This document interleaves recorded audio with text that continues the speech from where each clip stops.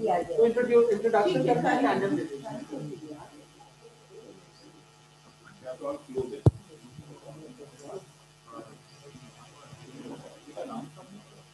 Initially, that we are about to start the 13th edition, we have Dr. H.P. Ganoria.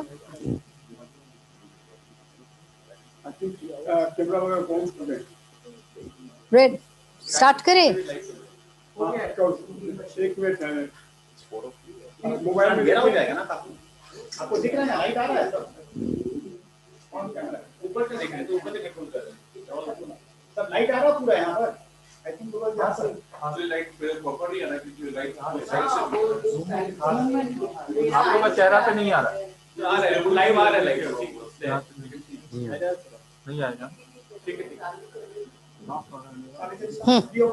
Right. Go.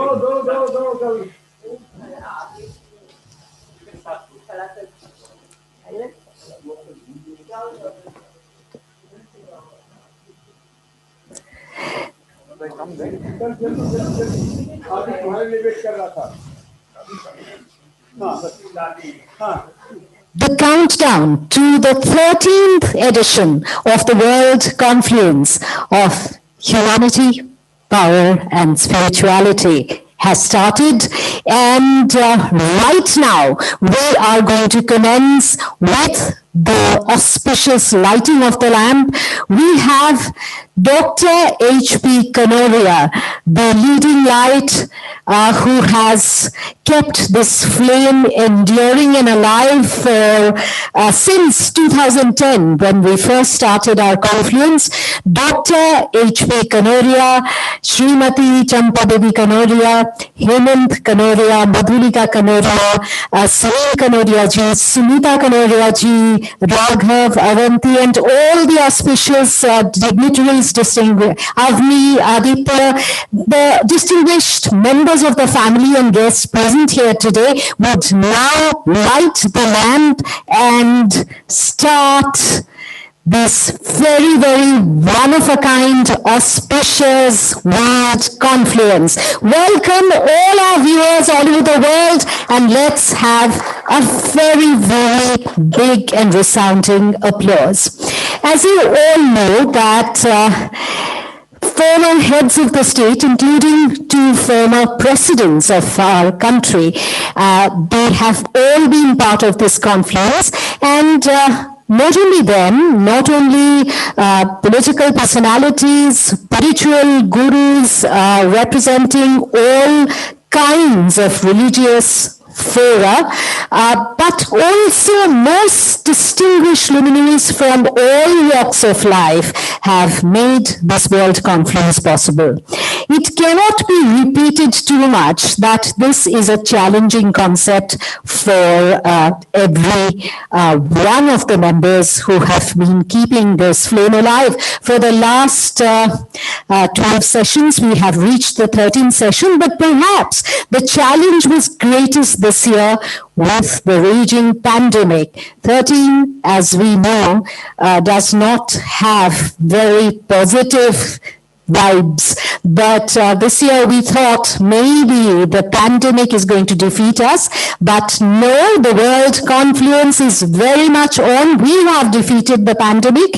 It is, of course, being held in the virtual platform this year, but the enthusiasm, the quality of participation, everything remains the same.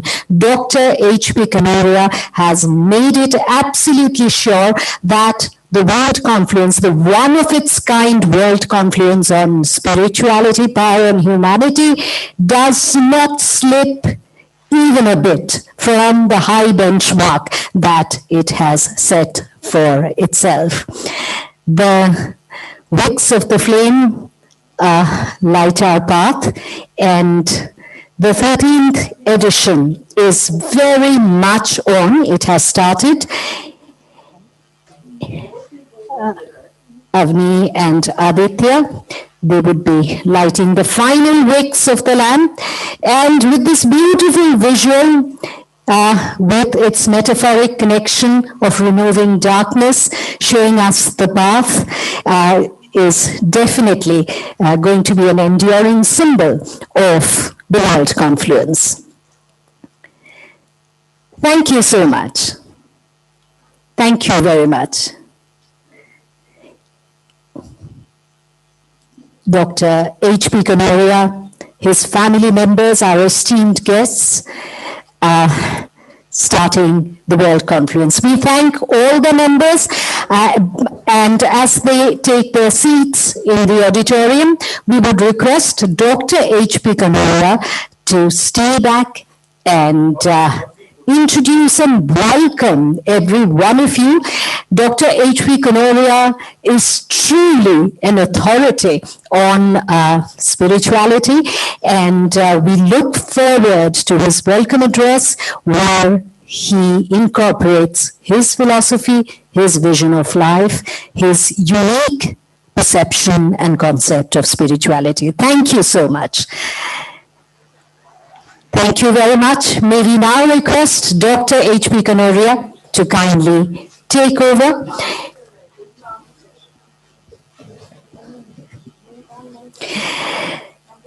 Dr. H.P. Kanoria wears many hats.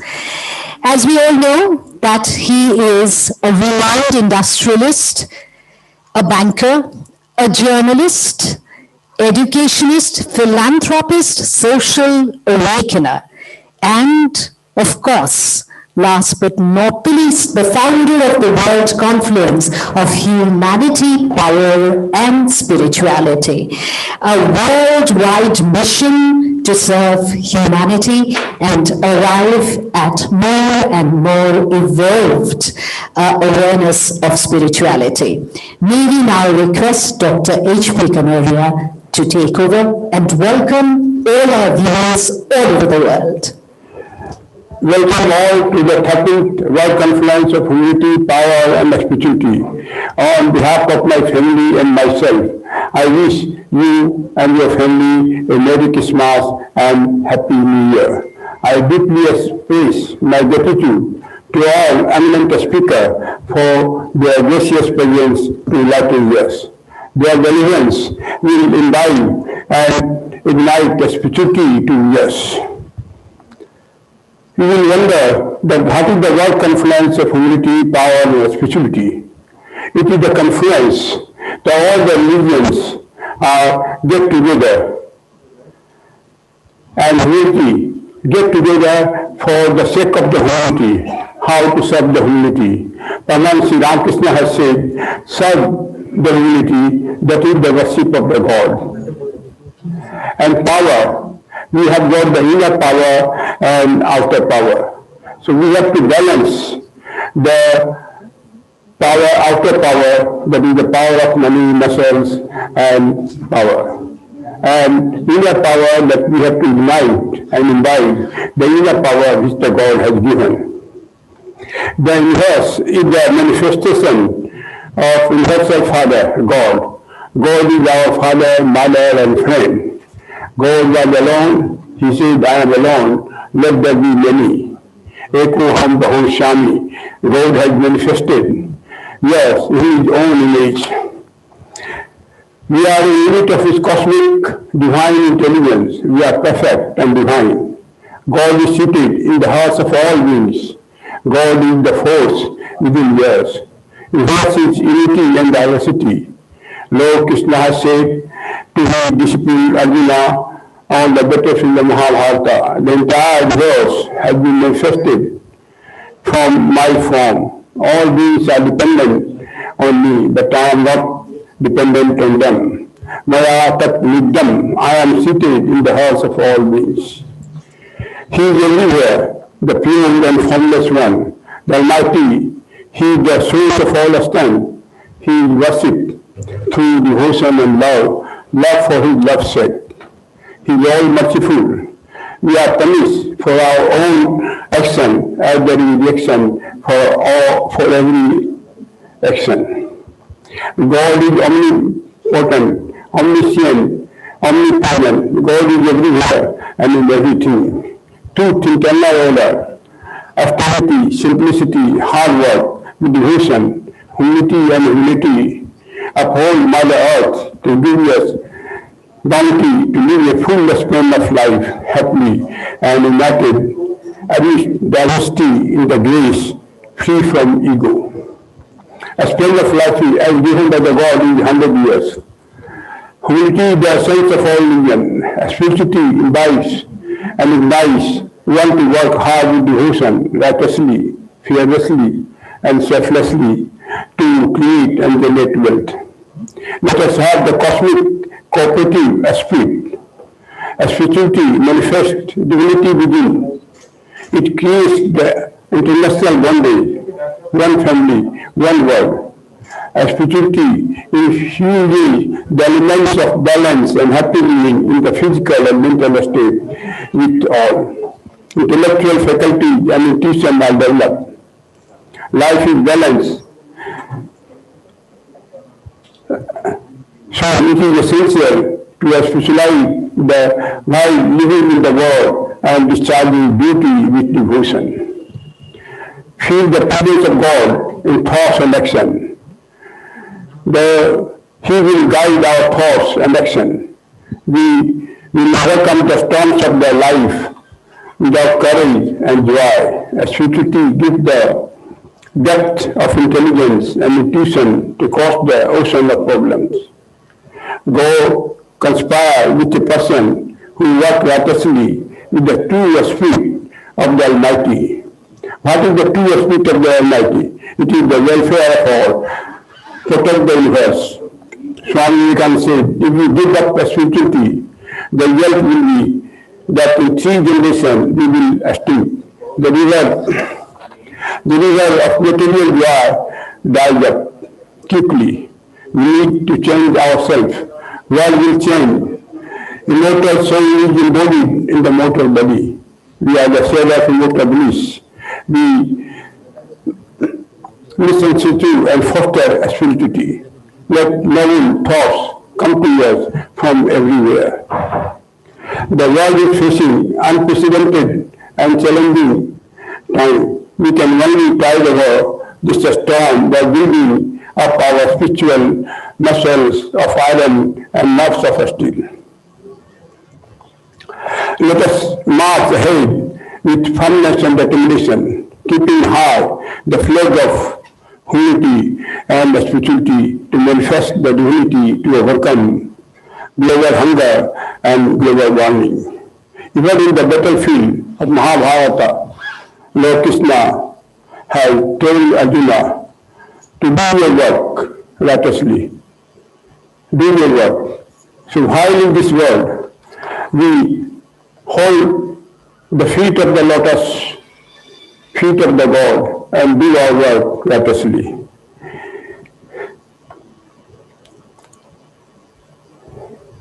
The sense of the religion is cosmic cooperation and coexistence. God calls all children, realize all in one in all. Let us be with the universal unity and diversity. Swami Vivekananda said, feel the reflection of God in all human beings.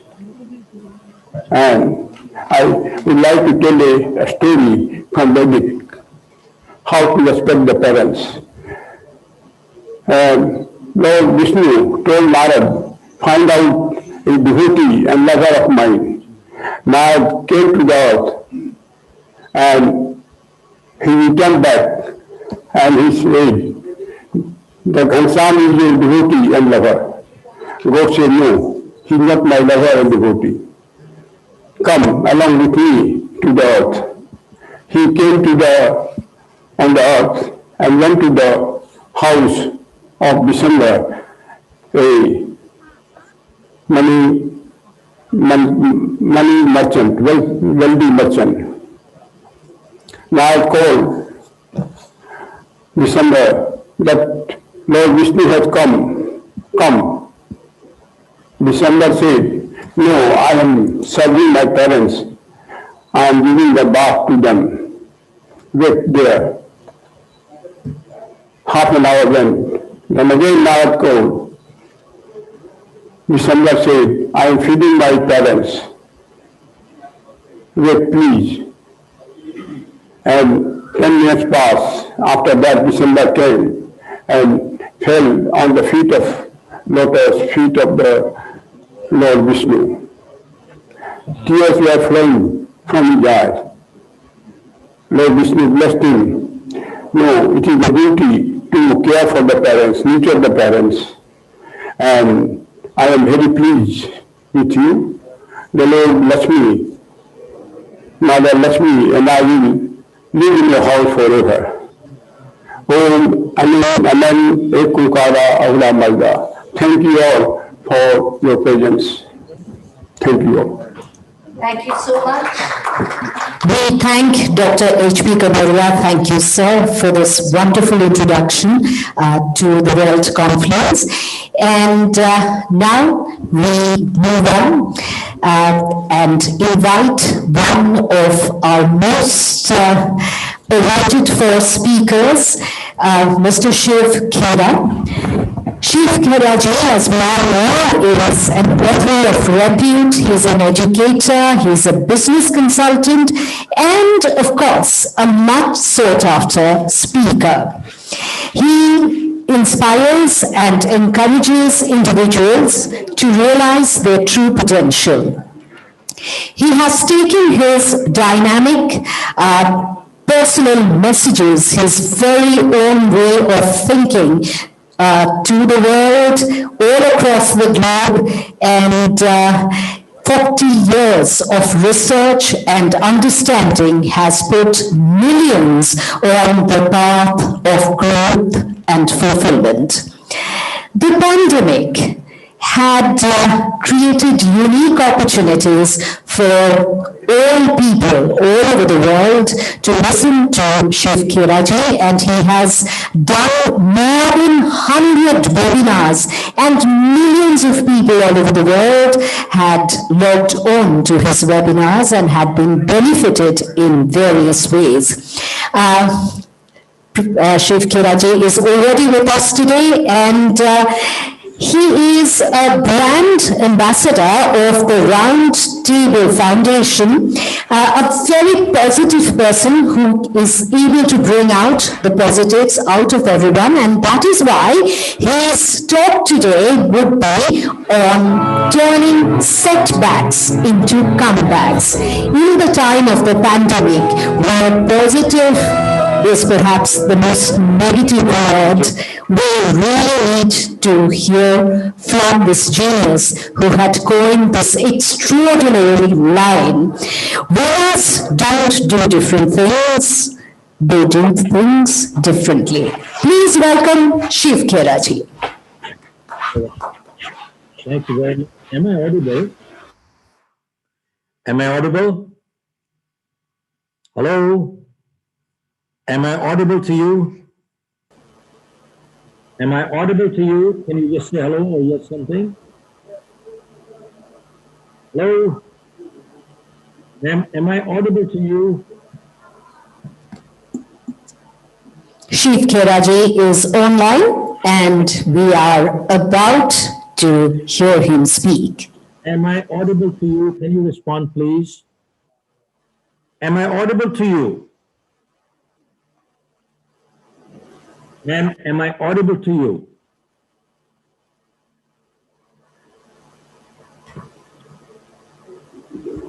Hello? Can you respond, please? Am I audible to you? We are about to hear him speak. Am I audible to you? Can you respond, please? Am I audible to you? Yes, you are, sir. Ma'am, am I audible to you? Absolutely. Okay. Because your voice is very muffled. Please Can you continue. respond, please? Am I audible to you? Yes, sir. You are about to hear him speak.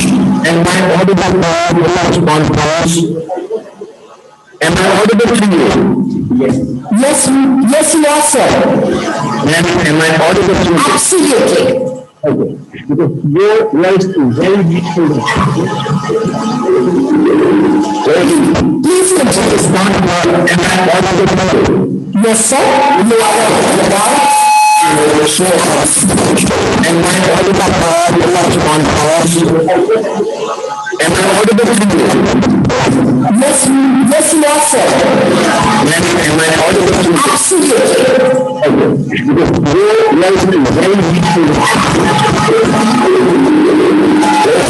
Please continue. Yes, sir.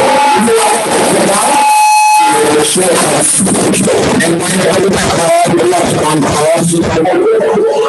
Am I audible to you?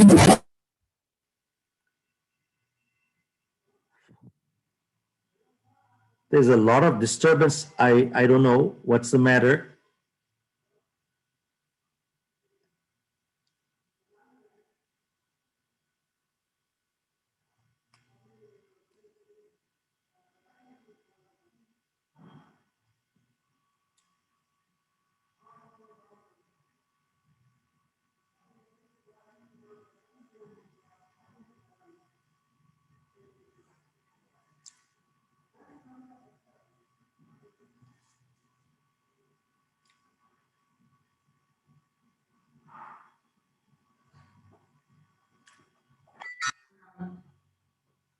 There's a lot of disturbance right here. I mean, I don't know. How can you talk and how can you listen? So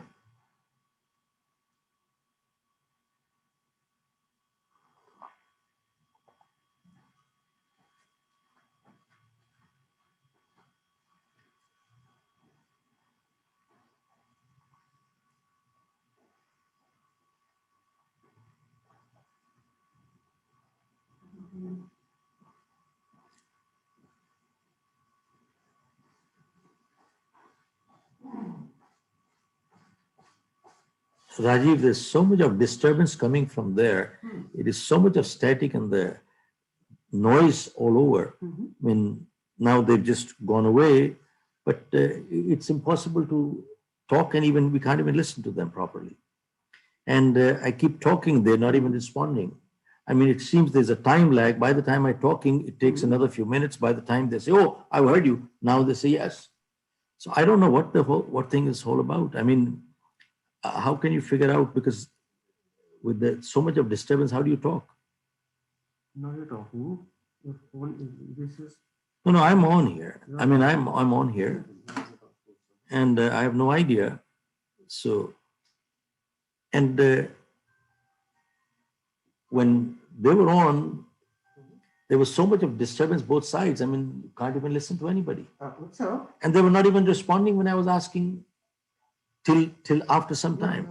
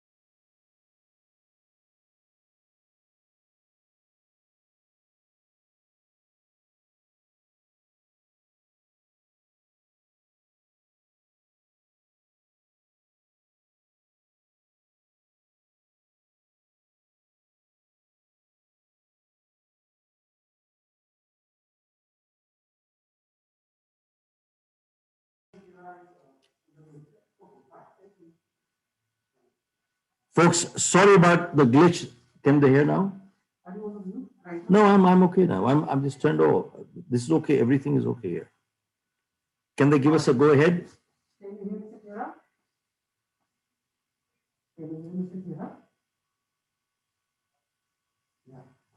Yep. Can they hear me? No, we're okay now.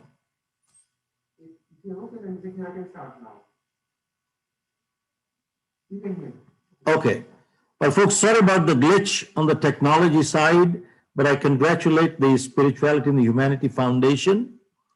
Well, our title is Turn Setback into Comeback. All I can say is this crisis has gone from one city to another, covered the whole world, and the world is feeling it's shaken up the whole world. They're feeling insecure.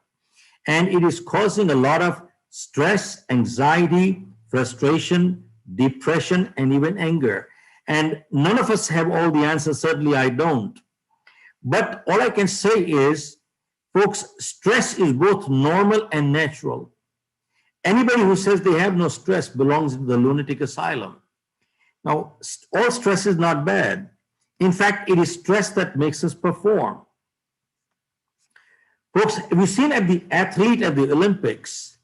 Is he under stress? Answer is yes. If he was not, there's no way he could perform.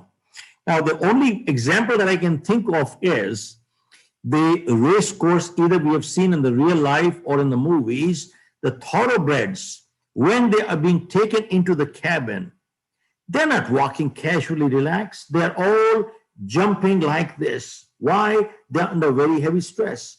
And after they put in the cabin, the moment the bell rings, immediately they run, they perform. Now that's a thoroughbred. But if you take a jackass to the race course, this jackass is walking so relaxed, comfortable, cool. He's not jumping like up and down like the thoroughbreds, but then he will always remain a jackass and never perform like a thoroughbred. So my only thing is, stress is the price we pay to be a thoroughbred in life. I repeat one more time. Stress is the price we pay to be a thoroughbred in life. Now, folks, all of us can handle stress. What we cannot handle is chronic stress. I repeat, all of us can handle stress. What we cannot handle is chronic stress. That is the time we start breaking down. Folks, think about it.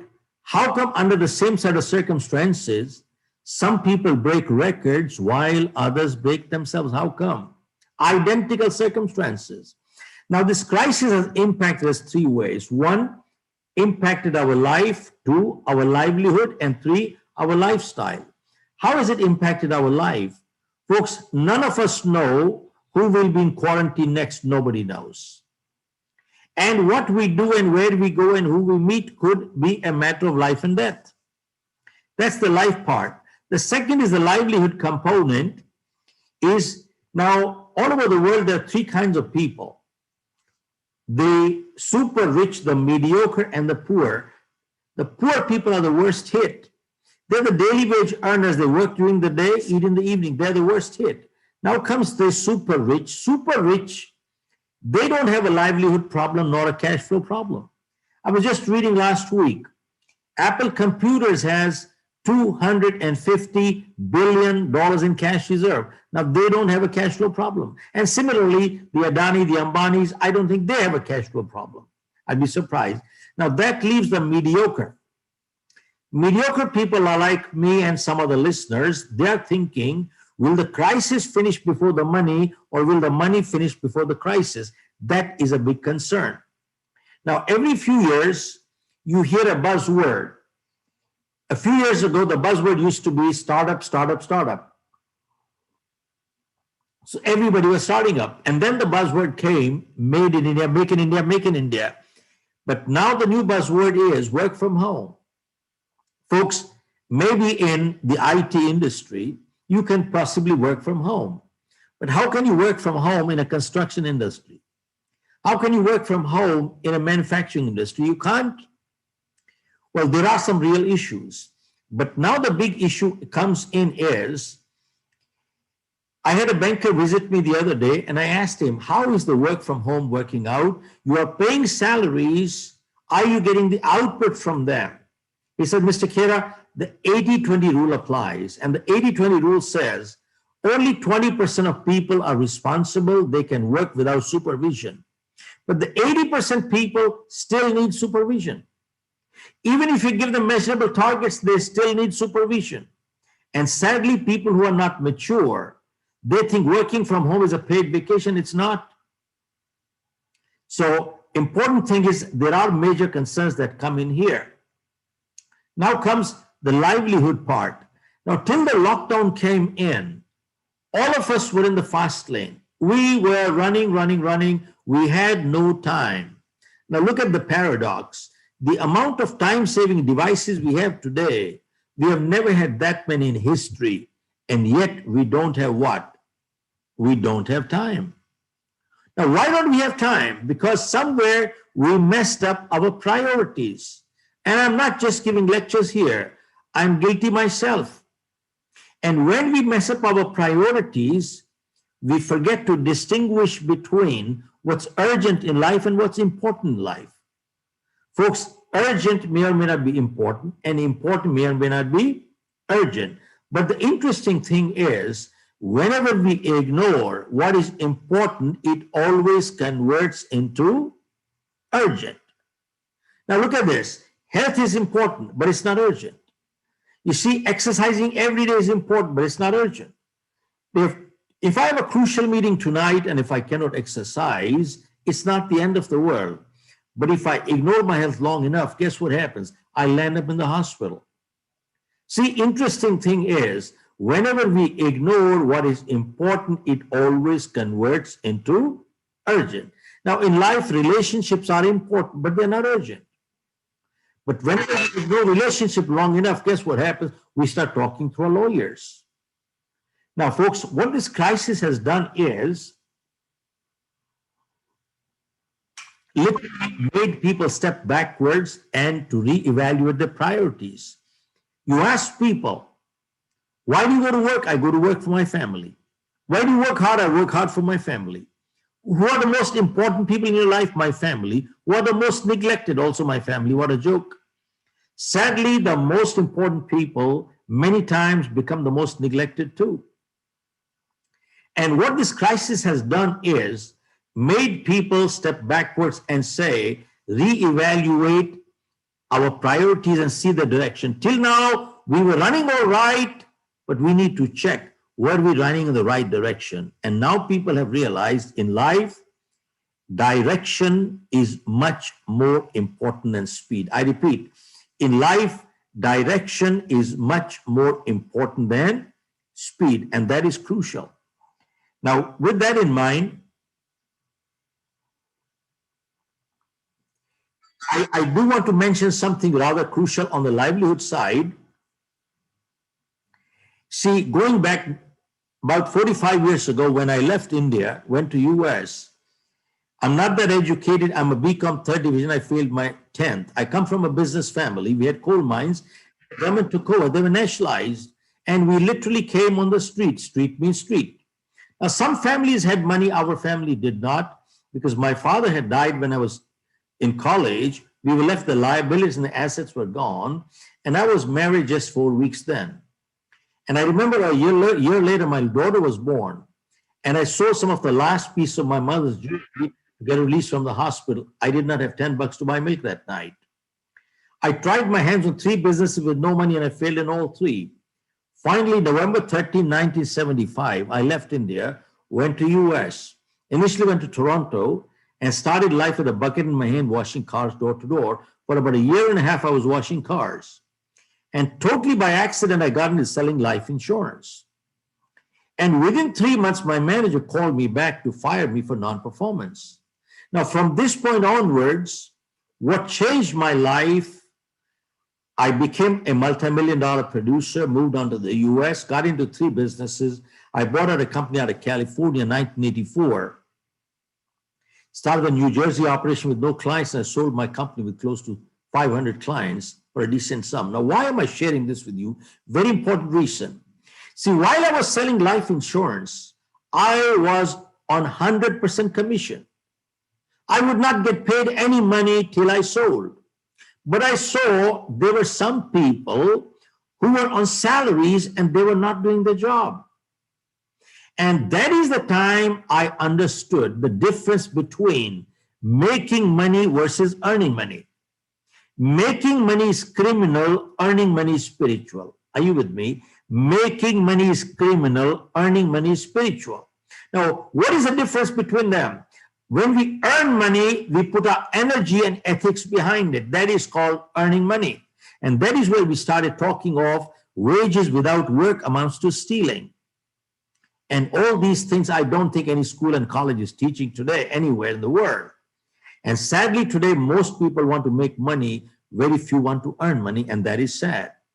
Now, folks, There are only two examples through history where similar crises we have faced. One was the Spanish flu. I'm sure you've heard enough times. I'm not going to repeat myself. But I'd like to just say one thing, that Spanish flu came in 1918 and it went away. And people thought the danger was over.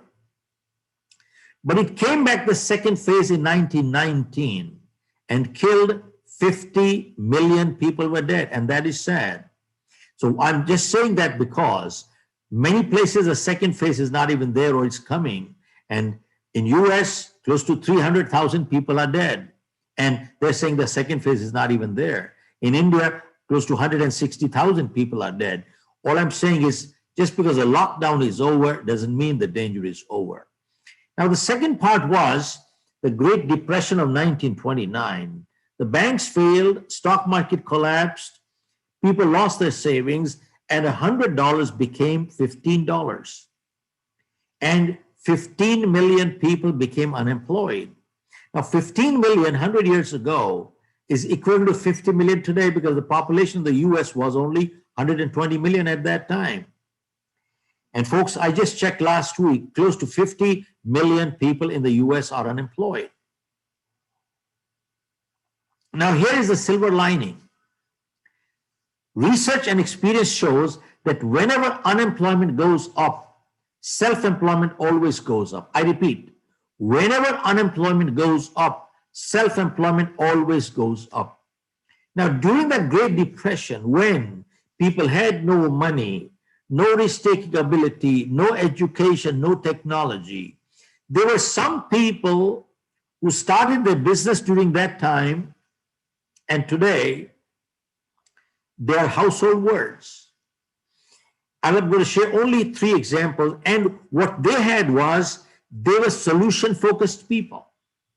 If you notice, there are some people who are problem-focused in life. You know what that means? You give them a solution, they'll give you a problem. They have a problem for every solution. Henry Ford said, kick them out. Kick them out. We're not stupid. We understand there are problems.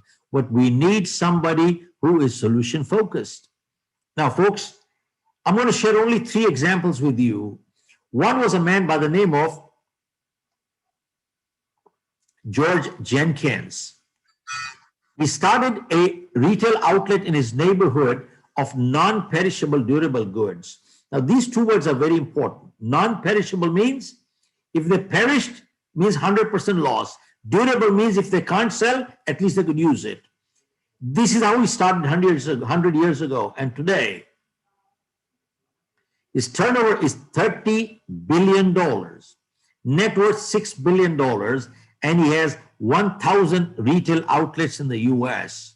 And the store's name is called Publix Supermarket. Second example, there were 2 brothers in California, Gallo brothers. They were struggling. They caught hold of some grapes, made wine out of it, but then nobody had money to buy it. They started selling the wine at 50% below market.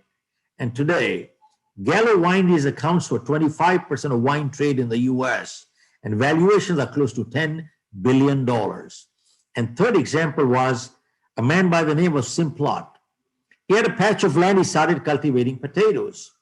Now, what he couldn't sell, they ate. What he couldn't eat started rotting. Now, he could not afford the loss of rotten potatoes, so he started freezing them.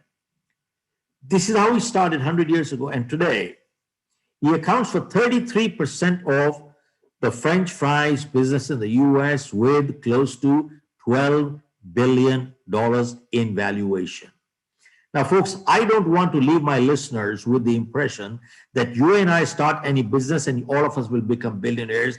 That is not the message. The message is only one thing, that many of these people faced much, much bigger problems than we are facing. But they were solution focused.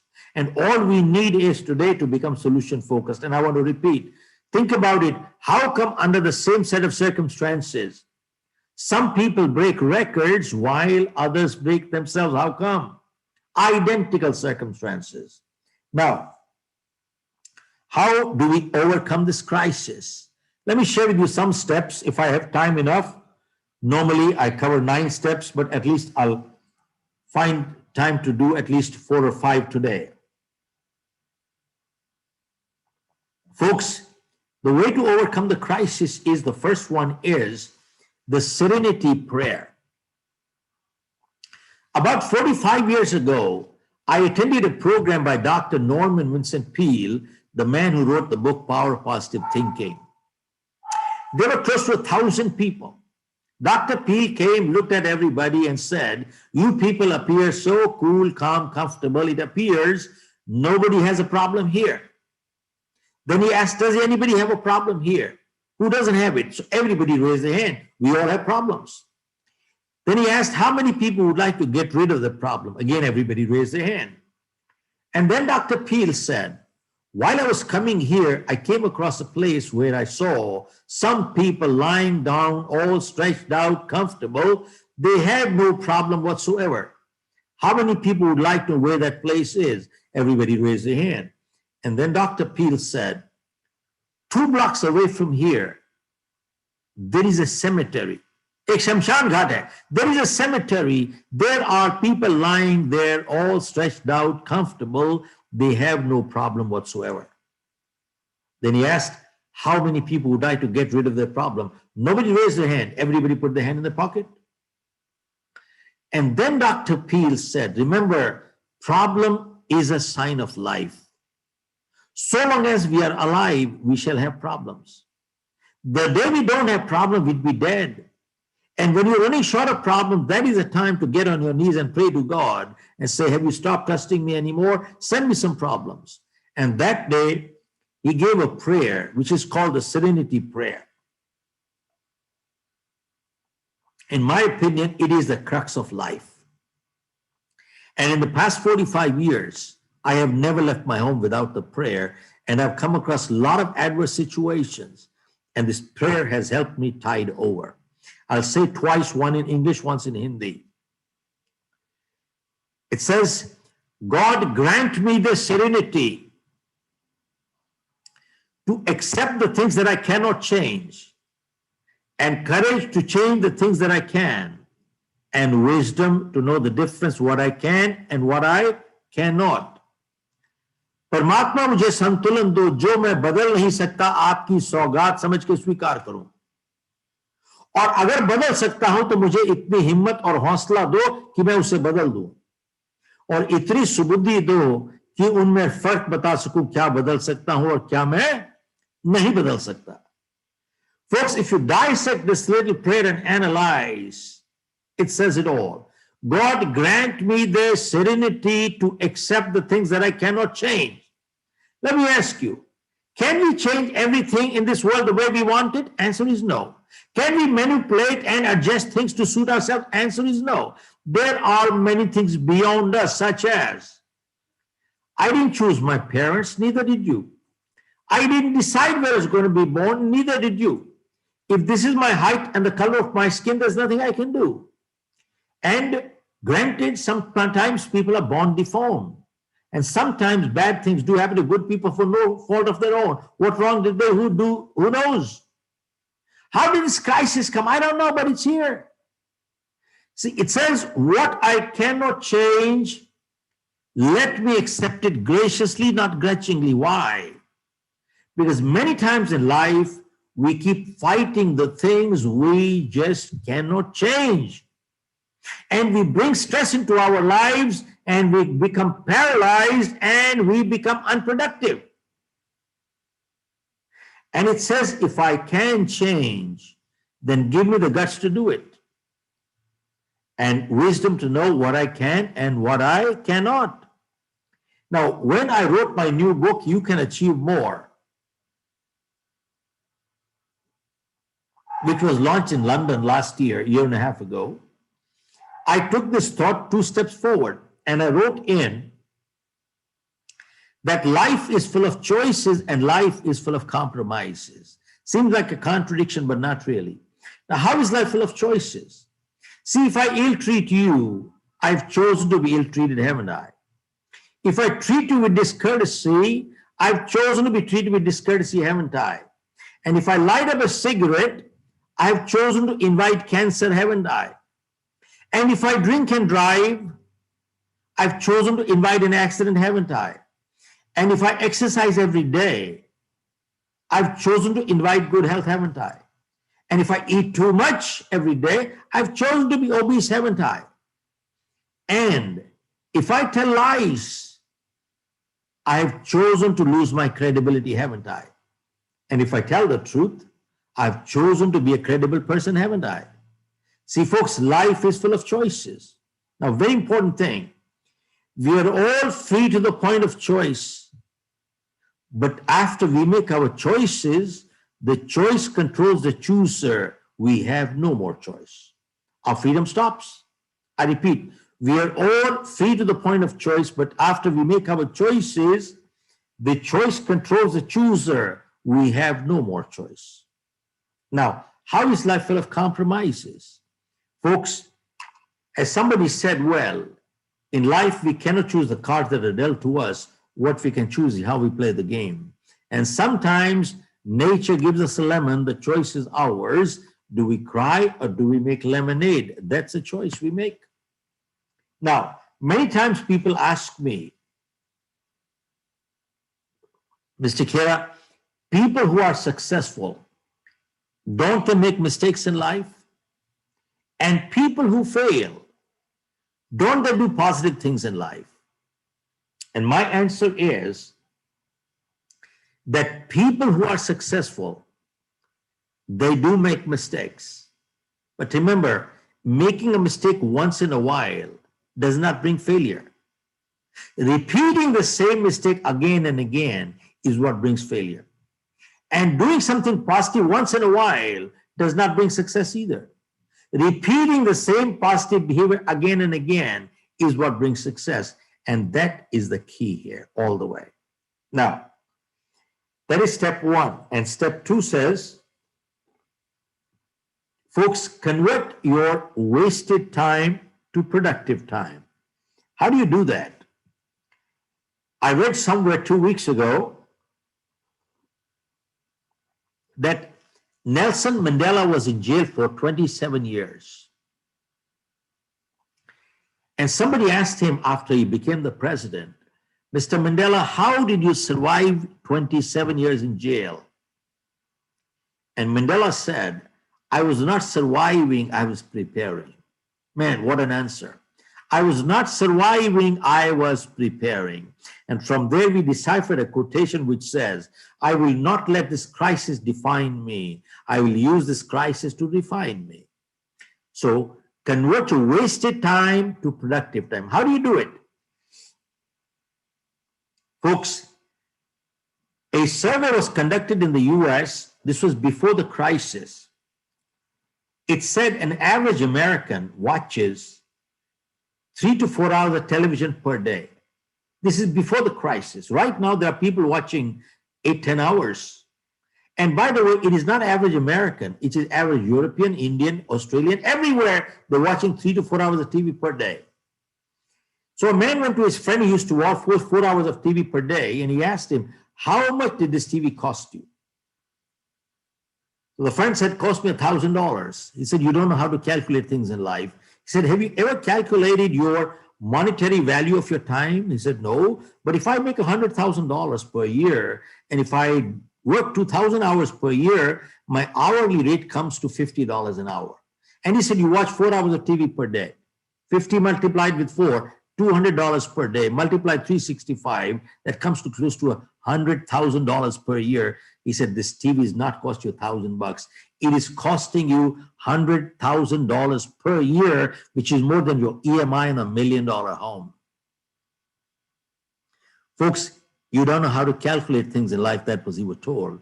Now, don't get me wrong. We all watch TV. We like it. There's a nice movie. It relaxes us. But tell me, watching 4 hours TV per day, what are you doing? You're wasting your life. Now, in my book, You Can Achieve More, I've given a survey which said that 85% of millionaires and billionaires in the world are first generation. Only 15% are coming from inheritance. And they were asked, how come you gained so much of financial success in such a short time? And the answer was, we read books. What kind of books? We read only self-help books. We don't read fiction. We have no time to waste. And they've asked, how many books do you read? And they said, we read 50 books a year. Multi-millionaires and billionaires read 50 books a year. 50 books means a year means one book a week. One book a week. Folks, I was reading on Warren Buffett. He reads 6 to 8 hours per day. Bill Gates is an avid reader. And the multimillionaires, they read one book a week. What does it tell us? That there is a connection between learning and earning and learning and earning and learning and earning. Learn more, earn more. And there is a connection here. But there are many people who said, I don't have the time, I don't have the money. Well, God knows what. These are multimillionaires giving us a clue. But today you can get any book for free in a library. And I found one thing, that a serious reader will never borrow or lend books, never. Many times people come and tell me, Mr. Kera, I got a great new book. I can lend it to you. I said, don't. Either give it to me, gift it to me, sell it to me, don't lend it to me. Why? Because I won't give it back to you. Why? Because when I read a book, I always underline, make notes on the side. Why? Because I learned one thing. Reading a good book once is not good enough. Why? Because when you read a book second time, you don't find anything new in the book, but you find something new in yourself. When you read the third time, fourth time, fifth time, you find something new in yourself. Folks, Arrow Electronics from US, a $26 billion company, they're my clients. They just celebrated their bumper quarter, $2 billion in sale in 90 days during the lockdown period. And they had a big awards function. I keynoted them. And I asked him, I said, tell me, what is the reason for your success? He said, Mr. Kera, I attended your program 15 years ago. I bought all your books. And he said, everybody, all my staff, I gave all the books to everybody. And he said, we've read your book 20 times, 20 times. And he said, if you ever forget a paragraph from your own book, call me, I'll tell you where it is.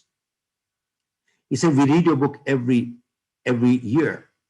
And there are people who tell me, I've read your book once. I said, you wasted your time and money. You haven't got anything out of it. Folks, all I can say is that during this lockdown period, you need to upskill yourself. Upskill yourself.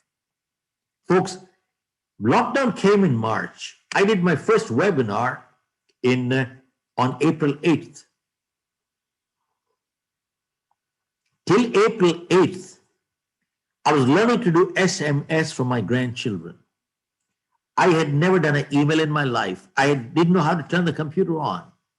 I learned this now. I'm not an expert, but I'm operating. And from April 8th to now, I have done 119 webinars. This is the 120th webinar tonight. And by the way, people are paying us for it.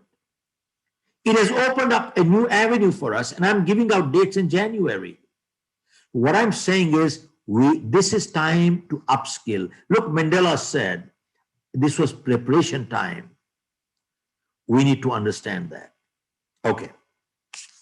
Step three. Folks, to overcome any stress, build strong relationships.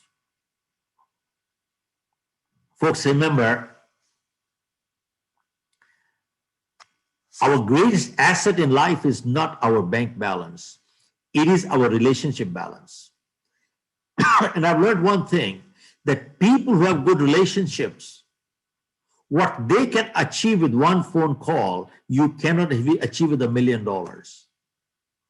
This is how crucial relationships are. And I address business schools, many parts of the world. And nowadays in the business school, they're teaching to build networking. And you ask them, why are you networking? So they join the Rotaries, the Lions, or the Chamber of Commerce's, and you ask them, what is the purpose? And the answer is, I'm networking. And you ask them, why are you networking? I'm networking because I'm building contacts. Why are you building contacts? Because someday he could be useful. He's a doctor, he's a lawyer, he's a politician, he's a whatever. Someday he could be useful. Now, usefulness finishes, friendship also finishes. Look at this. They don't understand the difference between There's a big difference between building contacts versus building relationships. I repeat, there's a big difference between building contacts versus building relationships. See, people who are building contacts so that you could be useful, usefulness goes, friendship goes too. You can never build relationship with people like that. You know why? They're parasites, they are rascals, they're only here to take. They're only here to take. Their selfishness, it doesn't work that way. See, we have an office in Singapore. And one evening I came from dinner and a man met me in the lobby and he asked me, Mr. Kira, you came from dinner? I said, yes. You met some people tonight? I said, yes. He said, I hope you met some people who could be useful. See, his only criteria was usefulness. What he could extract out of you. I felt like giving a piece of my mind. See, he doesn't understand that in life, meeting good people is good enough. Usefulness is a byproduct of relationship. Now, supposing I have a friend of 20 years, and tonight, if he has a problem, who is the most natural person he will go for help to? The friend of 20 years. He's not going to make new friends tonight. Now, is it my duty to help? Answer is yes. If I help him, am I doing a favor? No. Keep in mind, helping a friend is a duty of a friend, never the purpose of friendship. Why? Because if it is a purpose, purpose finishes and friendship finishes too. Keep in mind, helping each other is a duty of a friend, never the purpose of friendship. Now, a very important thing that we talk here, what builds relationship? I've heard many people talk of spirituality and they keep talking of the word tolerance. And they say you should be tolerant, tolerant, tolerant. Folks, in my vocabulary, tolerance is not a great word. The word I would replace is with mutual respect. I repeat the word. The word is mutual respect. I give you an example. I and my wife live together, not because we can tolerate each other. We live together because we respect each other. If we only live together because we tolerate each other, it is a matter of postponing the blast. Same thing, employers and employees work long-term together, not because they can tolerate each other. They work together because they respect each other. But the day respect for each other goes, you can't work together. Tolerance only means we are postponing the blast. And what builds a relationship? To build a relationship, we must learn to add a value addition to another person's life. And how do you add a value addition to another person's life? By learning to give in life. You can't be a parasite, only a taker. We must learn to give. In fact, what I'm just sharing with you in the last 45 minutes, I don't know of any school and college that is teaching all this stuff. My two girls have done their masters in US. Now, we do corporate training for the past 35 years. And we tell our people that when we do corporate training, we are doing repair work. That is called repair. Now we say, if we prepare them, you won't have to repair them. Where do you prepare them? You prepare them in schools and colleges. And sadly, our schools and colleges are not teaching this stuff today. I had a dean of James Cook University from Australia attend my program. And he said, Mr. Kira, we want your program to be done in our Singapore office. So they partnered with us, and now we're doing a program for them in Singapore, James Cook University. So we have created a program for schools and colleges called Prepare Them, Don't Repair Them. Prepare them, don't repair them. Okay, so much for relationship. Now, next one is we need to become a proactive person. Proactive. Folks, when we do our leadership programs, we ask people, are you a good person? And sometimes people say, yes, I'm good. And you ask them, what makes you good? And they say, well, I don't do bad, so I'm good. I don't tell lies, I don't cheat, I don't steal, so I'm good. And my answer is, I disagree with your answer. Folks, not doing bad does not make a person good. And if I don't tell lies, it only means I'm not a liar, but that does not make me good. And if I don't steal, it only means I'm not a thief, but that does not make me good. See, folks, go ask a medical doctor.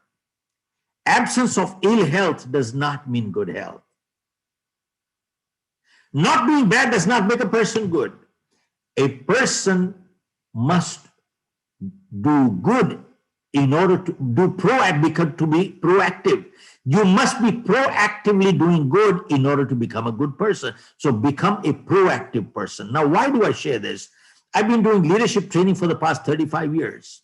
And I've learned one thing, that a good leader takes a stand for something and takes a stand against something. A good leader is never neutral. And if you're neutral, you're a politician. Why am I sharing this with you? Because once I finished the program, I was addressing about 5,000 students. And a man from the audience came up and he said, Mr. Kera, are you a Gandhian? So I learned one thing.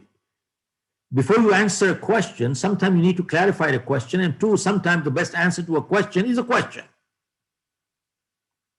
So I asked him, sir, can you define a Gandhian? Can you give me the criteria of being a Gandhian? What are the principles of being a Gandhian? He said, well, Gandhi stood on 3 principles. 1, Gandhi believed in with love, you can win everybody. 2, Gandhi believed in principle of tolerance. 3, Gandhi believed in the principle of non-violence. And then he asked me, are you a Gandhian? I said, sir, I've been living in the US for the past 45 years, but I'm an Indian. And we respect our epics, the Ramayana, the Bhagavad Gita, Mahabharata. I've not read them, but I've heard them. So I don't know what came to my mind. I asked him, sir, can you tell me, was Ram a Gandhian? Let us look at your 3 principles of being a Gandhian. 1, with love, you can win everybody. Tell me, was Ram able to win with love? Answer is no. Ram failed the first test. 2, you said tolerance. Did Ram say, I'm a very tolerant person, you kidnap my wife, it's okay, I'll get a second one? You'll kidnap a second one, I'll get a third one? You'll kidnap a third one, I'll get a fourth one? Did he say that? He said, no, I do not tolerate kidnappers. 3, you said non-violence. I said, what did Ram do? He had to pull out his weapon and kill the evil and destroy him. He killed even for self-defense. That is violence. So I said, Ram failed the 3 tests. So that means Ram was not a Gandhian. Ram didn't say I'm neutral. And Ram didn't say I have unconditional love. And Ram also didn't say I must look at things from the other person's point of view. Well, how can you look at it from a kidnapper's point of view? You become a kidnapper if you do.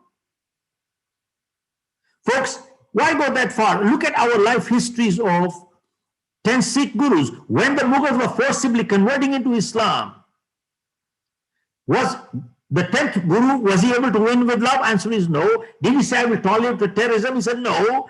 Did he pull the weapon? He said yes. So he was not a Gandhian either. I said, you keep talking of our scriptures, and that is what people talk of spirituality and scriptures. And I said, show me one of your scriptures, one place where the scripture says that when the enemy is auctioning the respect and dignity of your women and children, where does it say at that time you should go and do bhajan, kirtan, meditation in the temples? Where does it say that? That is the time to fight. If that was not the case, if with love you could win everybody, you would have not had any Ramayana, you would not have any Bhagavad Gita, you would not have any Mahabharata. They were non-existent, they would not be existing at all today. And I said, not fighting is called cowardice. That is not tolerance. And I said, sir, I'm not a Gandhian. I am not a Gandhian. I just want to close this program with one little thing. And that is, many times we confuse a lot of things under the guise of spirituality. I want to make it very clear. For people to overcome any crisis, we need to accept responsibility. I repeat, we need to accept responsibility and stop playing the blame game in this world. And one of the biggest damage done to India has been done by our media, print media, or even the electronic media. Anytime you open the TV, what do you see? Horoscope. And what do you see? You see there is a Babaji there with the saffron or the white and with tilaks here, and he says, where are you calling from? What is your name? What is your date of birth? What is your time of birth? Says, Guruji, I don't know. And then he says, don't worry, I will pull it out. And he has the laptop there. And he does tick, tick, tick, tick, tick, tick, tick, tick, tick. And then he says, your patni dosh, putri dosh, pita dosh, phalana dosh, this dosh, dash dosh. And he says, you are manglik, manglik, manglik. And then he says, you got shani on you. Aap pe shani chad gaya, shani chad gaya, shani chad gaya. Now this guy is scared. And he said, how do I get rid of shani? He said, well, shani ko utarne ka upay ye hai. Take a black handkerchief, put a black dal in it, and then put a black kajal on it, and then find somebody with black hair, rotate it 7 times, find a black dog, and find a black button, and do this. And the world is doing it. Folks, why am I sharing this with you? Let me ask you, if it is so easy to get shani in, shani out, shani in, shani out, shani in, shani out, tell me, why don't we send shani to Pakistan, destroy all the terrorists? If it is so easy to get shani in, shani out, shani in, shani out, why don't we send shani to Ladakh to fight the Chinese? I have a question to you people. Why doesn't shani ever go to Australia? Why doesn't shani ever go to New Zealand? Why is he permanently sitting here? Folks, I say this because if you read the life history of Swami Vivekananda, Swami Dayanand, Guru Nanak, they never believed in all these things. In fact, they fought against it. They fought against it. Folks, go check out Guru Nanak's life. He fought against it, and all Sikh families, they never tell you horoscopes. There is no Manglik. There is no Shubh Muhurat. Every Sikh wedding is done on a Sunday. Sunday doesn't sit right, they do it on a Saturday. Saturday doesn't sit right, they do it on a Friday.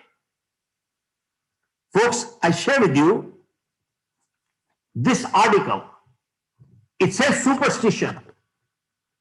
Folks, remember, faith gives strength, but blind faith leading to superstition weakens people. This article is from India Today. It is January 2018. And it says, because of astrology and superstition, natural childbirth in many parts of India has gone down by 80%. 80%. Especially the quoted South India, Bangalore, Hyderabad, Madras.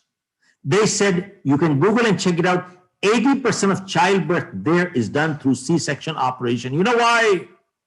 Some astrologist said, this is good omen, pull out the kid at this time. 80% of childbirth is done through C-section because of this.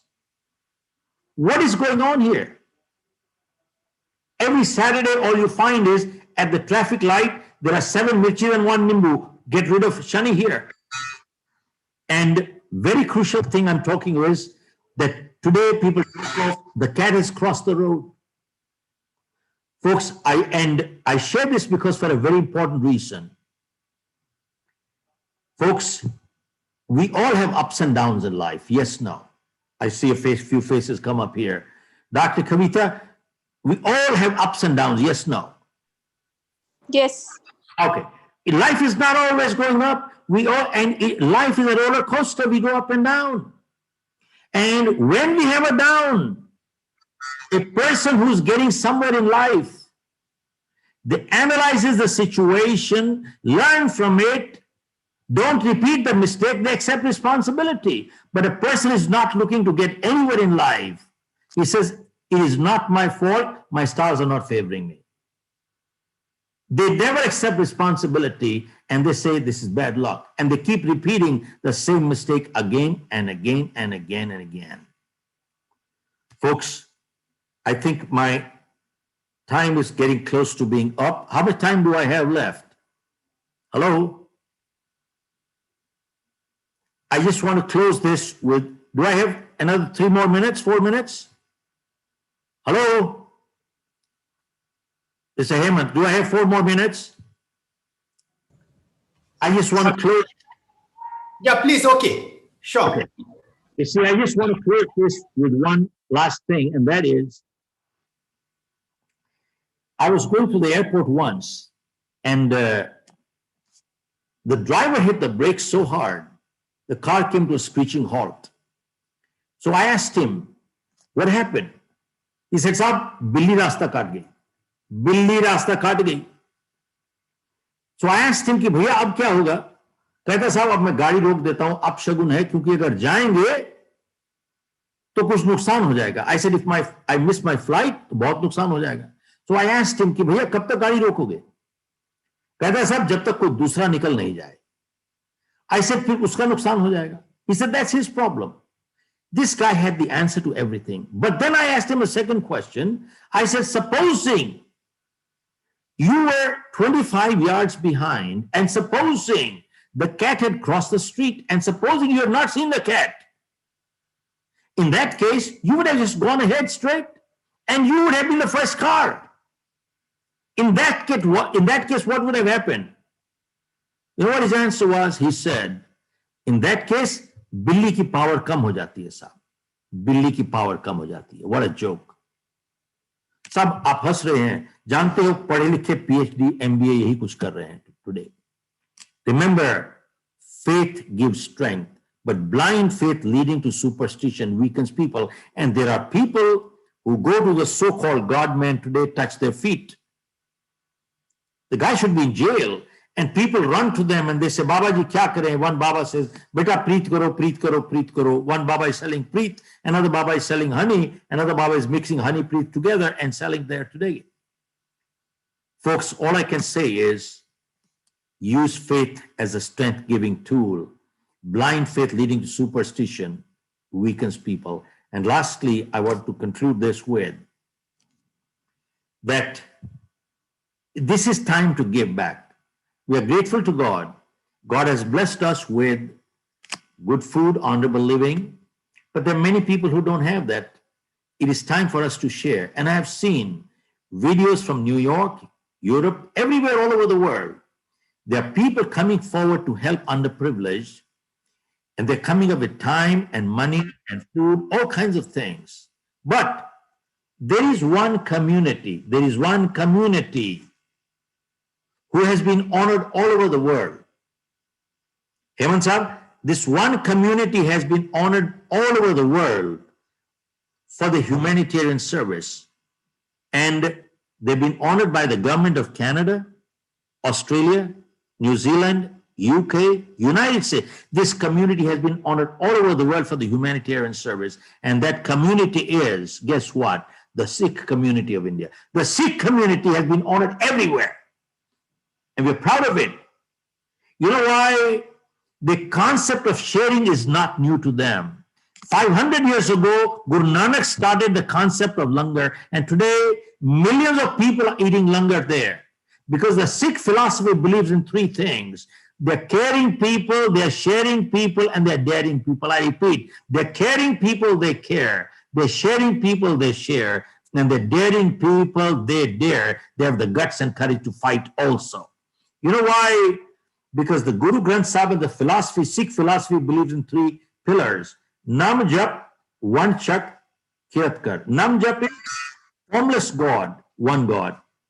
One Chak is the concept of sharing. And अभी उसको बोला तो उसने अपनी मधुमती को live किया है. Let me finish. So now you can see her. You see the Zoom, then you can see Madhumati also. Can you just let me finish, please? Okay. And the third concept is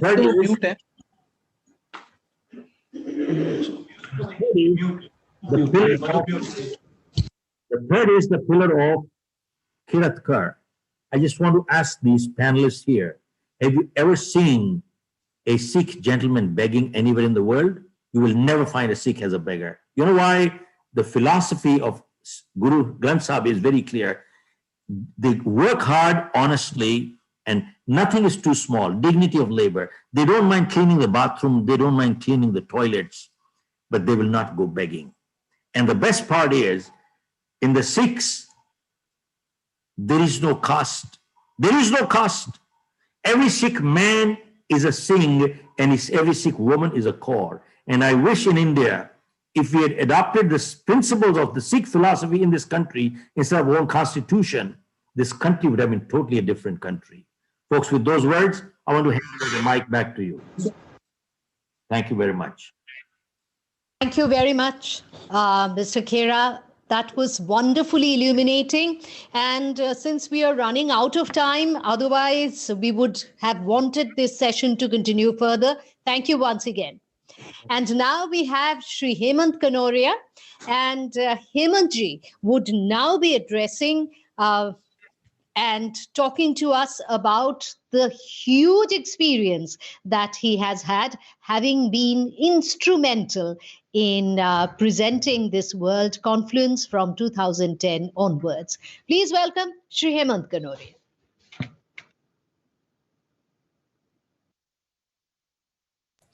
A very warm welcome to all the eminent speakers, delegates, participants who are attending today the World Confluence of Humanity, Power and Spirituality. This is the 13th of series, the annual series that we have, the 13th year. Unfortunately or fortunately, this is the first year which is being done virtually, because before this, it was always physical meetings. We had thousands of people coming in. We had, many eminent speakers from all over the world, from all religions, all disciplines, who were coming and attending this particular program, participating with each other, meeting each other, interacting. So this time it is very, very different, because when you meet people, when you interact with them, when you network with them to understand things, because small snippets, little words, they really help us and it remains back. But this is lost, but this is the new world that we are in, the virtual world. So welcome, a very warm welcome to all of you. And I think that, I hope that next year we will have the physical meeting and it is not going to be the virtual meeting again. But nevertheless, the virtual meeting has its advantages, because when we have the physical meetings, many people all over the world who want to attend, they are not in a position to do so. Few people are able to make it to Calcutta or Delhi whenever we have had it in these particular locations. But in the virtual world, people can attend from all over the world, anywhere. And so today we have thousands of people who are connected, who are hearing us, who are going to participate, who are participating in this particular conference. So the conference is becoming more and more prominent now. And especially in these times when we have seen the pandemic, and first time the world has been hit with this kind of a mammoth pandemic after 100 years. So I don't think so any one of us, we have seen the last pandemic, because all of us would be younger than 100 years, which was in 1918 earlier. So this is a very different experience for all of us. And if I go through this particular experience and try to see that how do we dovetail it with the spirituality, humanity, and power that we are trying to have everyone participate today, and what are the thoughts that they should be taking away. Because with the pandemic, people initially got very scared because they did not know that where this invisible virus, which is so fatal, so lethal, it is more lethal than missiles and military weapons, because from where it will hit whom, no one had any idea about it. So there was a scare all over the world, and globally, all the leaders, they declared lockdowns, which was almost like curfews everywhere, that people were not even allowed to move out, meet each other, because no one knew that who would get affected with this virus, and no one could see it. With that scare, people went home.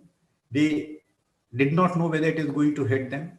Then gradually, when people were staying home, it also dislocated them. Businesses were disrupted, lives were disrupted. Initially, also many people felt happy because they were able to spend so much of time with their family. But gradually, the family got fed up of each other, because when you stay too much with each other, then you start getting fed up of each other because you think it's too much. And that's the normal human behavior, because if you like something, if you have one cake and if you have to have 10 pieces of cake at the same time, it is the diminishing return theory which plays a very important role. So that's what started happening. Then people started, first of all, splurging, eating a lot, really entertaining themselves. But gradually they found that it was getting boring. And so therefore, people started seeing that, this COVID can hit them. And people started internalizing and started looking at themselves, because the doctors said that the vaccination is not there. So the only way that you can help yourself is by developing your own immune system. If your immune system is strong, so people started having all the kadas and all the herbal teas and everything which was to do health.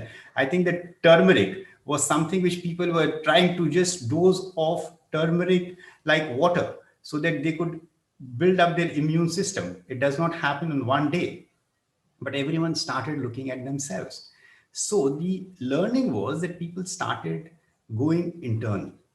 And that is what all spirituality is about. Is spirituality, power, humanity, all these elements are within us. We don't realize it. Many times, because in the hurry of life, in so many things that we get occupied with family, with friends, with work, with profession, that we just forget about looking at ourselves. We don't go within ourselves. And many people were not even able to come out of their houses. So therefore, they were not able to even exercise. Once they realized after 2-3 weeks that exercise was important, they were not able to exercise.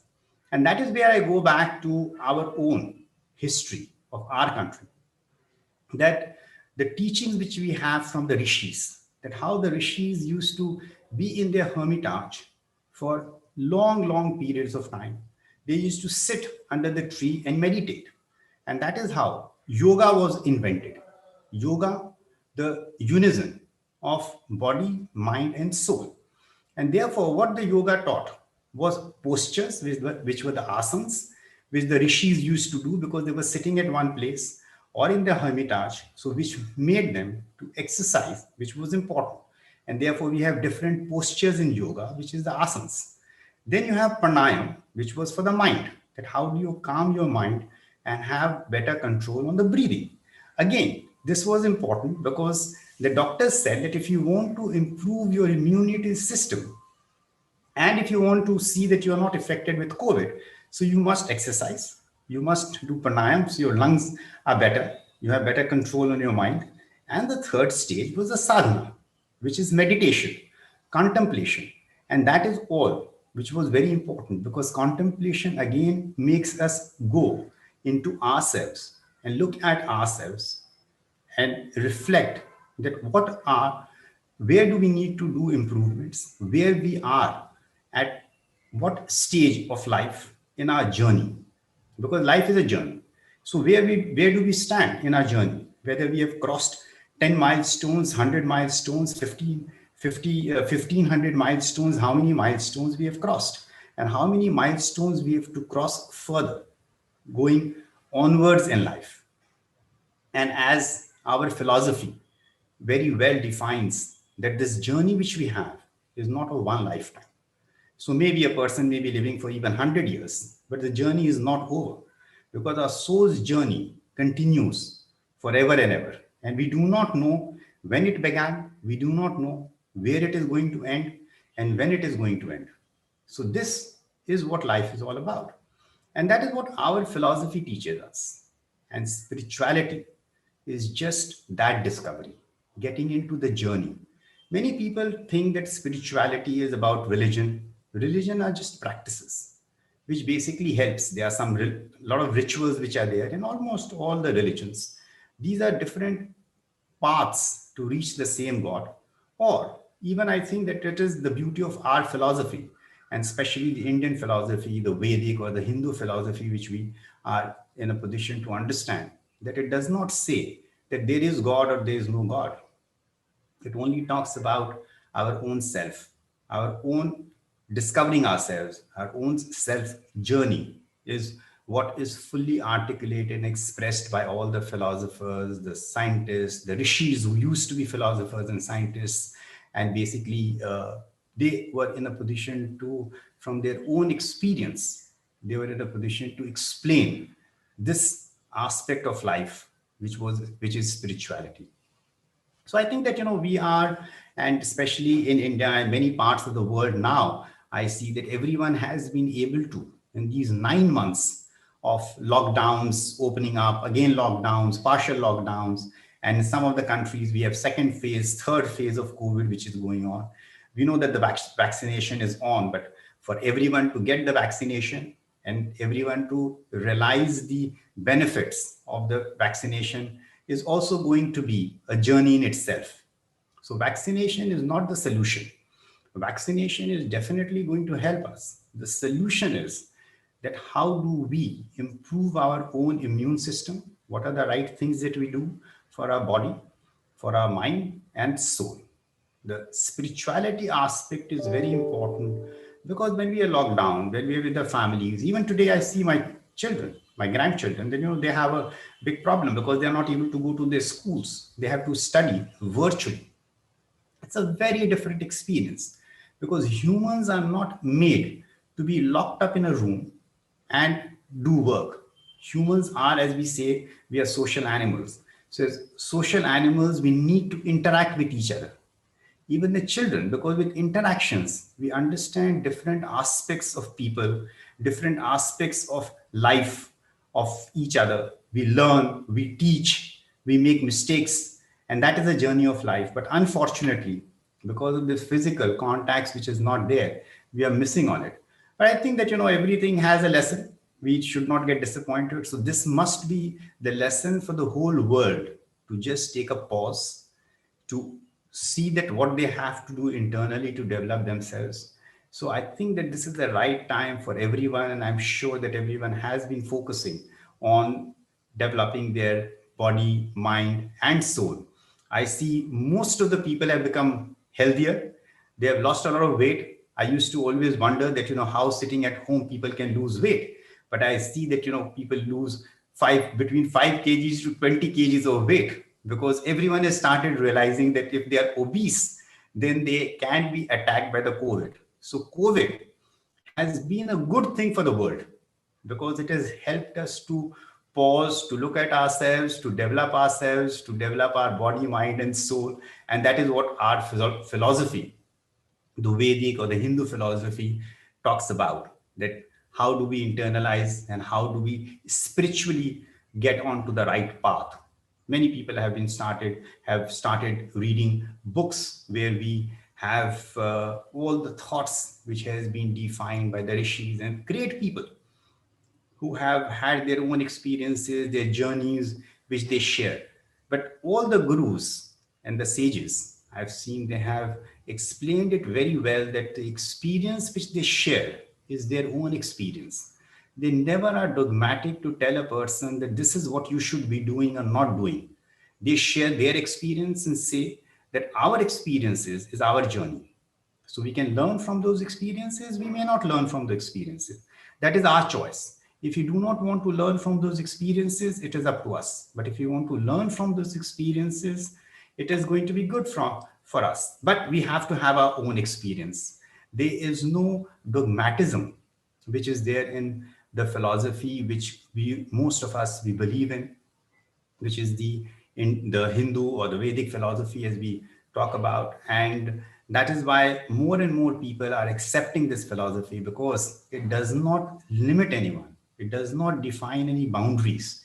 It says that the whole cosmos is just huge. Get into the journey of the cosmos, experience the universe, experience your own self, and which is unending, which is infinite, because there is no difference between us and God, because God is within us. And if God is within us, our experience, if you want to experience God, we need to first of all experience ourselves.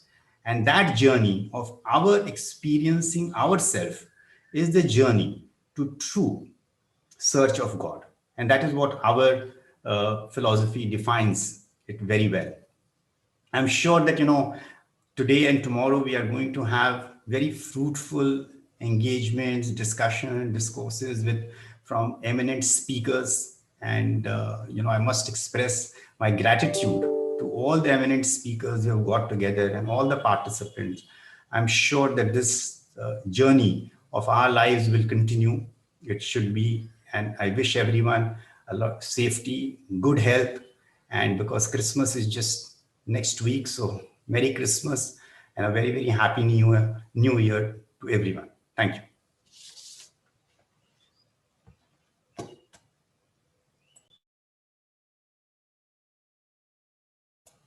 Madhuvanti, you are on mute. Madhuvanti, you are on mute. You have to unmute. Okay. Yeah. Madhuvanti, again, you have gone on mute.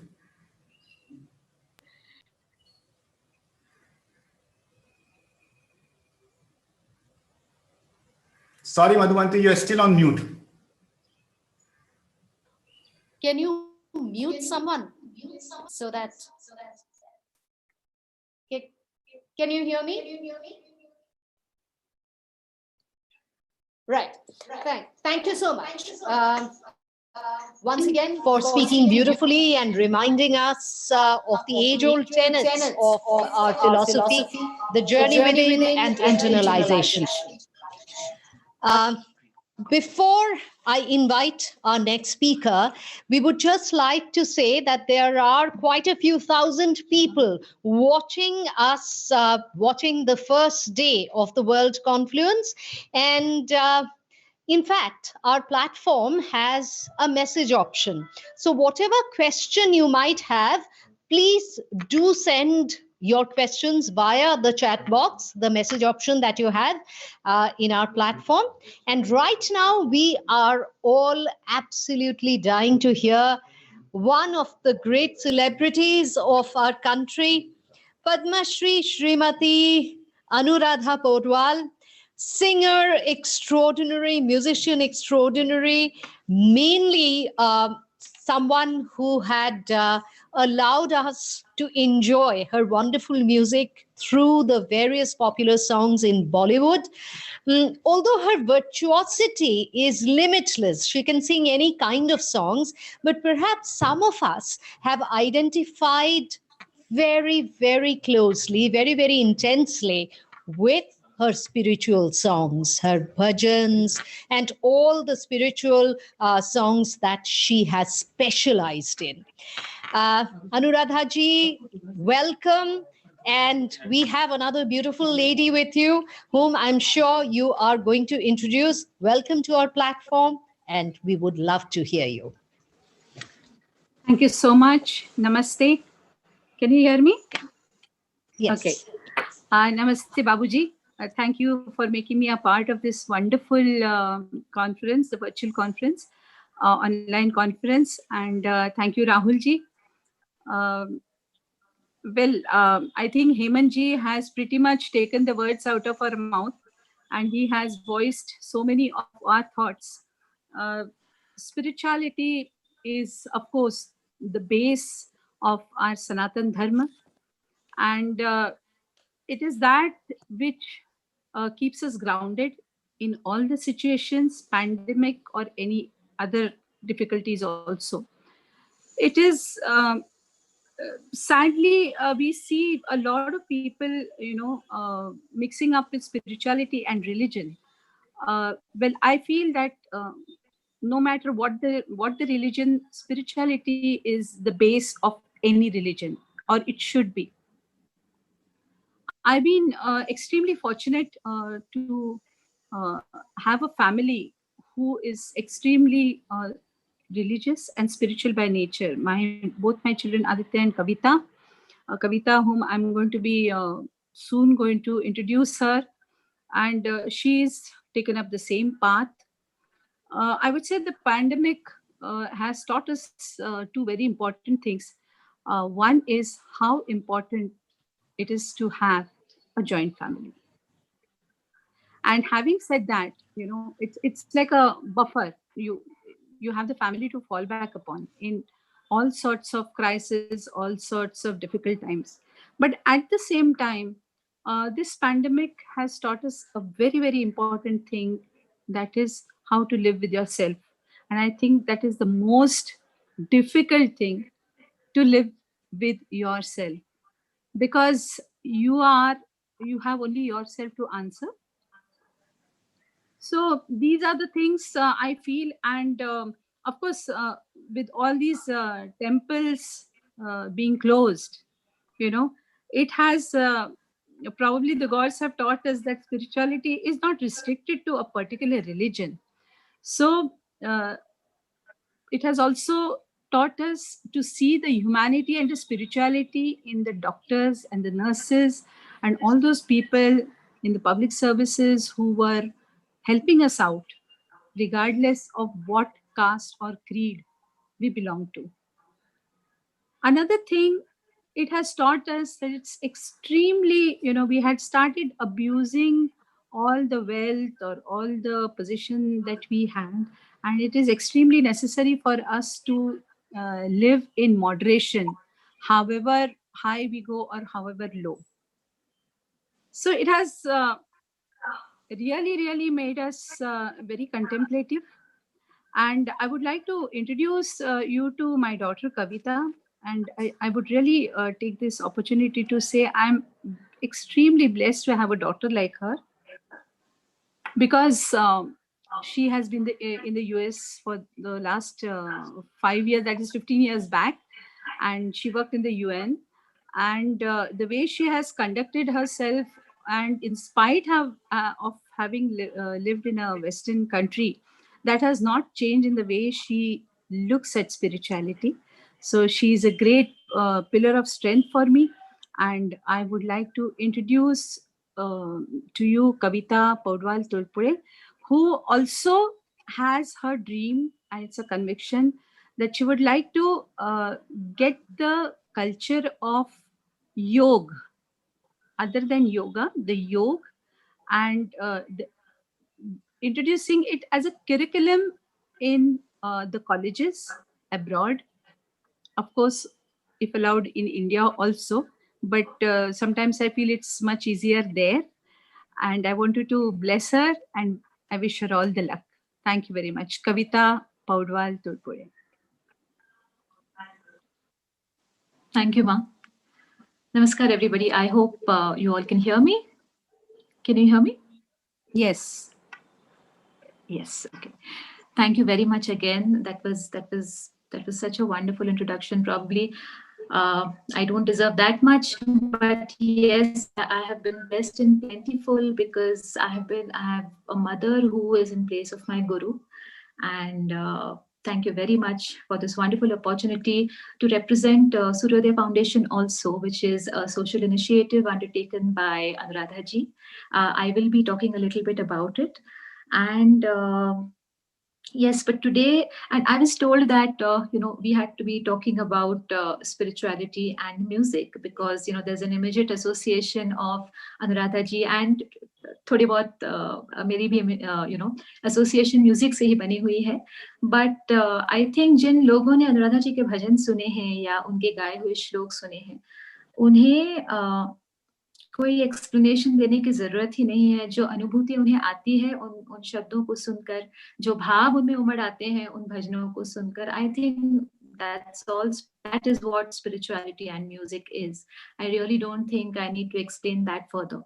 But yes, I will be taking this opportunity and this wonderful platform with all of you people who are so evolved, who are so successful, and who are so aware of the need for spirituality in our lives, in our country, in this world. I would like to talk about something called active spirituality. Like all of you have mentioned before, Anuradha ji ने भी बताया है कि कई बार हम लोग religion और spirituality में confuse हो जाते हैं. Every religion is basically a set of rules, a set of procedures, practices, which we have followed over a period of time. And every religion का जो end point है, that is to reach divinity. But what I have realized is that people tend to caught up, and people tend to get lost in those processes. Of course, there is an upside to it, because the families are getting together, people are getting together in a very positive kind of an atmosphere. So it's wonderful, but that's not the be all and the end all of it. और ये बात सिर्फ वही लोग समझ सकते हैं जो ईश्वर से प्रेम करते हैं. I think religion will lead only those people to spirituality who are in love with God, या परमात्मा, ईश्वर, आप जो भी उन्हें कहें. So today I would like to talk about something that is outside of religion, outside of spirituality. It is something called active spirituality. So why is it today that when humans have evolved so much, we are able to reach pretty much whatever planet, we are able to communicate, science and technology is all over the place, we are able to clone human beings, we are able to clone animals, we are trying to get to a place where you can regrow limbs. And when there's so much happening, why the need for spirituality? So I'm going to take an example of 3 different kinds of people, because generally when I was in the US and I would have these conversations with my friends about what the Indian philosophy is, what Sanatan is about. So वो कहते थे, अच्छा, so how come it's only people in India who need all of this? There are people in the US and there are people in Europe, and how come they survive very well without philosophy? Which is why I'm particularly taking, these 3 examples. So the first example would be of a student, okay? A student, probably because a lot of Indian children also today study in Ivy League schools, they go there even for undergrad, they go grad school तो है ही, but undergrad के लिए भी वहाँ पर जाते हैं. So why would a child, who is going to an Ivy League school, why would he require spirituality? It seems like everything is pretty much set up for him. What he would probably require is a career trajectory. Okay, he would need to get into a good organization which will take him places, falana. तो ये हुआ एक part. Then I go to the complete other end of the spectrum, which is आपको पता ही है कि कुछ सालों पहले there was this horrible thing where farmers were taking up their own lives because they were unable to pay off loans as little as 50,000, 1 lakh. उनको spirituality की क्या जरूरत है? Logically speaking, they needed the money to pay off their loans so they could get on with life and pray for better rainfall next year. What about the children of those farmers? उनको spirituality की क्या जरूरत थी? They needed to have their parents alive. They needed food. They needed education, so they don't have to go through the same troubles that their parents went through. So एक ये हुआ, और बीच वाला जो section है, which I think is people like you and me. It's unfortunate because sometimes the biggest problem in our day is how to get from point A to point B without getting into a traffic jam. It's sad, but sometimes that becomes the biggest, that becomes the high point of the day. Or, oh my God, I've lost network. Now what do I do? So where in सब में spirituality कहाँ पर आता है? Is it can we say कि इन सब का solution spirituality में है? I don't know. Let's find out. So according to me,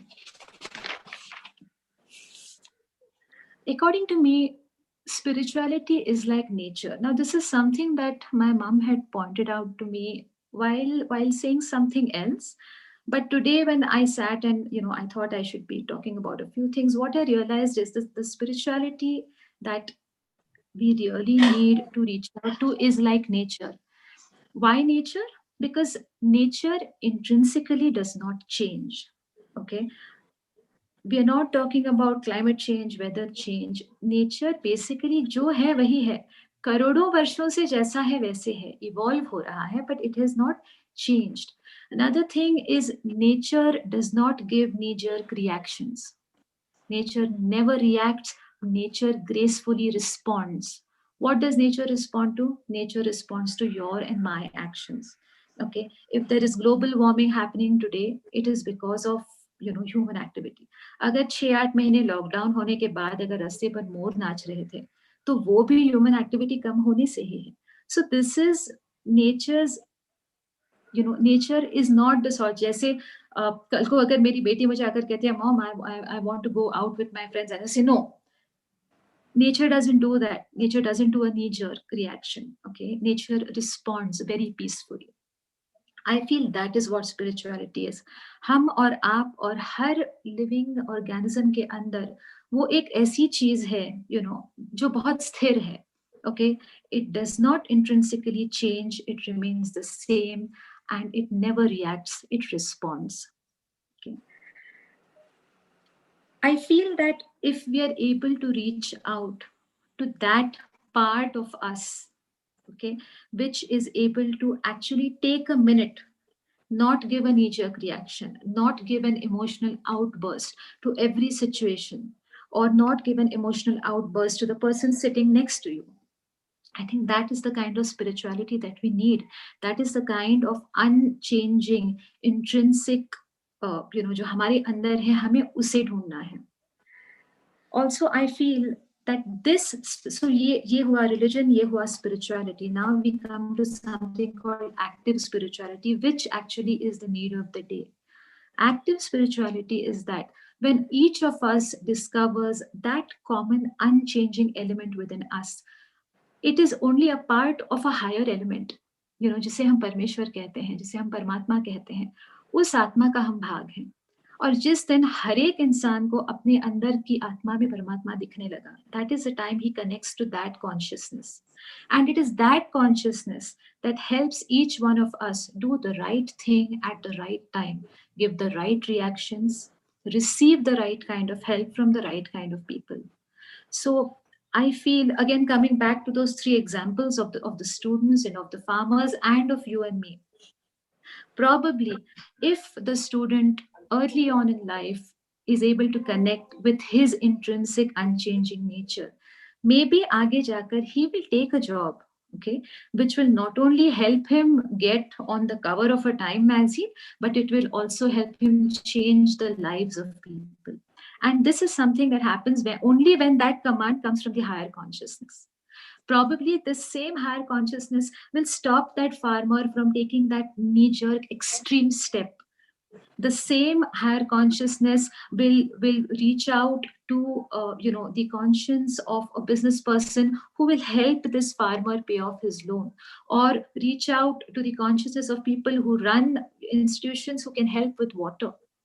Please don't misunderstand. I'm not undermining, the farmer's plight. I'm not using it as, an example just to further my cause or to talk about here. I know it is a very big problem, but I just feel that sometimes it is that one split second that stops you from doing the right or the wrong thing. And ये जो बुद्धि हमें आती है to actually think about what is right and wrong, it happens only when you take a minute and you connect to your inner self. And I feel, the universal conscience, which tells your conscience to stop and think. Okay, so, and I feel this active spirituality is dharma.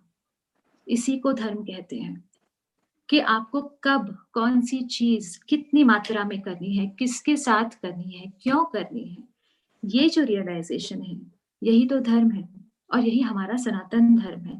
This is what religion has tried to teach us. But जैसे there was a beautiful saying by Rajneesh Osho कि मैं तुम्हें चांद दिखा रहा हूं और तुम केवल मेरी उंगली देख रहे हो. So where we actually need to reach is something else, and we can reach by taking baby steps. वो steps लेने में जो हमें help करेगा वो है हमारा अपना conscience. So this is active spirituality, which is the need of the hour, also something that we know as dharma, something that each one of us need to do as a part of this collective universe. So I will just sum up all of this with 2-3 small examples. One is, yes, very much like my mother said, I feel that, the ability to connect with the self and the ability to make yourself responsible for everything that is happening around you in a good way. I'm not saying, मेरी वजह से ये गलत हुआ, नहीं, मैं इसे सही कर सकता हूँ. ये जो सोचने की क्षमता है, this is something that should be taught to us when we are very young. Not Yes, very everyone much is like fortunate enough to be, sorry, to not connect. everyone is fortunate enough to have this. I'm sorry, somebody has unmuted themselves. Yeah, right. So I'm I'm towards the end of what I'm about to say. The reason I feel that Yoga Bhagavad Gita, when I mean yoga, I don't mean only asanas. I mean the entire philosophy of yoga, the ability to live right, the ability to be an optimal person is something that should be introduced in schools all over the world. Because I feel a child who grows up, जिसे आदत हो जाती है बचपन से कि नहीं कोई चीज knee jerk reaction नहीं करनी, सोच समझ के करनी है, he will automatically grow into a healthy adult, into a happy adult. And I'm not saying that all of this will end up like, a Suraj Bajatiya movie or an Enid Blyton book, though I love both of them and I appreciate their ability to see the good in everything. But even if one of us can make the change and affect 2 people, and those 2 people can affect another 4 people, I think we've at least started somewhere. And I think, this entire the pandemic situation and COVID has made it very clear that I think humanity has united in its policy. Humanity has united because they've realized that we are not invincible. We can do a lot of things, but if nature cracks a whip, it's you come down to basics where you need to do nothing but just stay put. So I think we should really use this opportunity to look within ourselves, and not only ourselves, teach these things to our children, because they are the ones, and they are far more receptible than people who have already been conditioned with ideas. Which is why I feel it's very important to introduce these philosophies at school levels, and children should be made to practice कि नहीं ये आपको करना है. You need to come and tell me how you have helped a person in this week. What good have you done for a person? Another thing, about the family, about being with the family, they need to be graded for these things. They need to be told, what have you done for your mother today, or what have you done for your father today? Come and tell me. It's these things उन्हें आदत होने लगेगी, and it will just become a way of life for them. Something that has been taught to us through scriptures will become a way of life. Anyway, so I think once again, thank you very much for this wonderful opportunity, for this amazing platform. I'm eternally grateful to my mother for just being my mother and giving me everything, that I had ever imagined, asked for. And also this friend of mine, where I want to appreciate everything that has been given to me. Once again, thank you so much. Thank you so much. Kavita ji, Anuradha ji, thank you so much for being with us. We just have we have thousands of people watching this, and we have had some questions from them. So with your permission, I would like to share one of them.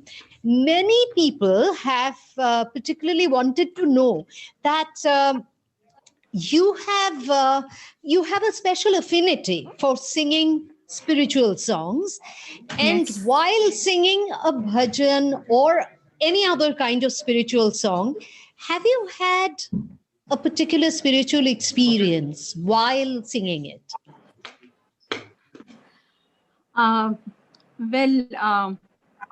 From my childhood, I was always, I was spiritual by nature. My family, it was a very small family. We were not very, my parents were not very religious, but we were very spiritual. They were very spiritual. And I grew up in that way. And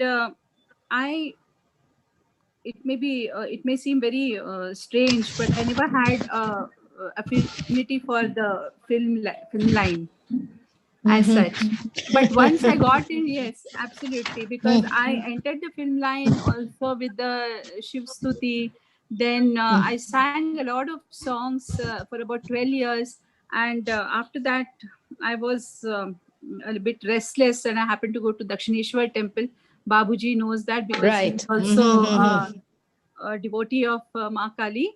And the Pandit ji said, ki Anuradha ek Ma ka bhajan gao. And I was in tears because I realized that in the 12 long years that she had given me so much success and so many songs, not a single bhajan was dedicated to her. I had not sung a single bhajan. And I was in tears, or in that spurt of that particular moment, you know, I just asked her, I said, "Mom, bless me. I'm so sorry. I should have done this long back, but please bless me. मेरे से इतनी तुम्हारी स्तुति गवा लेना कि मतलब हिंदुओं के जितने मंदिर है उस हर मंदिर के साथ मेरा चेहरा और नाम जोड़ देना." This is something that I just, you know, on the spur of the moment, and it actually happened that starting from Durga Saptashati, I went on to sing, and then I had, this is what I had told Ma. I said, not that I'm very fond of the film industry, but I don't want to get out of the film industry, you know, when I'm not singing so many songs or where I'm not that successful. But the day I'm number one in film industry, मैं खुद अपने हाथों से तुम्हारे चरणों पे छोड़ दूंगी, you know. And then of course I started getting those. I was in a company, T series, आप जानते हैं, जो नॉर्थ में जिनका मंदिरों के साथ इतना ज्यादा उनका लगाव था और इतना ज्यादा कनेक्शन था, and videos, in house videos होते थे. सो वी बहुत ज्यादा हम लोगों ने रिकॉर्डिंग्स किए. And the one thing I want to tell you that there are not one or two, there are innumerable incidents that I experienced while I was recording all this. I mean, it just became my DNA, you know. So anything, whenever I, even today, whenever I go and sit on a stage, you know, it's like just जैसे हम plug in करते हैं वैसे, you know, I just connect to Ma. This is, I think this is my guru's and her special blessings for me to connect like that, because I have gone through a lot of ups and downs. My life has been like a roller coaster ride. Roller coaster. Absolutely roller coaster ride. And at the end of it, I can say that if I'm today in one piece, it's only thanks to the spirituality. She has taken care of everything. Baki to there are so many things, you know. बहुत सारे अनुभव, बहुत ज्यादा अनुभव आए हैं, which I think यहाँ पे डिस्कस करने के लिए टाइम बहुत कम है. कम इसलिए है because there are so many other speakers also.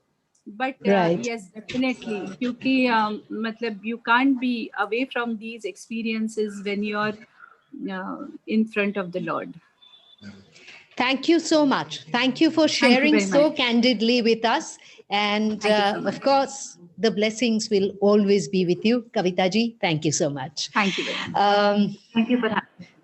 Right. So next we move on to Dr. Kamlesh Patel. Dr. Patel is already waiting for us.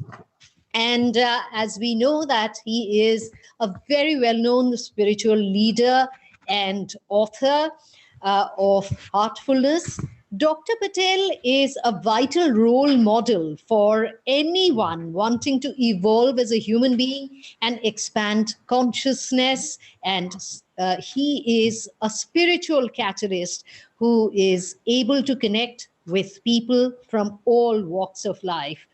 There are endless things to talk about Dr. Kamlesh Patel, but as Anuradha ji just said, that time is short.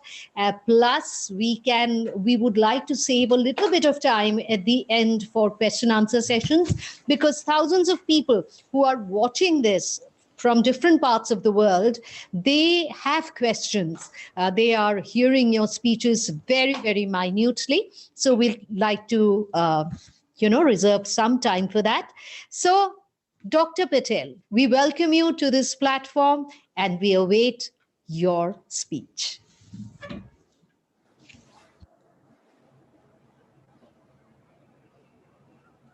Should we begin? All right. Namaskar, everyone, my respected elders, brothers and sisters across the world. Namaste, namaste, and very joyful greetings to all. I never heard something like this, confluence of humanity, power, and spirituality. Wonderful.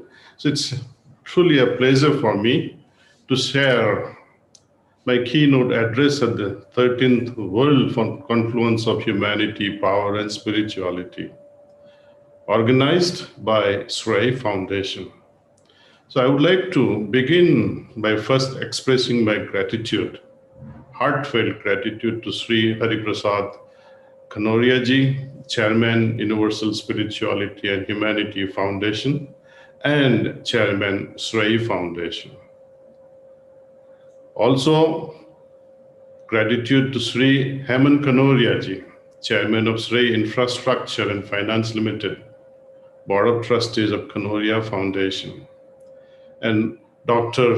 Rahul Verma, the Director of World Confluence of Humanity, Power and Spirituality, for having invited me to deliver this keynote address at this very august event.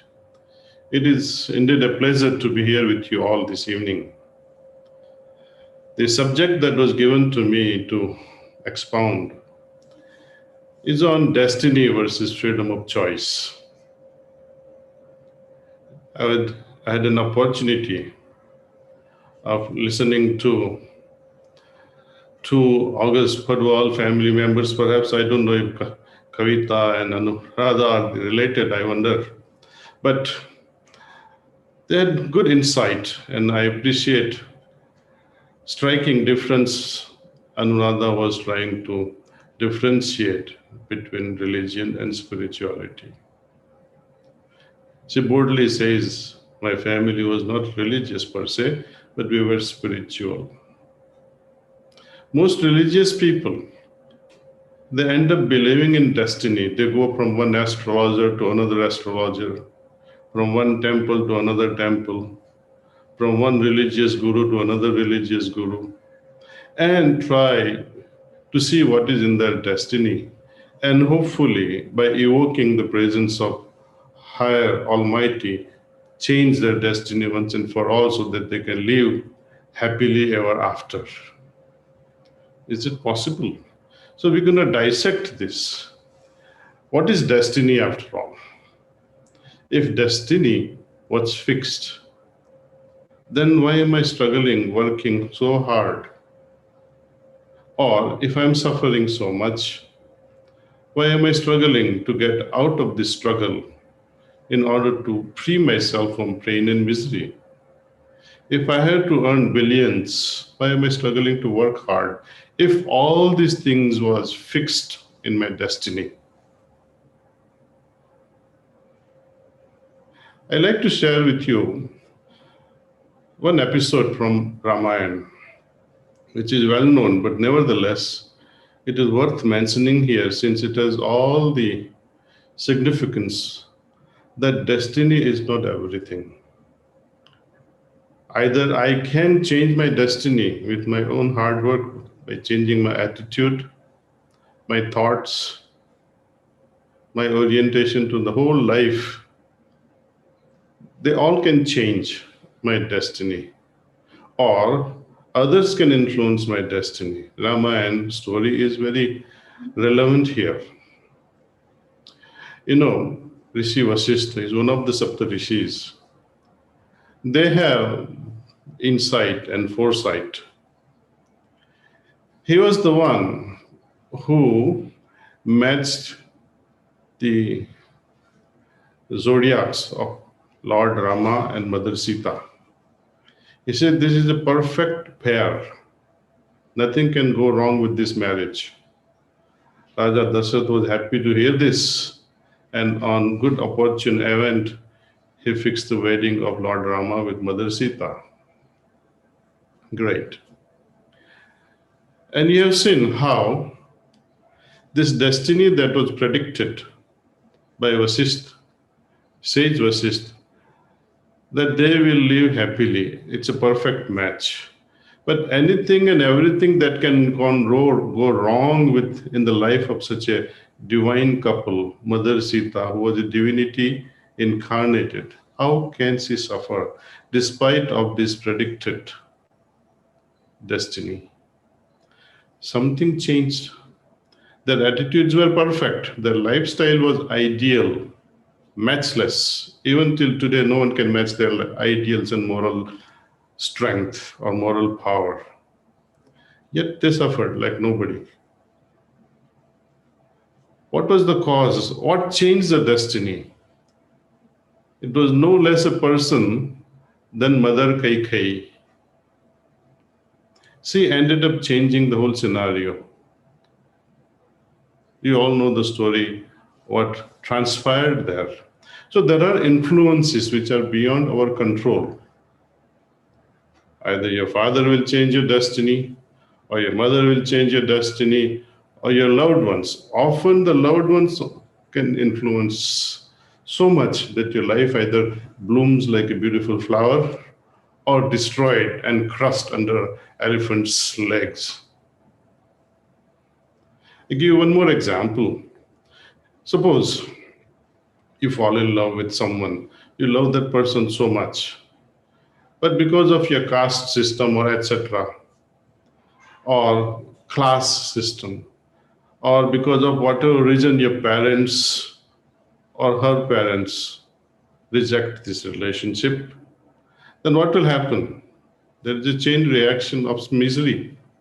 Person you love whom you could not marry will suffer, you will suffer. Person whom you marry will suffer, person she marries will suffer, and there's a chain reaction of misery after misery. So who is deciding this dynamic nature of destiny? All of us. I'm not the only one who is deciding my destiny, but other members whom we love so much, whom we listen.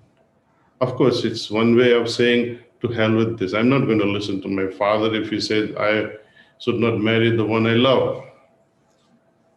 But that also creates a level of misery. Not listening to father will create guilt in your heart. So then it comes to making such decisions, one has to be very careful, very, very careful. Not just you, but all family members involved in this very important thing has to come together, resonate. And this is possible when everyone is on the same page. But is it possible? In this world where everyone has their opinions and differences, they say differences strengthens a family. But when? Say, when I'm seated with my granddaughter, when she spurts her mouth, when she does like that, or she eats a chocolate or a grain of rice, and having finished half rice in her hands, she takes it and puts it in my mouth. Or she dribbles like this and starts throwing her spit on my face sometimes. What happens at that time? Had it been somebody else, I would have gotten upset. But just because she's my granddaughter, I end up going through all that. So the level of tolerance or level of acceptance depends upon how I relate myself with the other person. That other person whom I love so much dissolves any kind of friction, any kind of differences. Imagine when I come home from hard day at work. Generally, most of us return home by 7, 8 o'clock.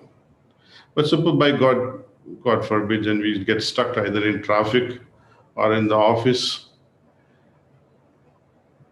and we end up calling, dear Papa or Mommy, or you end up calling your wife, so I'll be late today. And you have to explain everything to her. Then another time, sorry, because of this, I'm coming late.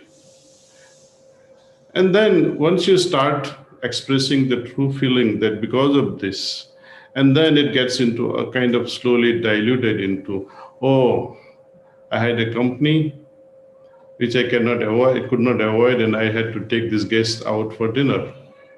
So such last minute messages and every now and then where you have to express yourself to your loved ones.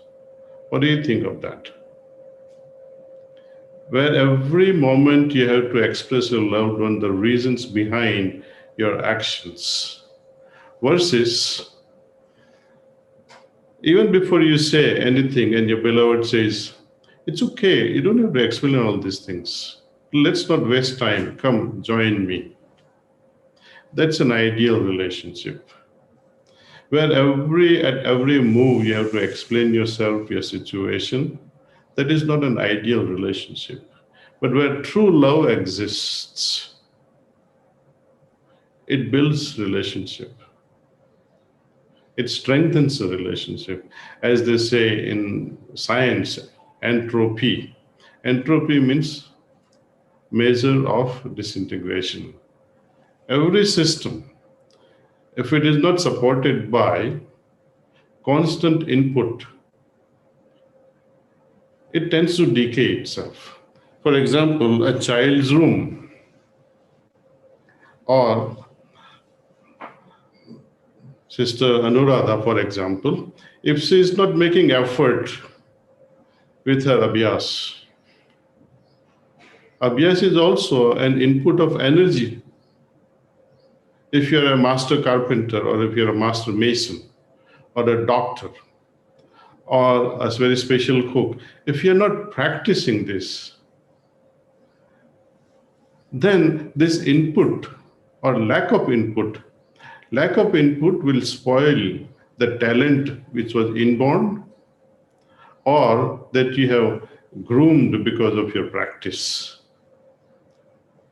So when it comes to spirituality, practice is everything. And more than a practice, how you approach the object of your love makes a difference. Attitude is more important than the practice itself. When you approach God or goddesses in the religious tradition, for example, there is always a demand from your side.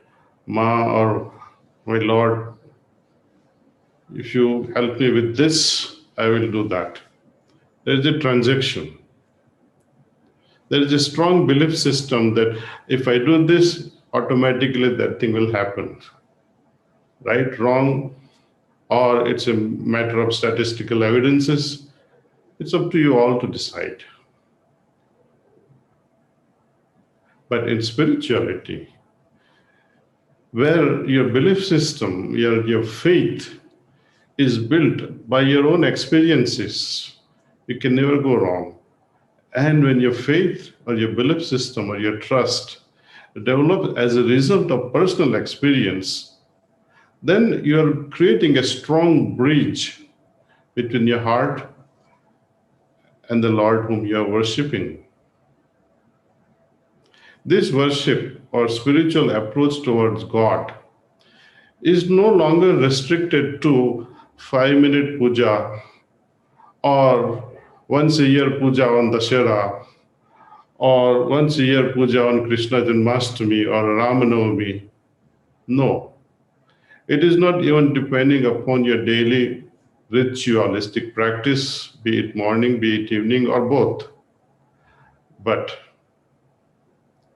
your whole life, moment after moment, remains imbued with your heart in presence of God, with presence of God. And this divinity continues to guide us all throughout the life, every moment.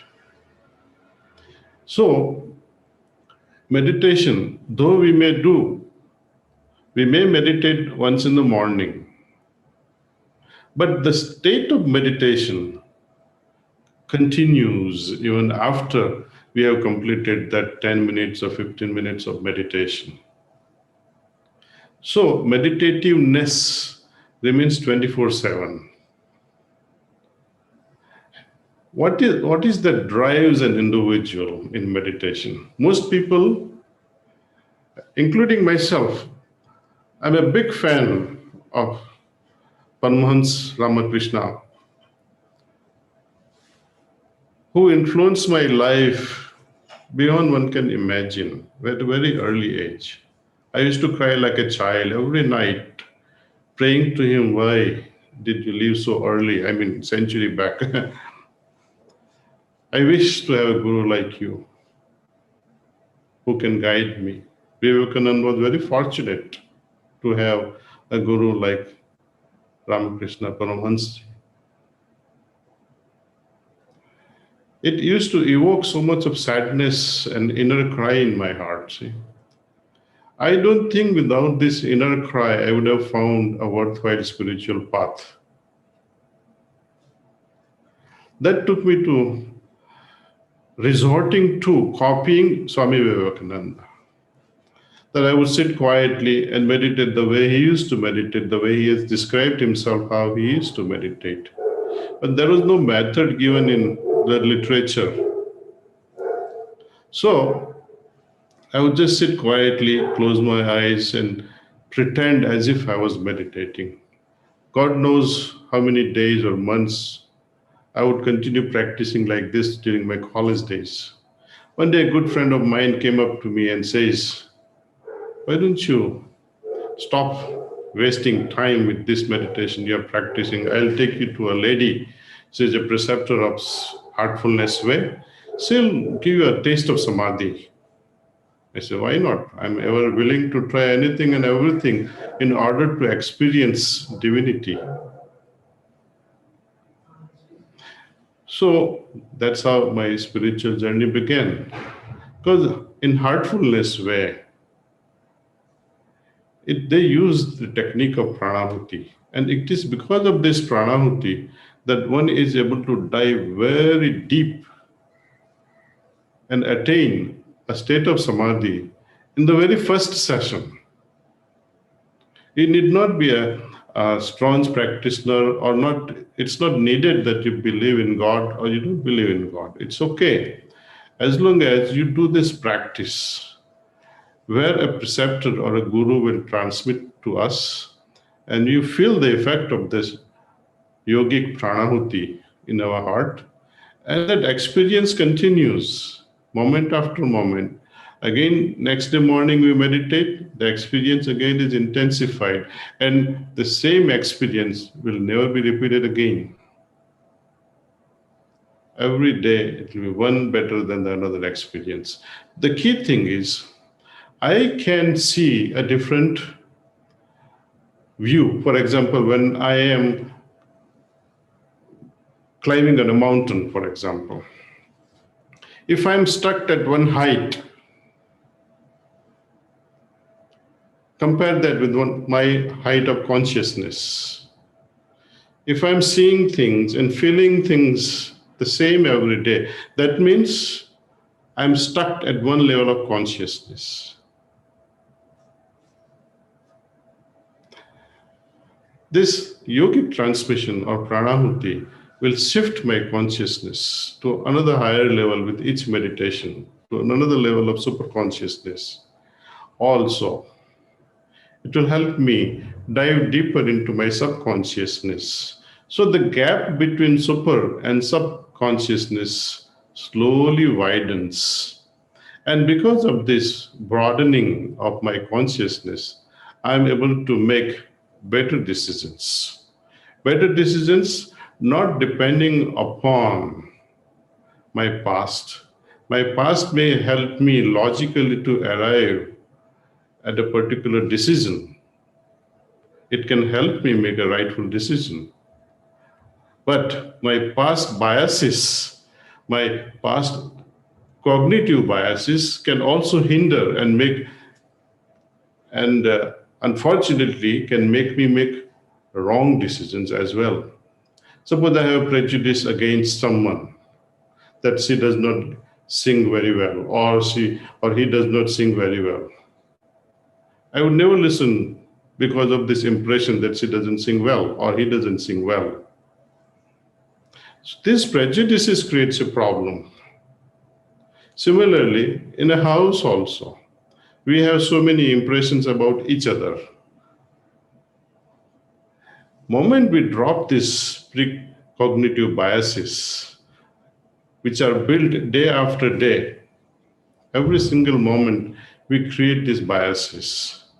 In our Hindu culture, we call these cognitive biases as samskaras. Swami Vivekananda used to address these as cognates. He used to say, if any particular object, when someone describes, and if that object is not familiar to you in your cognition, in your mind, then you say, these cognates are absent in my mind. But if you are familiar with it, that means similar cognates are present in your consciousness. This is because of samskars. These samskars we carry life after life. And as long as these samskars remain in our system, in our spiritual system, they create our destiny. If by chance, if I have the ability of removing these samskars, removing these cognates, then I will not have to undergo that particular experience. Thus, I am freeing myself from the influence of my previous karma. This is the essence of entire Hindu philosophy. Moment one gets out of this samskara or burden of samskara, either through bhoga or through yoga, one attains liberation. If you have no samskara to go through, why would you be born again? When you have good samskaras versus when you have bad samskaras. But we are product of combination of good and bad. We are a mixture of all kinds of samskaras which we have built. Youngsters especially, they ask these days, who created these samskars? I said, you created this samskar. Then they say, how did I create samskar? I said, I give you a very small example. There are many other elders, ladies and gentlemen, they were present, so I could not give them the very extraordinary example. But the example that came to me, that when you're walking through a beautiful garden, every day that's your path to office or path to your school, when you're passing through this garden, what catches your eyes on the way?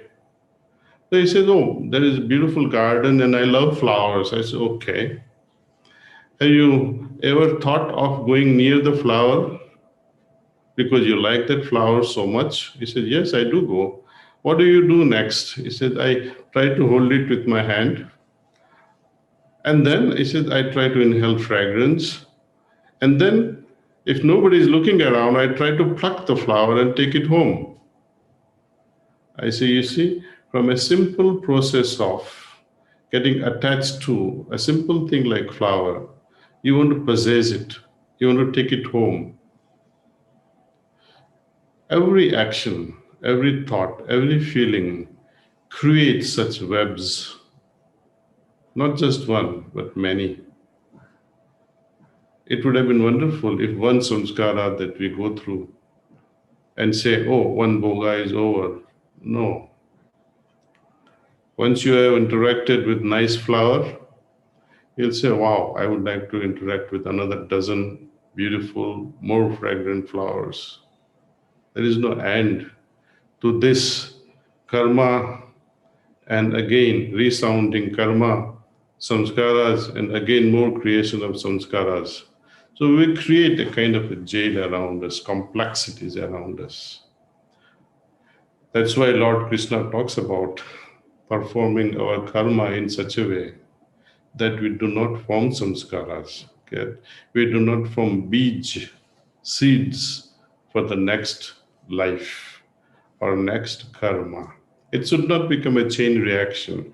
Once I perform a karma, it should end there and there.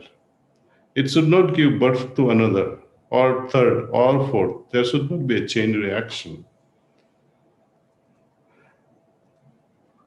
I think Kavita was talking about this aspect, that how we tend to create chain reactions of multiple events out of one single event. One person hurt, in the process you end up hurting half a dozen more. We also collect many samskars on the way, end up creating more and more complexities around us, and that changes our destiny.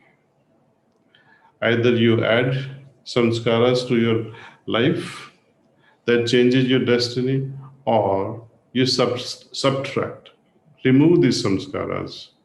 Then to that extent, you may not have to go through those destined or destiny that was assigned to us. So the whole practice, spiritual practice, in the words of Swami Vivekananda, if I have to put it very briefly, he says all spiritual practices. He generalizes, he makes a beautiful general statement about spirituality. He says it is all about widening the available consciousness, which is like a thin film of water, which is sandwiched between two giant oceans. Allow it to grow into sky of superconsciousness and allow your consciousness to merge into the giant ocean of subconsciousness. It's a beautiful analogy he has described. It is up to us how to make our available consciousness to reach superconscious state and allow it to plunge into subconscious.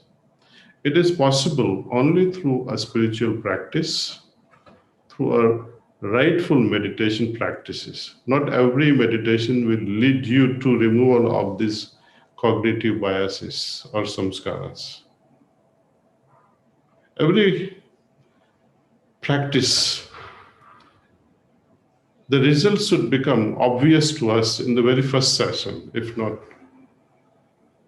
not, then you got to think of something else. The very first encounter to a guru or to a practice, so challenge your heart and say, is this right or wrong? Even before you answer this question, your heart will say, if you find peace in the very first session, you'll say, yes, I like this. And make that path, make that way your own path, so that our destiny can be changed and attain the final state which we all crave for. See, our literature, especially Gita talks about Sthita Pragya state. Lord Rama, when he is having a dialogue with his brother and Mother Sita, that period, Ramayana period, was all about the discussion on consciousness. At the same time, Mother Sita's father, Raja Janak, when he is having a dialogue with Astavakra, they're talking of consciousness. Lakshman's questions to his brother, they're all about consciousness. Sage Vasishtha Rishi, that period he had written all about consciousness, which is today known as Vasishtha Samhita. So we had a great period, where everyone, it was a fashion statement to talk about, to discuss about, to contemplate about, to meditate on aspect of consciousness. They did not worry about religious practices like whom to worship, which temple to build. None of these were present in those days. Vedic period doesn't mention of anything of this sort. Why? One wonders why Vedas and Upanishads, our Sanatana Dharma, does not mention all these things. It is because those rishis, those sages, did not find a need for an external agency to help them remind of God. It's a tragedy that we have to use forms, photos, Sangeet, etc., to remind us of God. If this reminder was already innate in our existence, in our self, in our heart, then this form that we worship, we'll say, Akar se Nirakar ki or jana hai. Then where is the need of all these things? When I move from Sabda to Sunya, तो शब्द की क्या जरूरत है? So both the things that we depend on today in today's society, all the loudspeakers going gaga early mornings and disturbing the peaceful hours of meditation, children who have to study, all night they go on banging these loudspeakers, this song and that song. I'm not against songs, but this would be listened when you're quiet, to encourage, to inspire your journey further, to increase some sort of a nourishment, to facilitate your mood so that you can dive deeper into meditation. See? So destiny is in our hands. How we change our precognitive biases faster, we will be able to change our seeds of this destiny maker. Finally, I would like to submit a beautiful analogy that what makes me sad and what makes me happy. When we ponder over this, when the results that we expected are favorable, we feel happy. And when they are not so favorable, we feel unhappy. It's very simple. Now, on what depends all these results? Then we think, oh, when I made my decisions with the heart, when the decision was made with my heart, that the outcome was as per my expectation. It was good.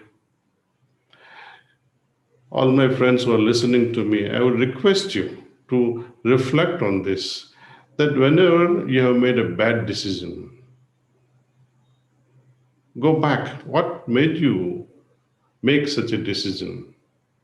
Then it will be known to you immediately, it will be highlighted that at that time your heart was guiding not to do it and yet you did it. So destiny making is a choice. Freedom that I enjoy now, freedom of making choices, will create my destiny, what I do now. And whatever I do now will depend upon how I think and kinds of attitude I have. And out of many thoughts, many possibilities, many choices I have, how will I be able to make one choice out of 10? For that, we need to meditate and filter out all those choices. If you like, I can help you go through this process of meditation, how we meditate. And if you want to further go into details how to remove all these complexities and impurities which are built up over time, we call samskaras. Samskaras are nothing but these complexities and impurities we carry life after life. That needs to be filtered, that needs to be purified and simplified. Do we have moment to go through this 10-15 minutes of meditation? Or you want me to continue speaking?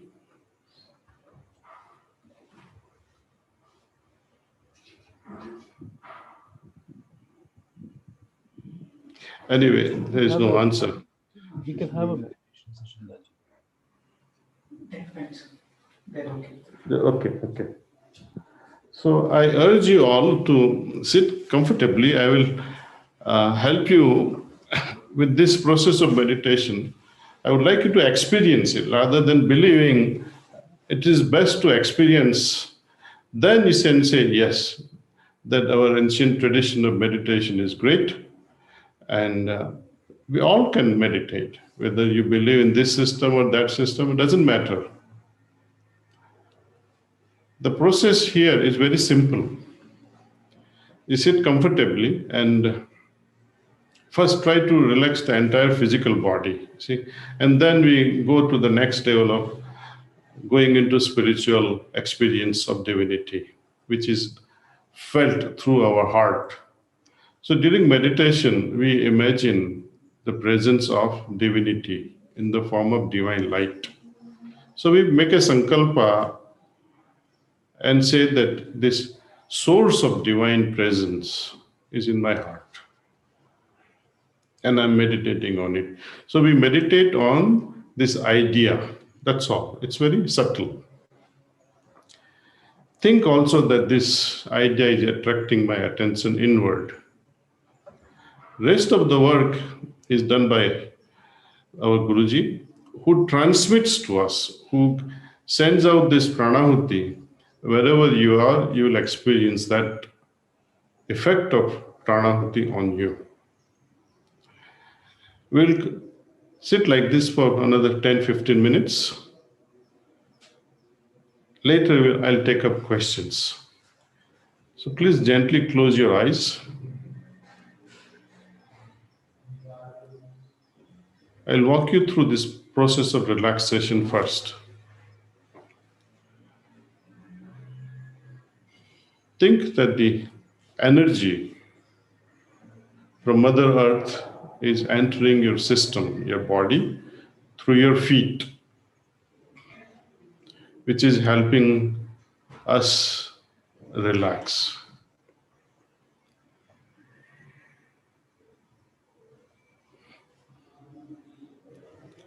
Permit this energy to move upward, helping your lower legs and calf muscles and knees relax.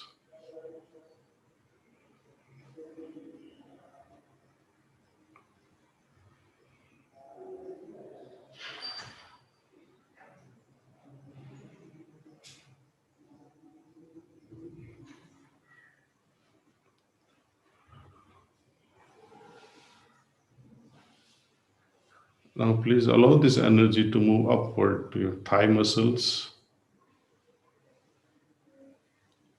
and your hip area, helping you relax.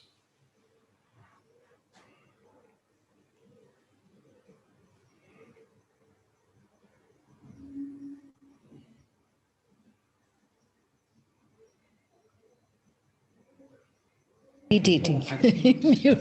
You've got muted in.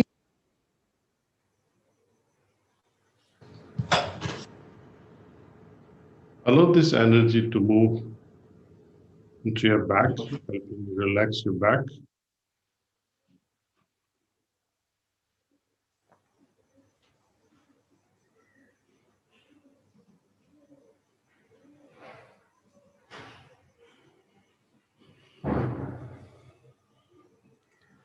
Permit this energy to move in front, your abdominal muscles and chest area.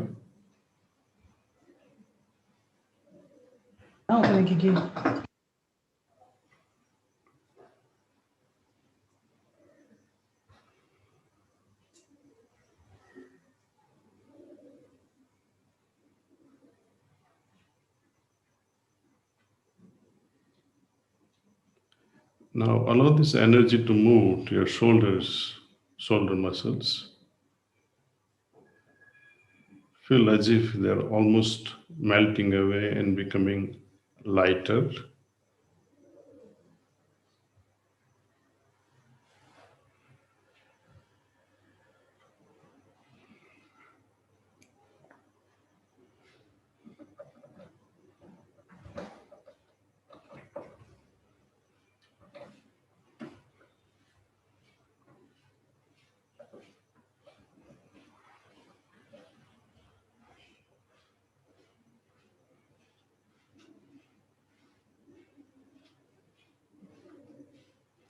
Allow this energy to descend into your arms, allowing the energy to relax the entire arm, including your palms and fingers.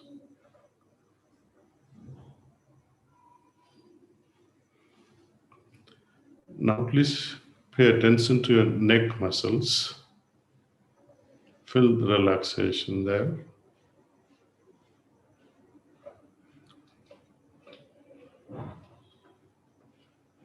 Drop your jaws and allow your tongue to float gently in your mouth.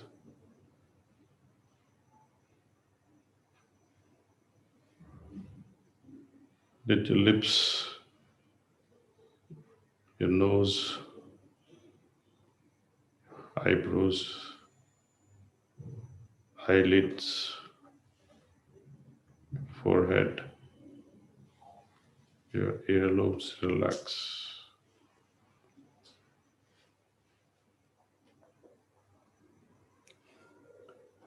Now, allow this energy to move upward, top of your head. Okay. Now scan the whole system from top to toe and feel the relaxation. Whenever you practice this relaxation, anytime, and you feel any part of your body is not so relaxed and there is some tension, you can revisit that organ, the system, and help it relax, and then enter into meditation. Now you're ready to begin meditation. Focus on your heart. Think of the presence of divine light, which is attracting your attention inward.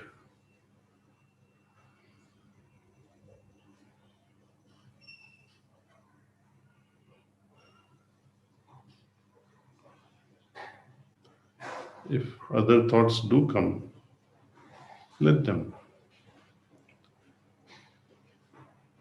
Gently, please remind yourself that I am meditating on presence of divine light.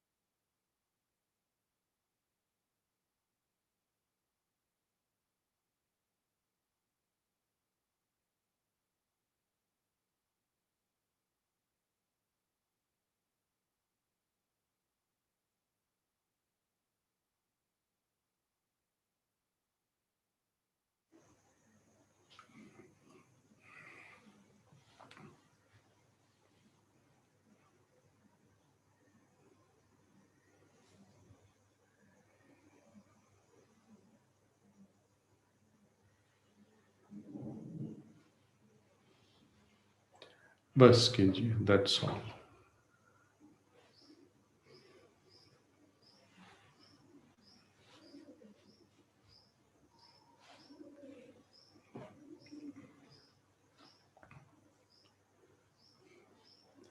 So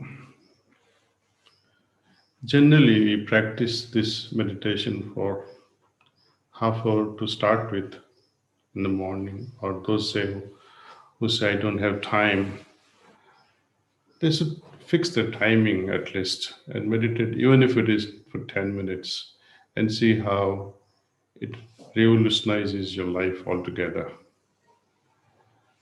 In the evening also we have a similar practice, how to remove our impressions or samskaras, or what we call in science today as precognitive or cognitive biases, and get out of all these complexities that we have created.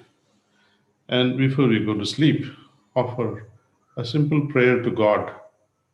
God, without any face, because some people they say, oh, he has many heads and many hands and many legs. I think it is imagination, so that you know that he's greater than us. He actually doesn't have a form.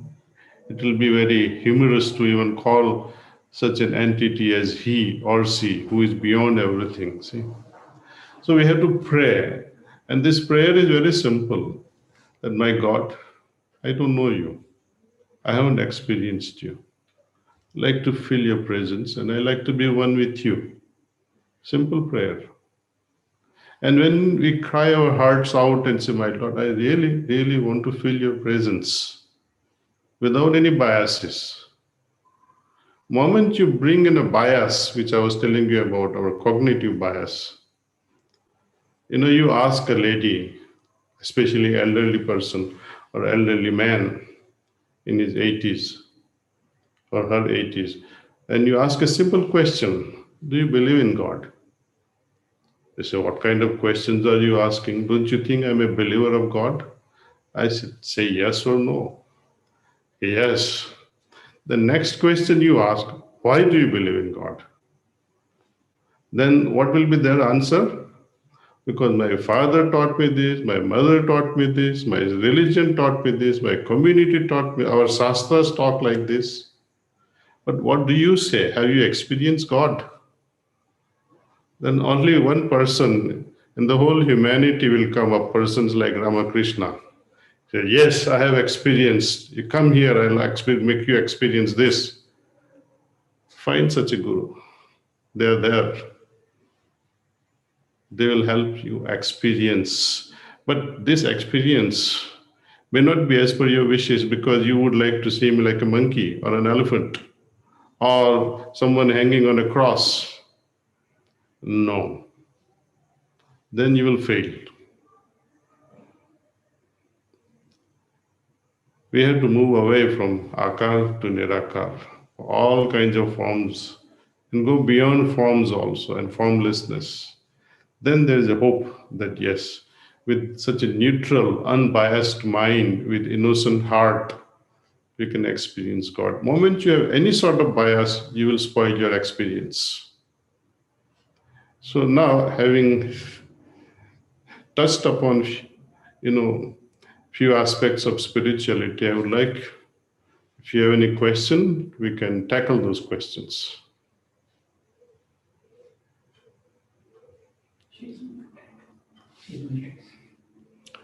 You're muted.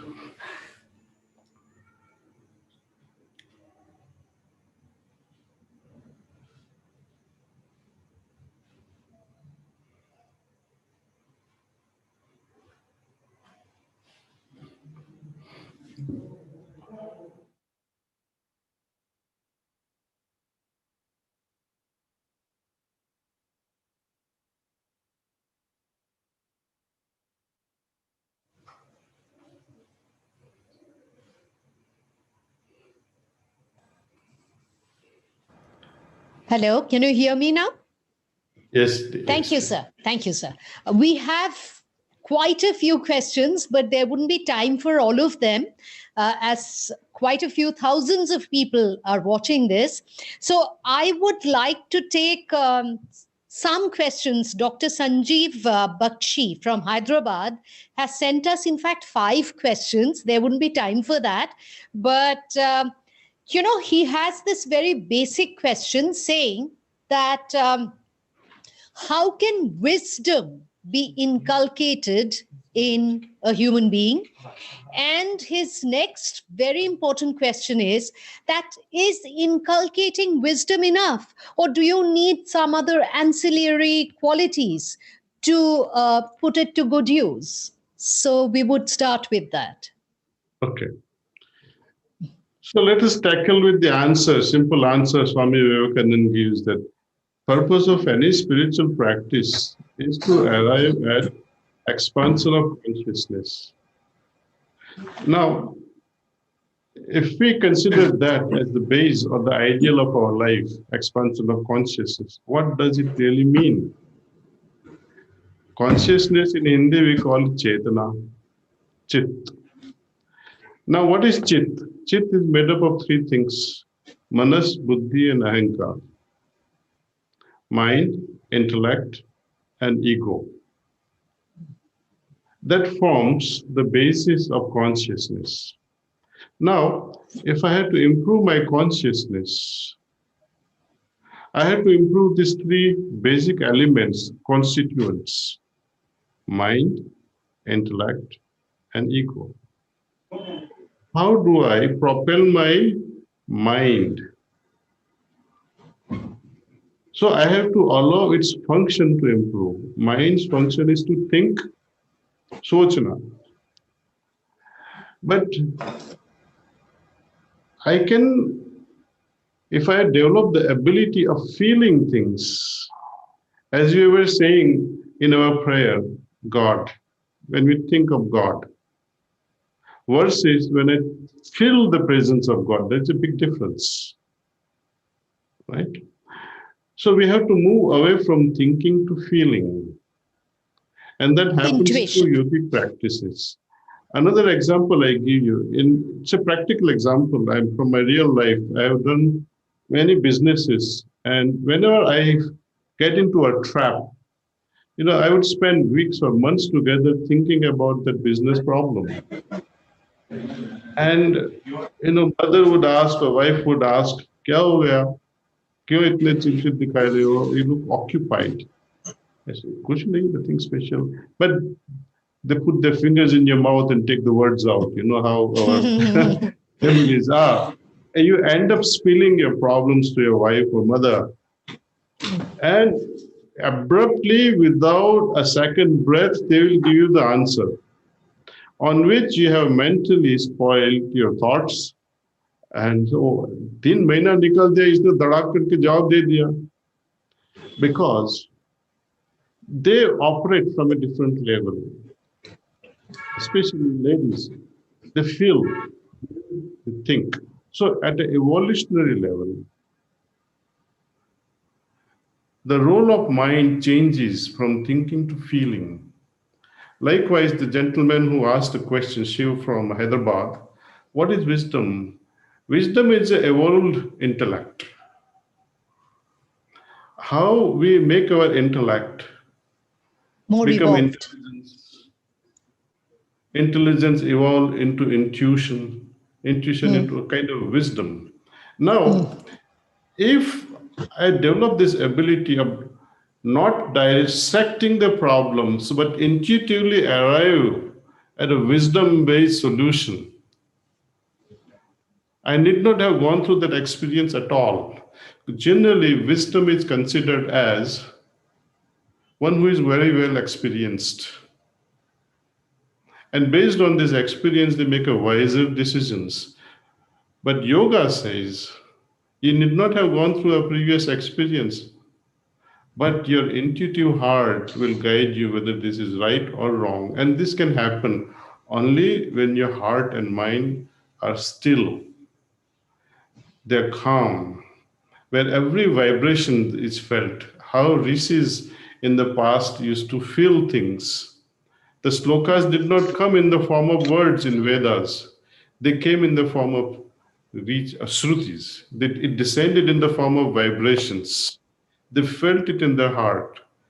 And the heart transcribed those feelings into words. When we offer prayer, which is full of words, is now to reverse the process that these words should create feelings in my heart, and these feelings will reach to God. Words are just a medium. Similarly, feelings, wisdom, intuition, whatever you may like to call, they all contribute in evolution of my consciousness. Next question could be, what is this consciousness? What is backing this consciousness?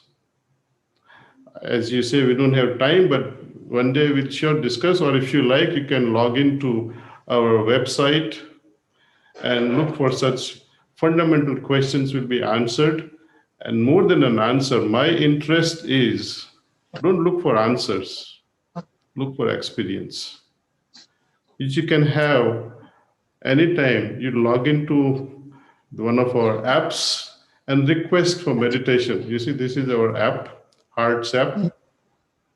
You don't have to go to any guru's house or ashrams. You log into it from your bedroom, privacy of your home, and be guided through a trainer. A trainer could be anywhere. For example, you may be awake at 2 o'clock in the morning and you suddenly felt like, oh, I want to meditate. You can use this app and see how that meditation helps you arrive at the most refined state of consciousness, which you will really enjoy. You see? True. Okay. Thank you so much. Thank you, Dr. Patel. That was wonderful. And we all would definitely want to achieve, as you said, this refined sense of consciousness, a more refined way of feeling and intuiting, as you said. Thank you once again for joining this platform and benefiting all of us. Thank you. And now we move on to our next guest speaker, who is Rosalia Ortega.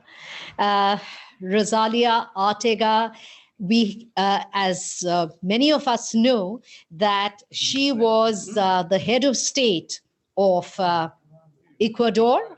And after that, she had been completely involved in all kinds of social awareness programs after she served her term as the president of Ecuador. And she has also received, since her developmental activities have impacted large-scale changes and benefits and improvements. In June 2007, she received the decoration of the Rio Branco for meritorious service to Brazil. And today she is going to talk about spirituality, global peace, and harmony, something that we very, very badly need in today's circumstances. We welcome Her Excellency Rosalia Ortega. Thank you very much. It is my pleasure to be here. I want to congratulate Dr. Canoria, Dr. Barma, and all the organizers of this 13 World Confluence of Humanity, Power, and Spirituality. I think it's a great effort in the circumstances that we are living now with this pandemic situation to be with the possibility of organize such an impressive event. I also want to congratulate all the leaders, the religious leaders, the political leaders, the social leaders that are part of this big meeting. And I can say that it's for me extraordinary to participate on this event after this moment of meditation. I feel inside me that it was good to meditate and to maintain silence and go deep inside ourselves. Thank you very much. My gratitude for this opportunity. As the presenter says, I had been in politics, but mainly in educational efforts. And I am still working a lot on education and peace efforts all around the world, but especially in Latin America. I had also the opportunity to be the head of the organization, the Amazon Cooperation Treaty Organization. Then I had the big duty to take care of the Amazon Basin, one of the biggest basins of the world.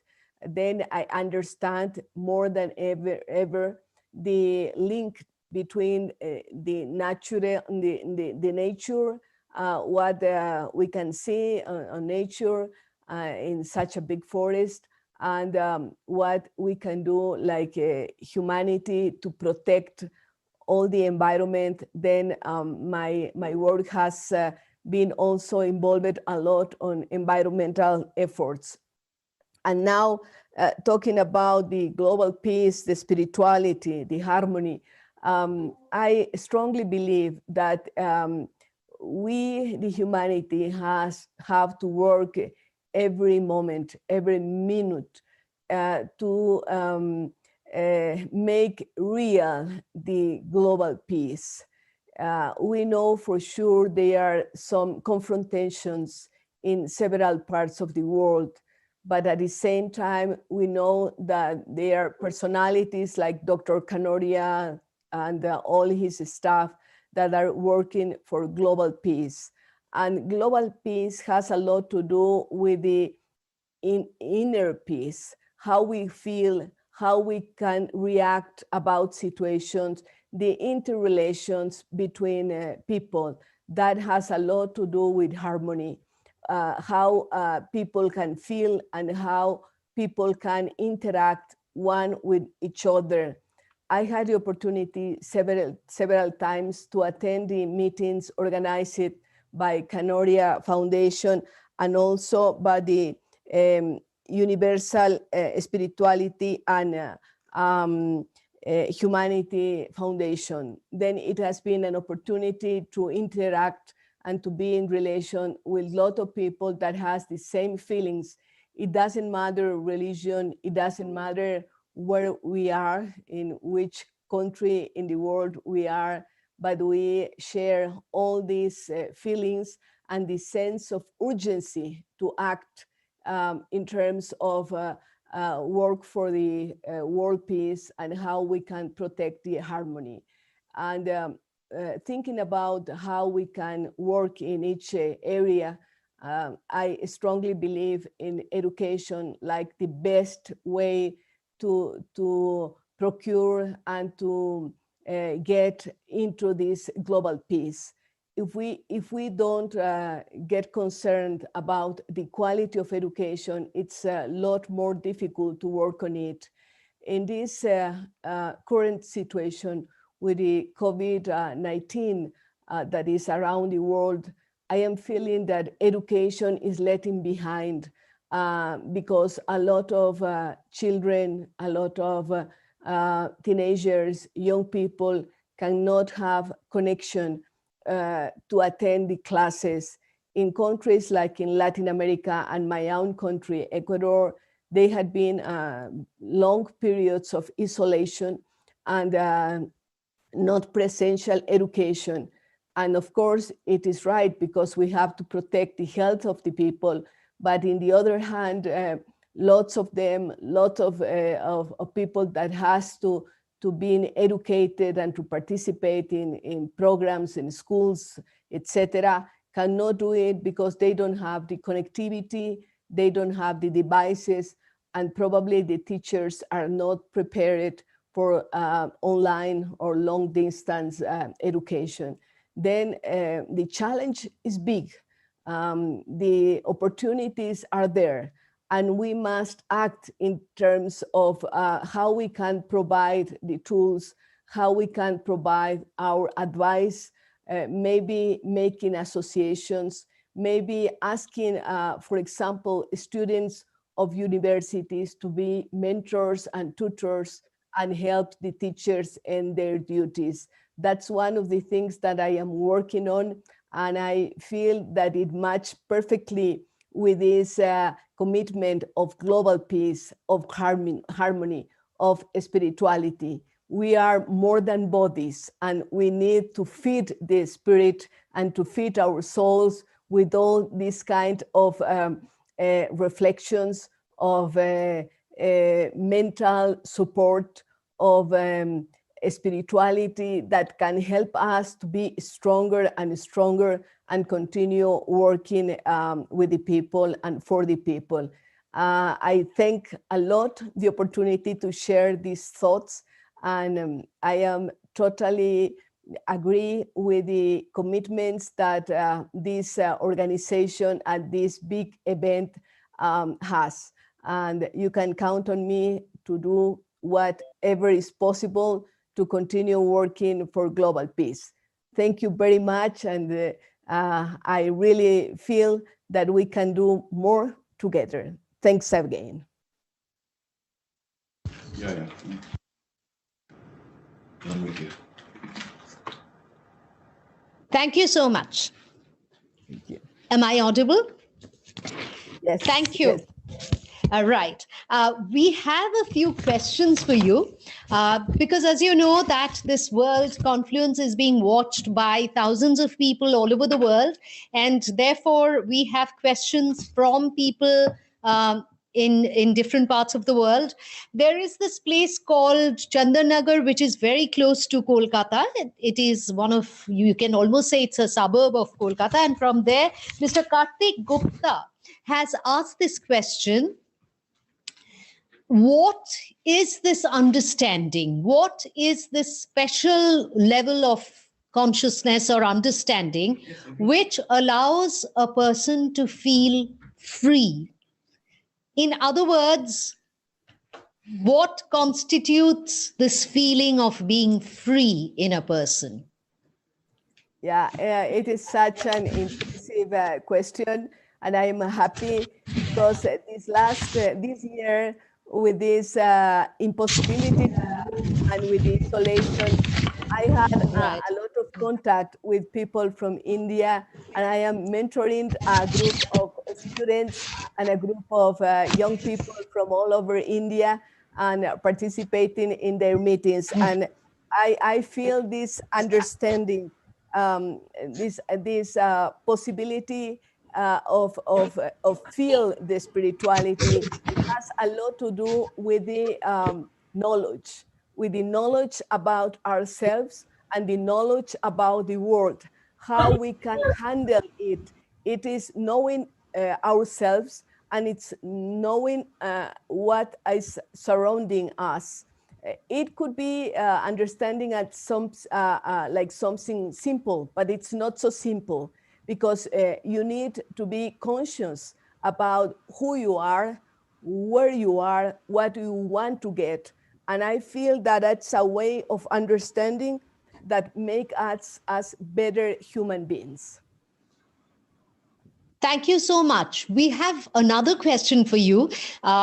Being the president of a nation is, of course, a huge, huge responsibility. Not everyone can, sort of do it, but you have done it. And any decision that you took would have impacted not only your country, your nation, but world peace and harmony in general. So, how has spirituality helped you to take these decisions so that global peace and harmony would be impacted in a positive way by your decisions as the president of Ecuador? Thank you very much for the question. I had the big honor to have been the first female Minister of Education, Culture and Sports of my country, and also the first female Vice President and President of Ecuador. It has been a big challenge.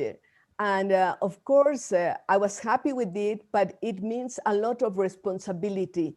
I assume it like a big responsibility, because being a woman put the eyes of the people, not only of my country, but from the world on what you are doing, what you are feeling, how you can impact others.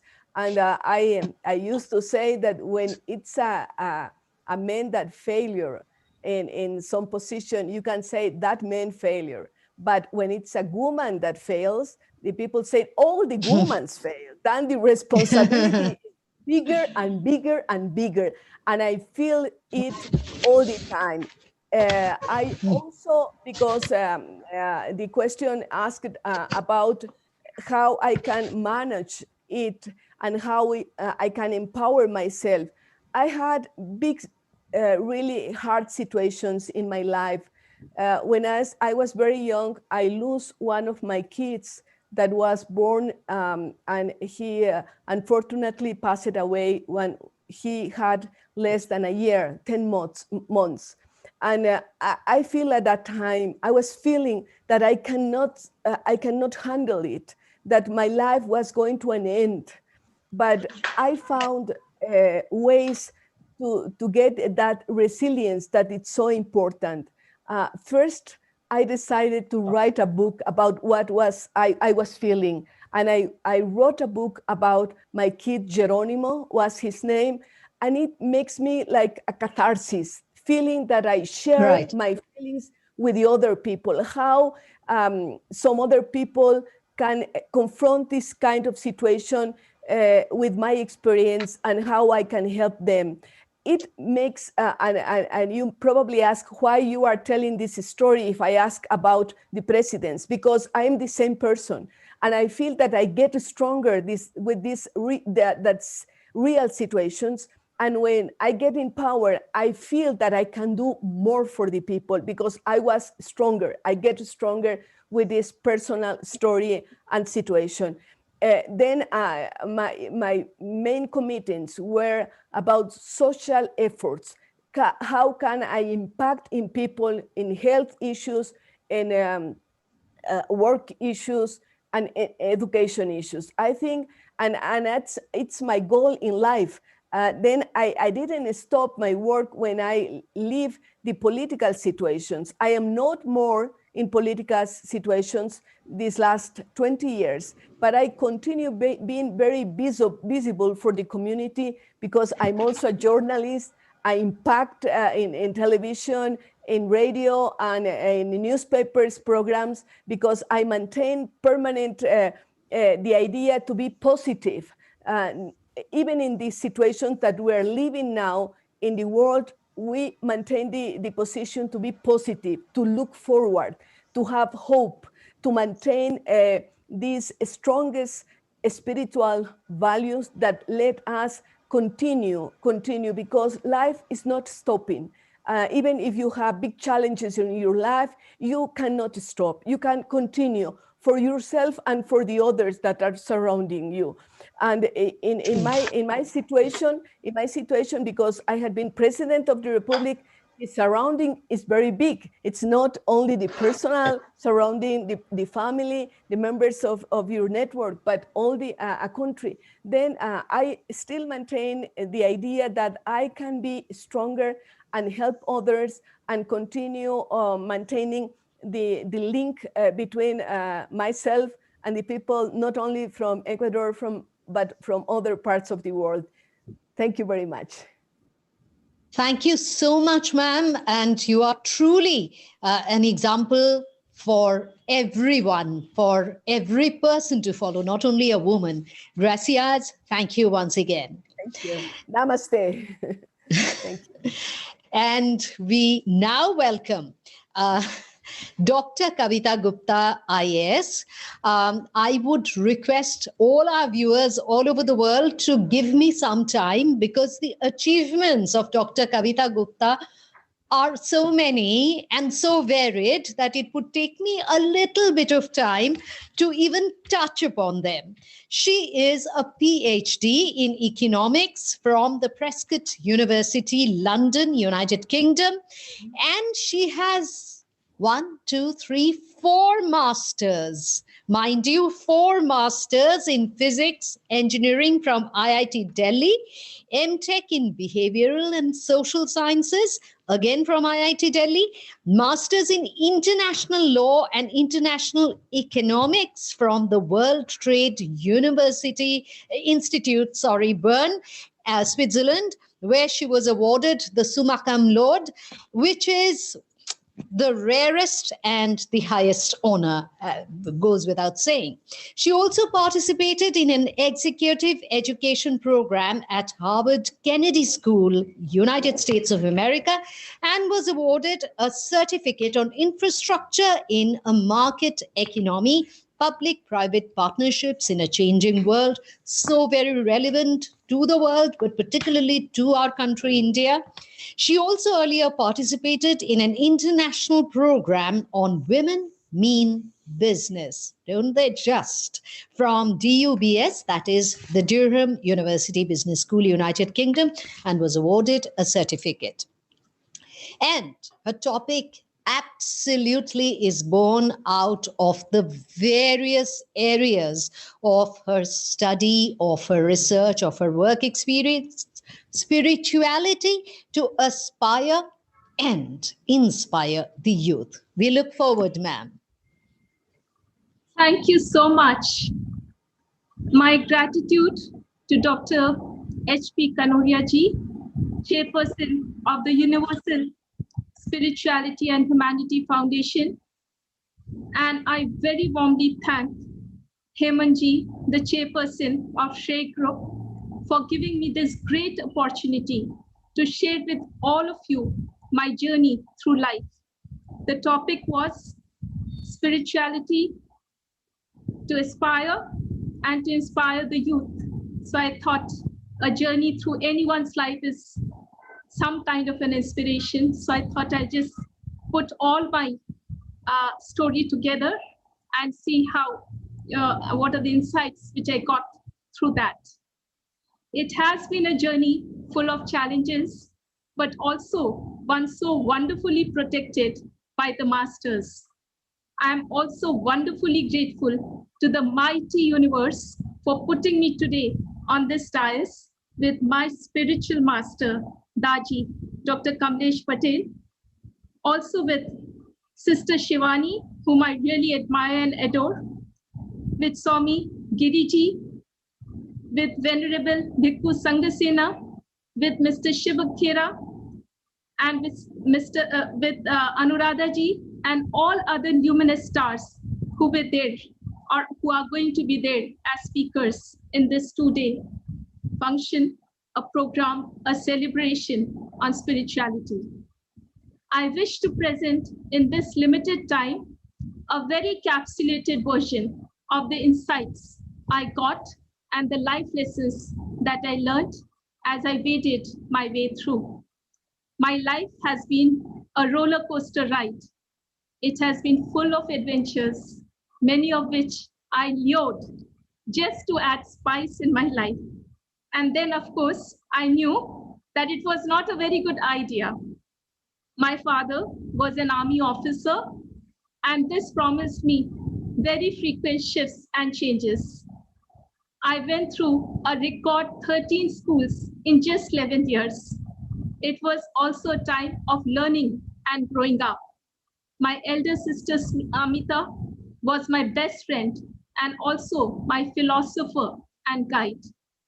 I could not have asked for a better best friend than Amita. My mother was an infinite ocean of love and care, and most certainly my raison d'être, my reason for existence. I, however, felt my father somewhat distant. He was also a strict disciplinarian, and that made me so rebellious.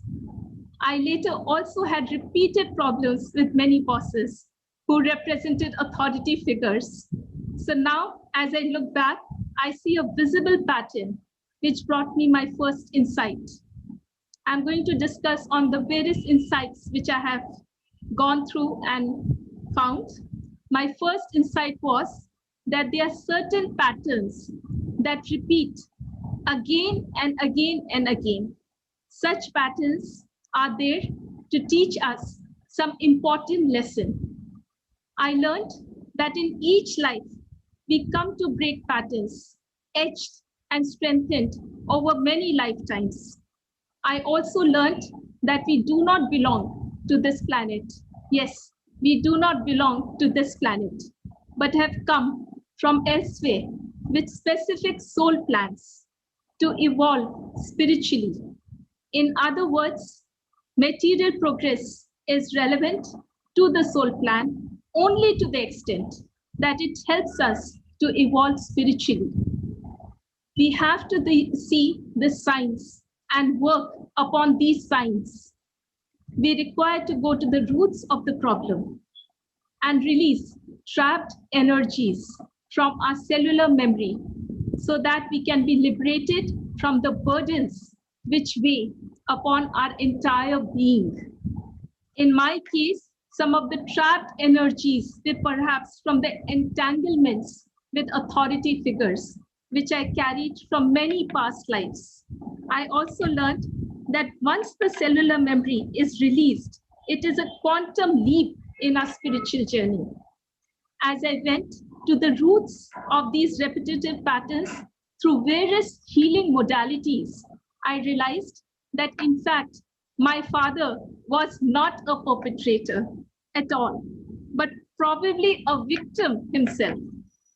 This was a great revelation, since in spite of all the love and respect I had for him all these years, I had always felt hesitant with him. Here, I got my second insight. My second insight was that we always require to go deeper and deeper into layers of our consciousness. As Daji said, we have to remove our sanskaras. We have to go deeper and deeper into the layers of consciousness. And as we cut across these layers, we come across deeper revelations, and with it, our conclusions could in fact reverse. What appears on the face of it often is not. Here, the principle, which our Babuji Maharaj also says very often, the principle of invertendo operates, which means that what we may think is usually not. It is usually the reverse. I also kind of learned that we always are the solution.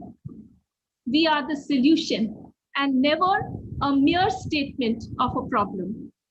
We are a cause of our own healing. So this was a great insight which I got, that we are the solution and we are a cause of our healing, and we are not a statement of a problem. As part of my journey, I was deeply inspired by Siddhartha, who became Buddha.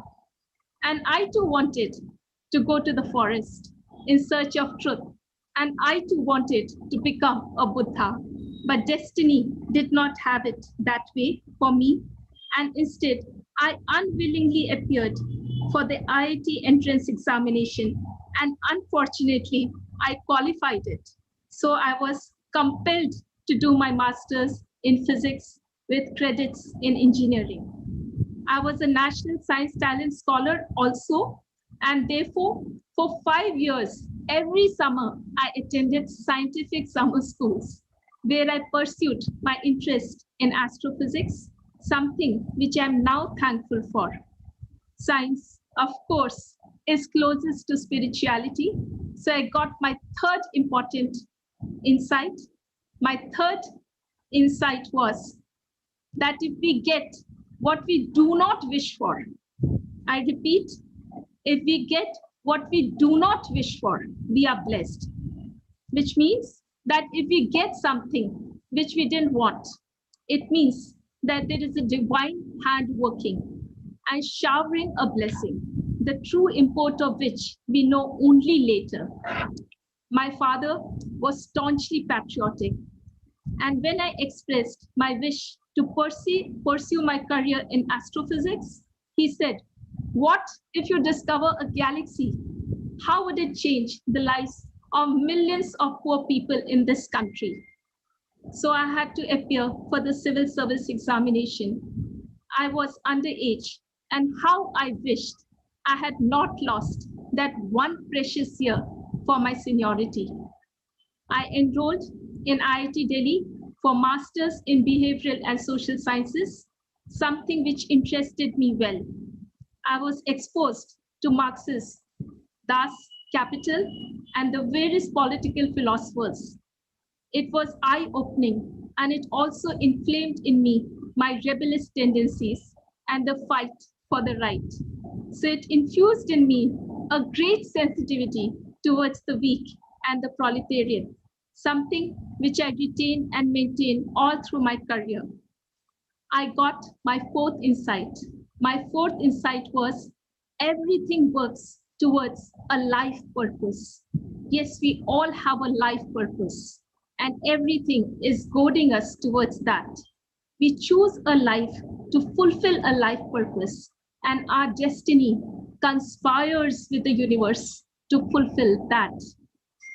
I did not qualify in the IAS, but selected. I got selected in the Group A Customs and Central Excise Service in my previous attempt, as I lost by precious 3 marks only because of the interview.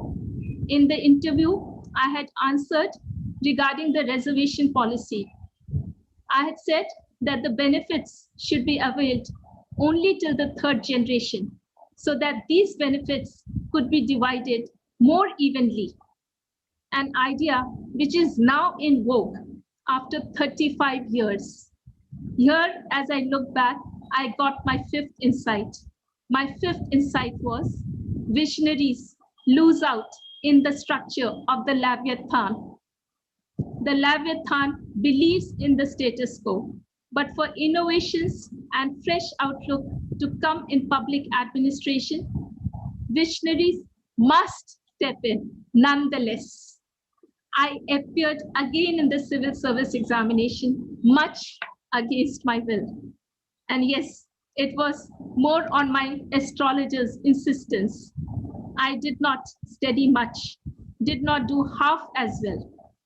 But lo and behold, as I was preparing to appear for my customs departmental examination, I got the interview call.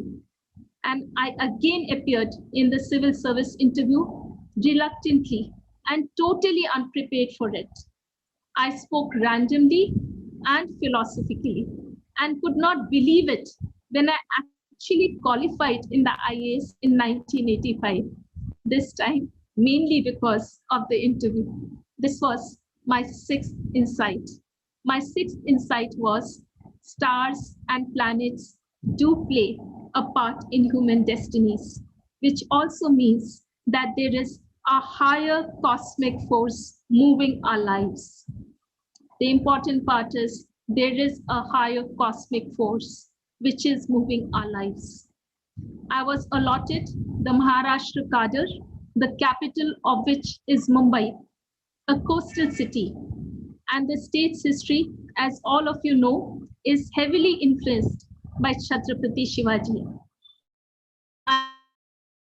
That as a little child, I had kept a small statue of Shivaji Maharaj on my study table for years together as an inspiration, and had painted only seas and ships as a young girl. I got my 7th insight. My 7th insight was life is well charted out even before we are born, and we do know consciously where we are moving towards. I entered the service and was posted at Ramte, an ancient and important pilgrimage town. There was a church in one of the talukas, and also probably the only place where I could speak English with the priests and the nuns. I often visited there and learned and practiced the Catholic faith in good measure. I studied in depth all the apostles and the Bible, the power of surrendering love, and the great sacrifice at the cross. Yet I also yearned to learn Bhagavad Gita, and lo and behold again, One fine day, my first spiritual guru appeared at my door. I learned the pujas. I learned the rich spiritual culture of Maharashtra. I learned about its spiritual saints. I learned about Sant Gyaneshwar Maharaj, Guru Ramdas, Sai Baba of Shidi, and others. I learned the scriptures, including portions of Patanjal's Yog Shastra, and of course, the words of the Lord written in Bhagavad Gita. I wrote my first book on the temple of Ramtek and the holy places around. I saw existence over there in simultaneous planes, in that place, and the rishis meditating in hidden caves in the other dimension, as also their processions on the hillocks. I got my eighth insight. My eighth insight was our soul's longing attracts a spiritual guru who is meant to transmit spiritual learning to us. I think some of you got the spiritual learning today from Daji. So your soul's longing is attracting you towards this path, all that are present over here. Further, I also got the insight that there are multiple dimensions coexisting and oblivious of each other in the same space. The cosmic plan plays its Leela through all of them. I was then posted to Ratnagiri and then to Wardha, which was a political pilgrimage. I closely interacted with Gandhiji's daughter-in-law at Sevagram Ashram and with the functionaries at Vinobaji's Paunar Ashram. I conducted and completed the total literacy program. I also put in parts of, in fact, I innovated this value education and creative education system at that time. That is, I'm talking about 32 years back. And in the district, I introduced it in all the schools where I had told that I had asked the teachers not to open the books and only to inculcate values and build creativity through games and other aspects. Wardha had been one of the first two districts in the country, and having completed this total literacy campaign successfully for the age group 15 to 35 years, after meticulous and painstaking effort, I, along with my team, was felicitated by the UNESCO Secretary General for achieving our goal. The district and my team of 3,000 teachers were exhilarated. All through, I did not want to marry, but my father's guru, and in many ways mine, said that I must marry, not for pleasure, but to walk through fire. It is then when on the very day that I was leaving from Mumbai for my district posting at Jalna, a district near Aurangabad, a district where I was to put all my engineering acumen in mapping the aquifers way back, 30 years back, using satellite imagery, that I met my husband and subsequently married him without my parents' consent. I knew I would not get their consent because he was practicing another faith, Islam. My parents had all along never wanted me to marry someone of that faith, having gone through the traumas of partition. And here I stood before them with my husband and now going through the Vedic marriage also. Marriage, of course, brought me a lot of learning, and I thanked that learning. I also got my ninth insight, which brought me a great lesson. My ninth insight was, we cannot control our fate. We have to live our destiny. Yet that is a part of the soul plan, and all suffering is towards the fulfillment of our soul plan. In fact, as the masters say, sufferings are the great blessings. They teach us so much, and the fire of suffering purifies so much. It purifies gold into pure gold. After marriage, I was posted in Sales Tax Enforcement Department, where I conducted raids in forbidden territories. Now I think they were daredevil acts bordering foolhardiness, and later I was posted as lottery commissioner. In both the places, I saw the entrenchments of various occupations into the Leviathan, even as they were expected to be ethically opposed to each other. It was an eye-opener, and my eyes have never ceased the journey of opening wider and wider as they continue to see the so-called reality, till I now think it must have been my 10th insight. My 10th insight was, there is a thin line between truth, perception, and falsehood, that which is not. We are deluded by a magnificent perception error. Each person has his unique delusion, which results in different points of view. It creates relative truths. Since each person has his or her unique truth, and he or she is strongly devoted to it, he or she takes positions, creating problems in life and relationships.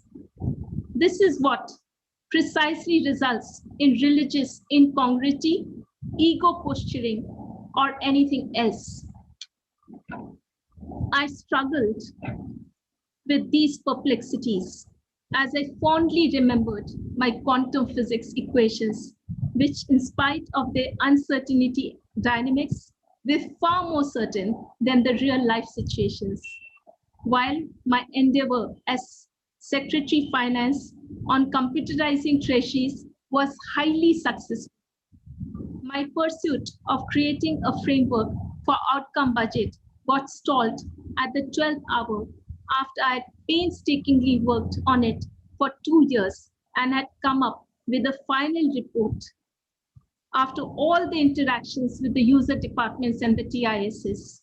With the innovative conception of a path-breaking revolutionary framework, the hard work and the painstaking efforts not seeing the light of the day, even as 1,500 copies of 800 pages report each gathered dust in Mantralaya, I went to Switzerland to further my education in the World Trade Institute, Bern, and did my 2 masters in international law and in international economics. This was a decision I had postponed for 6 long years, and now this heartbreak saw me taking it. The education at WTI was an illuminating experience as I interacted with students of 25 countries, including students from Europe, America, Asia, including China, Africa, and the Far East.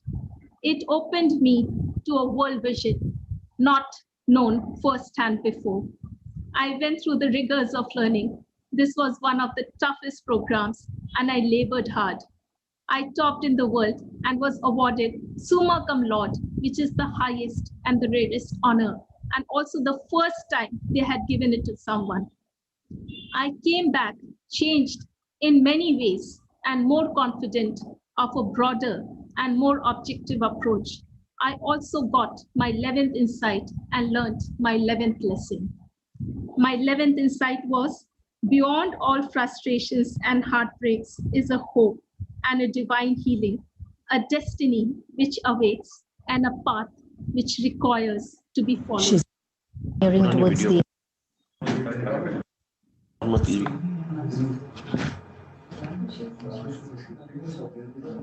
I think somebody has gone on. I came back and was posted in Labor Department. In the Labor Department, with all the skills gathered on international negotiations, I negotiated n number of settlements between the industries and labor unions, including major ones, which were pending for 15 to 20 years. I also conceptualized, formulated, and successfully implemented on a pilot basis a labor management system, a win-win framework for both industries and labor, including for unorganized labor, which are usually left out. I presented in Geneva and Turin to the ILO, and after verifying the success of the pilot, the ILO included it as an international best practice. Soon after, the then Chief Minister declared a statewide rollout. However, Immediately thereafter, I got my deputation in Government of India, Ministry of Commerce, as Additional Director General Foreign Trade in Mumbai. As soon as I stepped out of the Labor Department, the project of labor management system was systematically destroyed and dismantled. This was in stark contrast to my conception and implementation of the women's self-help group movement through IFAD funding, International Finance for Agricultural Development funding, which had been innovatively created by me for the first time ever through a government organization, and which was replicated in other states and also had been expanded to many more districts by my esteemed successors, both of whom were women. Only because of this taking forward of the project by my successors that the Maharashtra Self-Help Group movement saw recognition by the World Bank. I therein got my 12th insight and learned my 12th lesson. My 12th insight was, we can create a legacy, but to carry forth the legacy, we need big and nurturing hearts, hearts that would own it. We also need a long vision, a vision like that of a mother eagle, a vision which could take forth the legacy with alacrity and grace. I further introspected into my incomplete projects and later wondered whether it could also be due to an interruption of love flow from the ancestors. Loves and blessings have to flow from the ancestors and through the parents. Complicated distortions could be possible in family matrix. Also, the child could occasionally feel hurt, creating inner child issues. All this requires to be healed for the best manifestation of the flow of love and blessings. I just have another insight and then I conclude very briefly. As Textile Commissioner, Government of India, I traveled like never before and worked arduously for promoting technical textiles, research and development, and the Indian cotton. As Textile Commissioner of India, my efforts in technical textiles have now seen the real impact during the outbreak of the pandemic COVID-19 as factories churned masks, gloves, PPEs, etc., all made of technical textiles. It is a very proud moment for me. It is also important for me to say that also at this phase of my journey, I did not get support from where I was very much expecting the same. I found myself away from the seat of power and in the midst of a financial institution. I was MDC-Com. While it exposed me directly to the banking sector, it also freed a lot of my time from time-consuming meetings. Due to this, I found a golden chance to go deeper into fields which had always interested me. While I continued to do my work uncompromisingly, I also went deeper into meditation, and I simultaneously also learned various modalities of spiritual healing and the various energy works. I stepped into a different reality, a reality which was far more encompassing. My spiritual journey had probably started in rhythm and in full measure. I got my 13th insight and learned my 13th and the most important lesson. My 13th insight was, what is remains invisible in these illusions. This only means that in this illusionary existence, we do not see the real. What appears to be is usually not.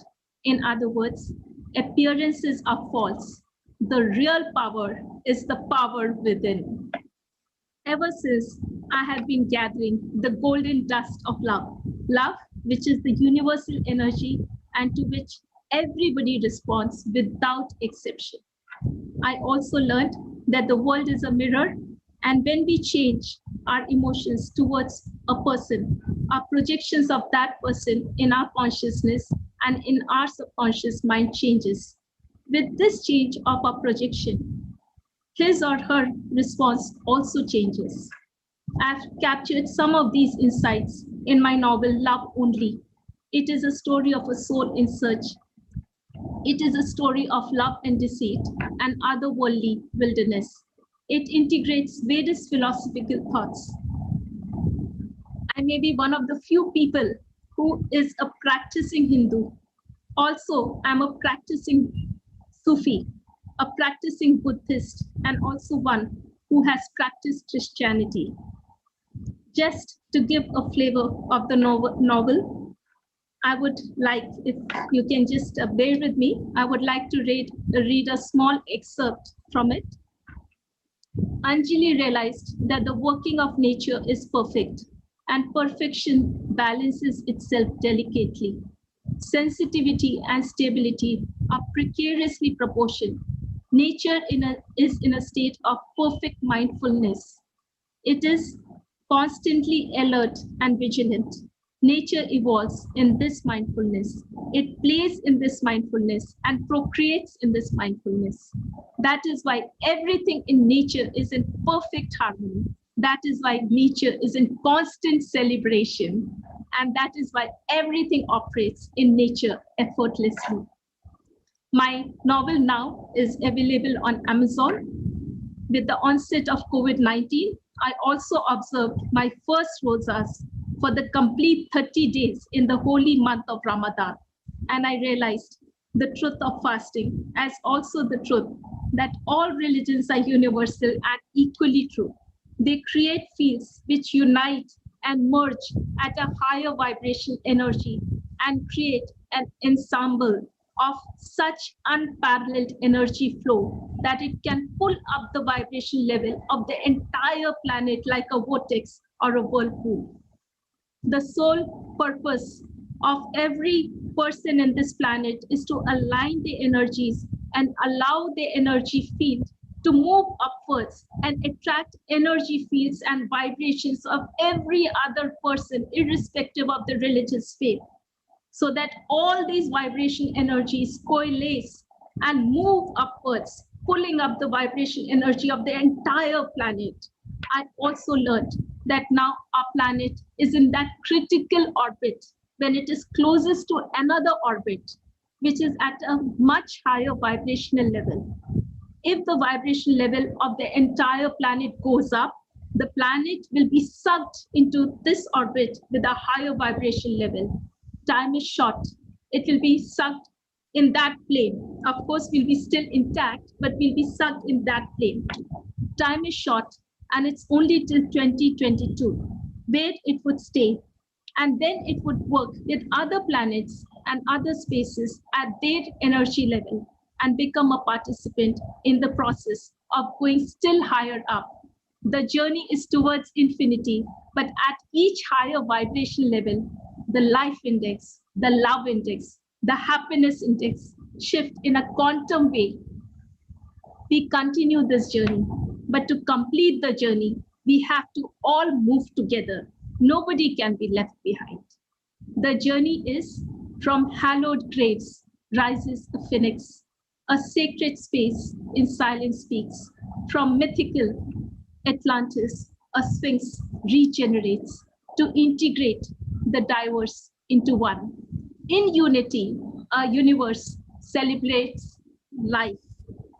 In unity, a universe celebrates life. A universe because there are multiple universes. In unity, prayer fields resonate to the tunes of Shambhala. Souls coalesce into one, matching none. Yes, he has no match. We all coalesce into him, matching one. Coalesce into one, matching none. Thank you very much once again. Thank you.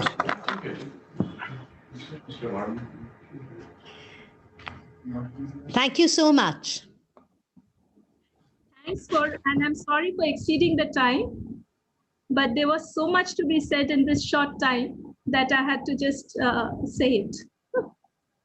No, and we want to hear more from you because we have several questions, in fact. Okay. Since the morning, thousands of people have been watching this. In fact, 5,000 people have registered for this World Confluence. So we have this question from Roshni Narayan. She is based in Mumbai. She has a very pertinent question. Throughout your address, we found that you very deeply believe in destiny. Um, you have a tremendous core of spirituality, and at the same time your studies and your work areas have forced you to remain in the domain of logic all the time. So how are these three things, spirituality, logic, and destiny, aligned? How have you managed to coalesce them together? Right.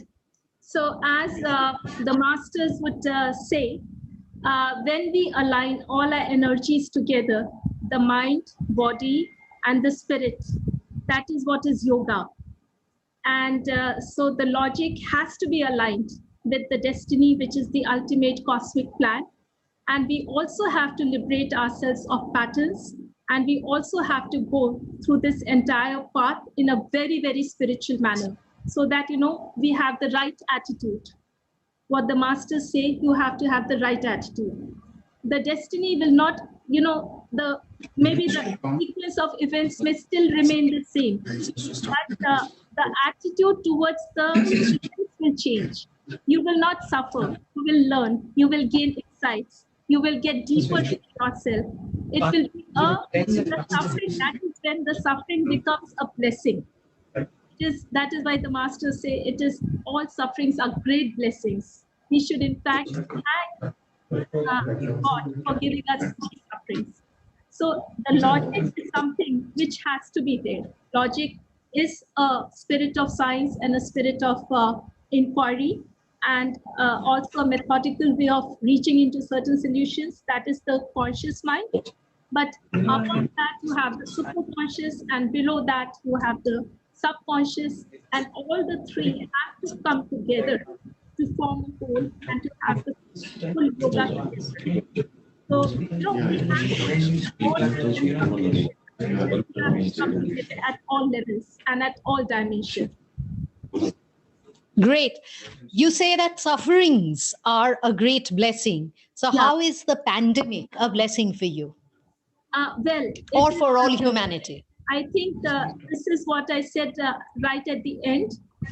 We are, this journey towards the higher orbit or higher vibration level started sometime in 2019, and we have a time period only till 2022.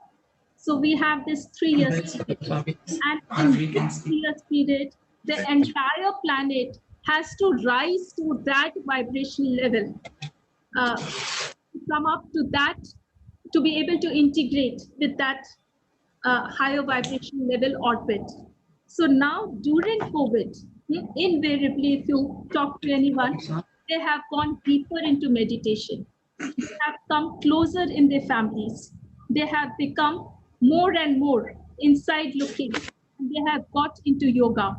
So these are the ways where we are as a planet coming above to that higher vibration level, and that is how COVID has helped us in getting us over there. And now I'm really looking forward for another 6-7 months when the whole planet as a whole, like your International World Conference, is also going to contribute in helping everybody coming together and rising up. Thank you so much, Dr. Gupta. Thanks once again. Thanks a lot. Right. And now we have been waiting for Swami Nigamananda Giri. He's already with us. We welcome you, Swamiji. He's a senior monk of the Yogada Satsanga Society, which is, in fact, for the last 100 years, for the last century, Yogada Satsanga Society of India has been dedicated to carrying on spiritual and humanitarian work of its founder, Paramahansa Yogananda, who has been considered the world over as the founder of yoga. Can we now invite and welcome and seek the blessings of Swami Nigamananda Giri? Pranam.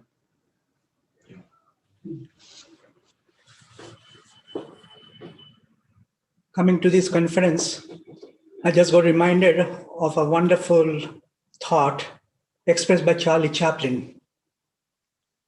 He said, life laughs at you when you are unhappy. Life smiles at you when you are happy. And life salutes you when you make others happy. This apparently is one of the thoughts of this conference where I'm supposed to speak on the subject of humanity, power, and spirituality. Many of us here would be well aware of this particular poem, which you have learned, I guess, and recited umpteen times from our school days. And this particular poem more or less captures the spirit of this congregation, where so many of the speakers who have demonstrated in their own lives the understanding of both humanity and spirituality together. Abu Ben Hadem, may his tribe increase. I'll try to speak of this poem, not exactly. I might change it here and there for the short time that I have to speak about my topic. Abu Ben Hadem, may his tribe increase, awoke one night from a deep dream of peace and saw in his room an angel writing in a book of gold. Abu Ben Hadem asked him, "What is it that you are writing?" And the presence in the room replied, "The names of those who love the Lord." Abu Ben Hadem asked, "Is my name one?" "Nay, not so." Then Abu Ben Hadem, God knows what got into him, he asked, "Then put my name down as one who loves his fellow men." He did so. The spirit, the presence in the room did so and left. But he returned the next night, and showed him the names whom the love of God had blessed. And lo, Ben Hadem's name led all the rest. 1894, Swami Sri Yukteswar Ji, who happened to be the guru of Paramahansa Yogananda, was moving through the grounds of Kumbh Mela in Allahabad. He apparently had the same kind of thought, reflecting over the particular scenario that he was encountering with so many people, so much crowd, so much noise in that area. He thought to himself whether the people, the scientists who are carrying out such great research for the humanity, locked up in their rooms, are they not better loved by the divine? The thought came to him. Whether they are dedicating their lives to such for the welfare of humanity, are they not spiritual? That kind of thought emerged in his consciousness. Around that time, he met a great servant, great master in the Kumbh Mela, Mahavatar Babaji, who apparently understood the thought that passed through Swami Sri Yukteswar Ji's mind. And he said, the time has come when the spirituality of India and the materiality with which the West is so rich will be in exchange. And India has a good part to play, and even Swami Sri Yukteswar Ji had a good part to play in it. He said, flood-like thoughts, these thoughts of other men, great men come from the West to him, who are awaiting to be awakened. Years later, a young lad met Swami Yukteswar Ji, very much exactly as Mahavatar Babaji had mentioned that lad would meet him. And Swami Sri Yukteswar Ji trained him and sent him to the West with that immortal message of India, of the yoga science. And that was Paramahansa Yogananda, who carried that eternal message of truth, of that power, the potency of that yoga science, which, as Babaji had said, will help people understand the deeper thing and on the foundation thereof, understand his beliefs in the West. Paramahansa Yogananda writes in his autobiography of a yogi about his early years in Master's Hermitage. In the early years, he said that he had come with certain notions about the chela or a spiritual aspirant need not really concern himself so much about so many duties, mundane duties, etc. But this thought was soon removed under the wonderful training, rigorous training of his guru, Swami Sri Yukteswar Ji. Swami Sri Yukteswar Ji one day said to him, "Those who are too good for this world are already adorning another." He said, "So long as you breathe the free air of this earth, you are duty bound, obligated to serve the people. Only those who have attained the breathless state are freed of this necessity." And he added, Swami Yukteswar Ji, "I'll not fail to let you know when you have attained that state of perfection." That state of perfection that Swami Yukteswar Ji speaks about, what could that be, that high state of perfection? Many of us here among the audience and others would be well aware of the famous text Mandukya Karika by Gaurapad. He happened to be the Param Guru of Adi Shankaracharya.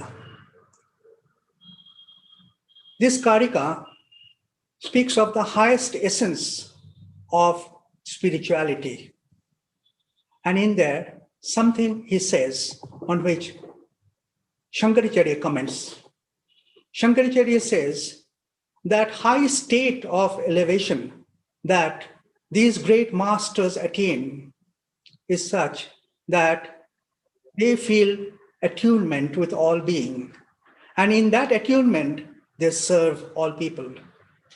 Even the gods fail to understand, fail to follow in the strides of these men who apparently fly like birds, leaving no track behind. That means even those great spiritual souls embrace this concept of humanity, which becomes a part of their beings.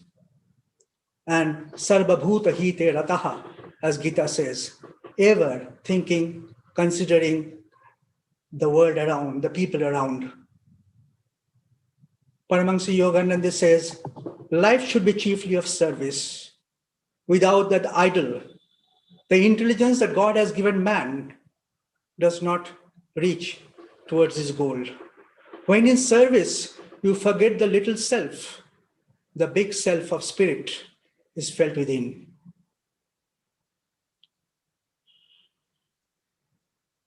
But there is a confusion that often comes, as it did to Arjuna. When Krishna spoke to him and said about that high state of experiences that one has in spirituality, soon after he follows it up, saying that one should fight the battle of his life. Arjuna was in dilemma. He wondered, how is it? Asking a boy to come and sit down and study, and at the same time asking him to go and play. How does he do both the things at the same time? Quite a dilemma indeed. Jaisichet karmanaste mata buddhir janardana tatkin karmani ghore mangniyo jaisi keshava vyamisreniyo vakyena buddhing mohasi iyo me tadekam vada nishchitya yena sreyo aham apnuyam. You're confusing me, Lord, with this kind of statement. If you consider Jayasichet, if you consider it's greater, Karmanasya mata buddhir janardana. If wisdom is greater than work, why do you engage me in this horrendous activity of war? Commenting on this, Paramahansa Yoganandaji says that to attain the highest state of consciousness, there are certain rungs along the way, whether it be social, whether it be moral, religious, or meditation. They're all spiritual activities leading to that goal.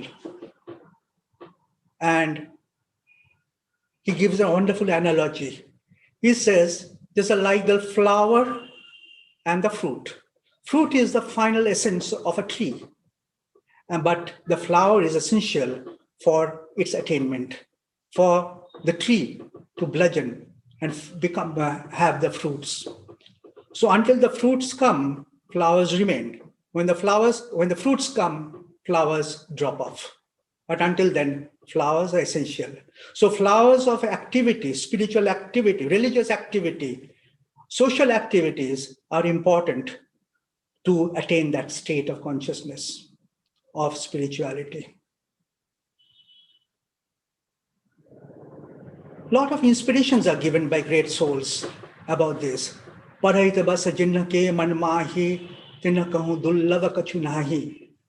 this world, there's nothing left to be attained by those who are all the time thinking of the welfare of others. Paropokarang yeshang jagarti ridaye satam nashyantu vipadusteshang.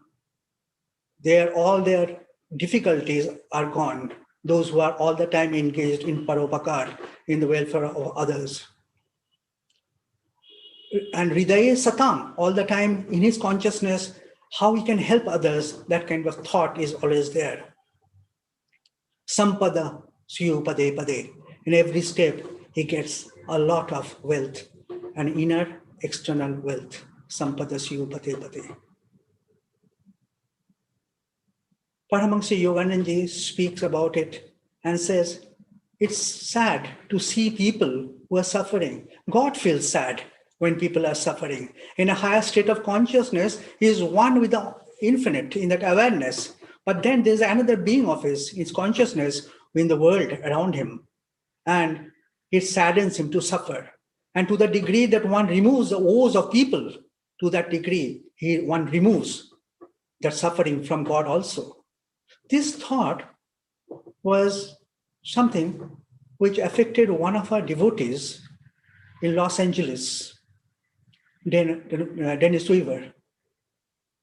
And he reflected on it and he said, it struck me like a ton of bricks.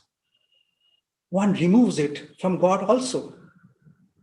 Is that not an incentive enough to serve humanity, serve the people? He started an organization, Life. Love in feeding everybody. And 150,000 people every week were fed by him. Those who were malnourished, needing food, even in a place like Los Angeles County, where he lived and served. And for years together, that mission continued, feeding so many people every day, every week, so to say. He said, he was so much drawn to Paramahansa Yoganandaji's teachings.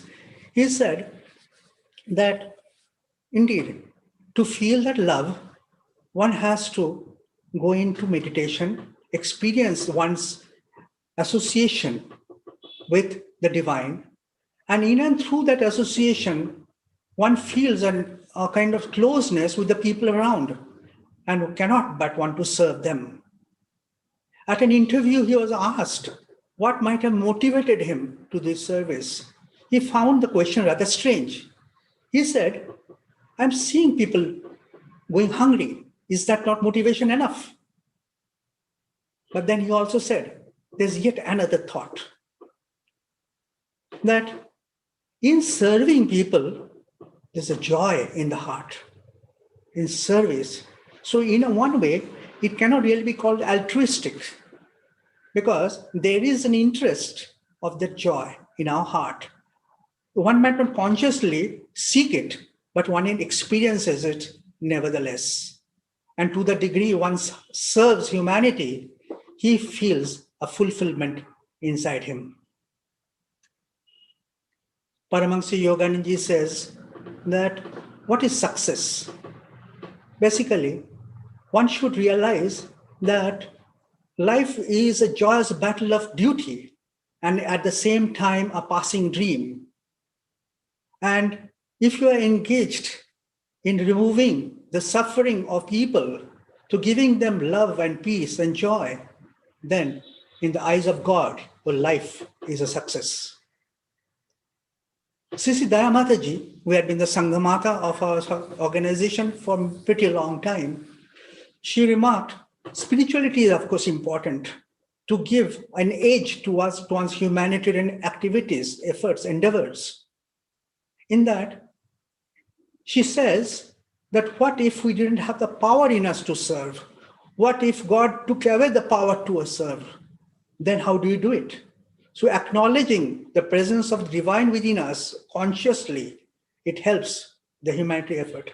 Not only that, one might serve humanity. Often it might be that you are serving somebody who is trying to do harm to another. You might have done something, you might have healed him, but he continues in his bad ways. But if a person who is a healer, he himself understands his spirituality and does good, he himself is good, then he transmits that goodness into the healed one. And therefore, in a way, he helps humanity in a higher status, in a way that people continue to do good and people to get transformed.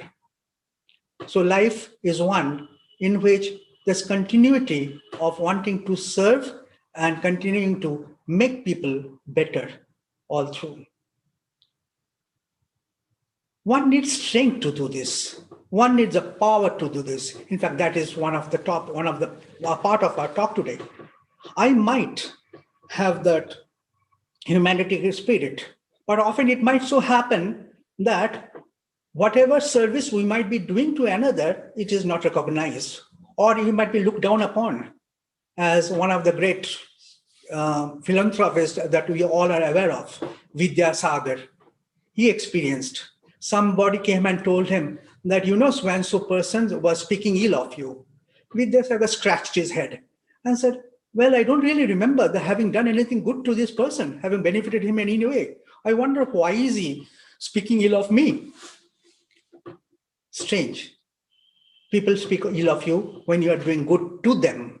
People might discourage you, and one might feel little off in one's wanting to serve people.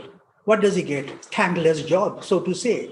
How does one go over it? Humility.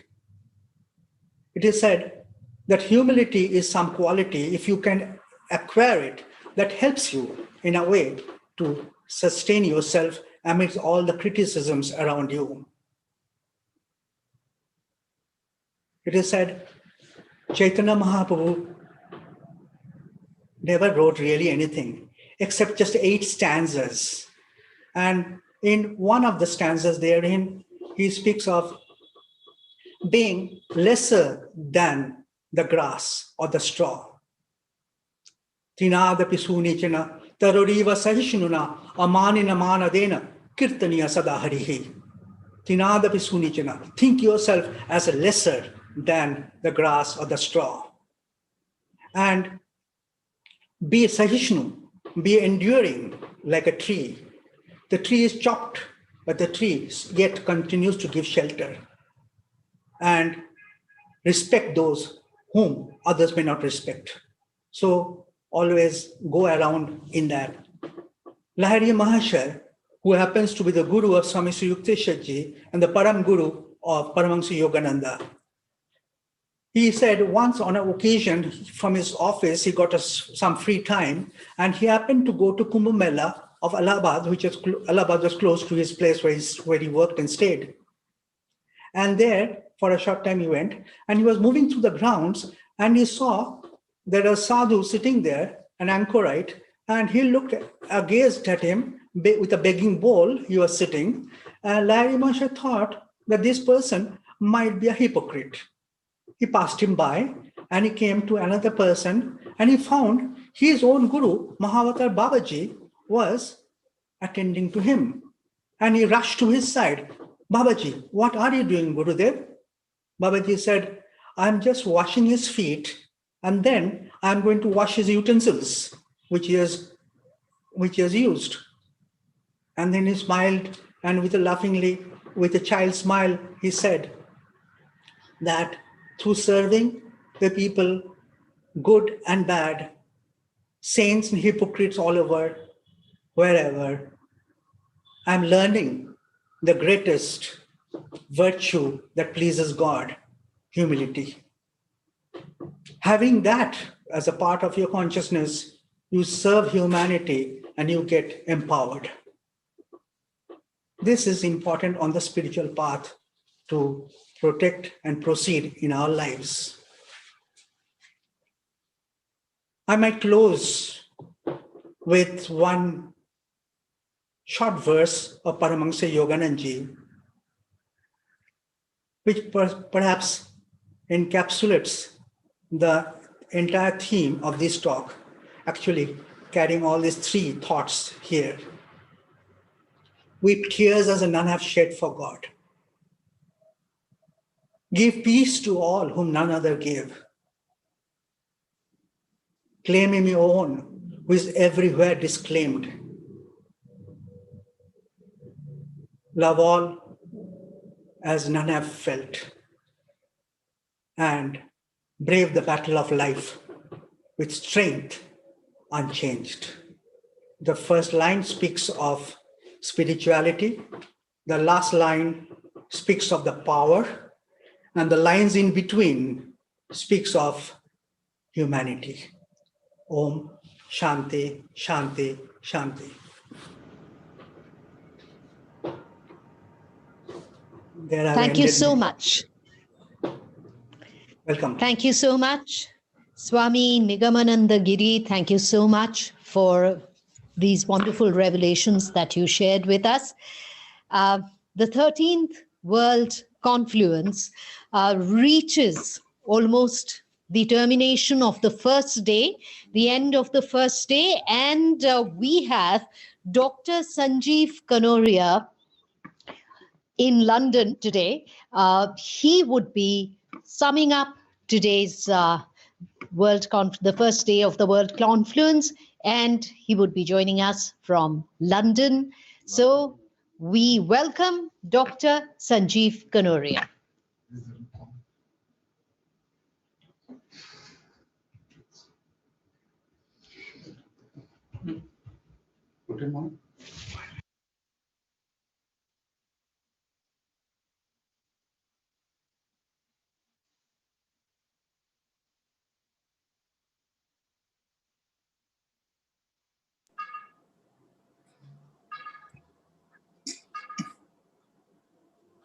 Hello. Are you able to hear me?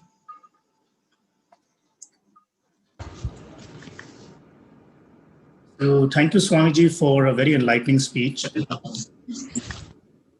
for clarifying the purpose of life. It was very interesting to see how great saints and great souls have always focused on humility and service to mankind. I sometimes approach life with a contrarian view.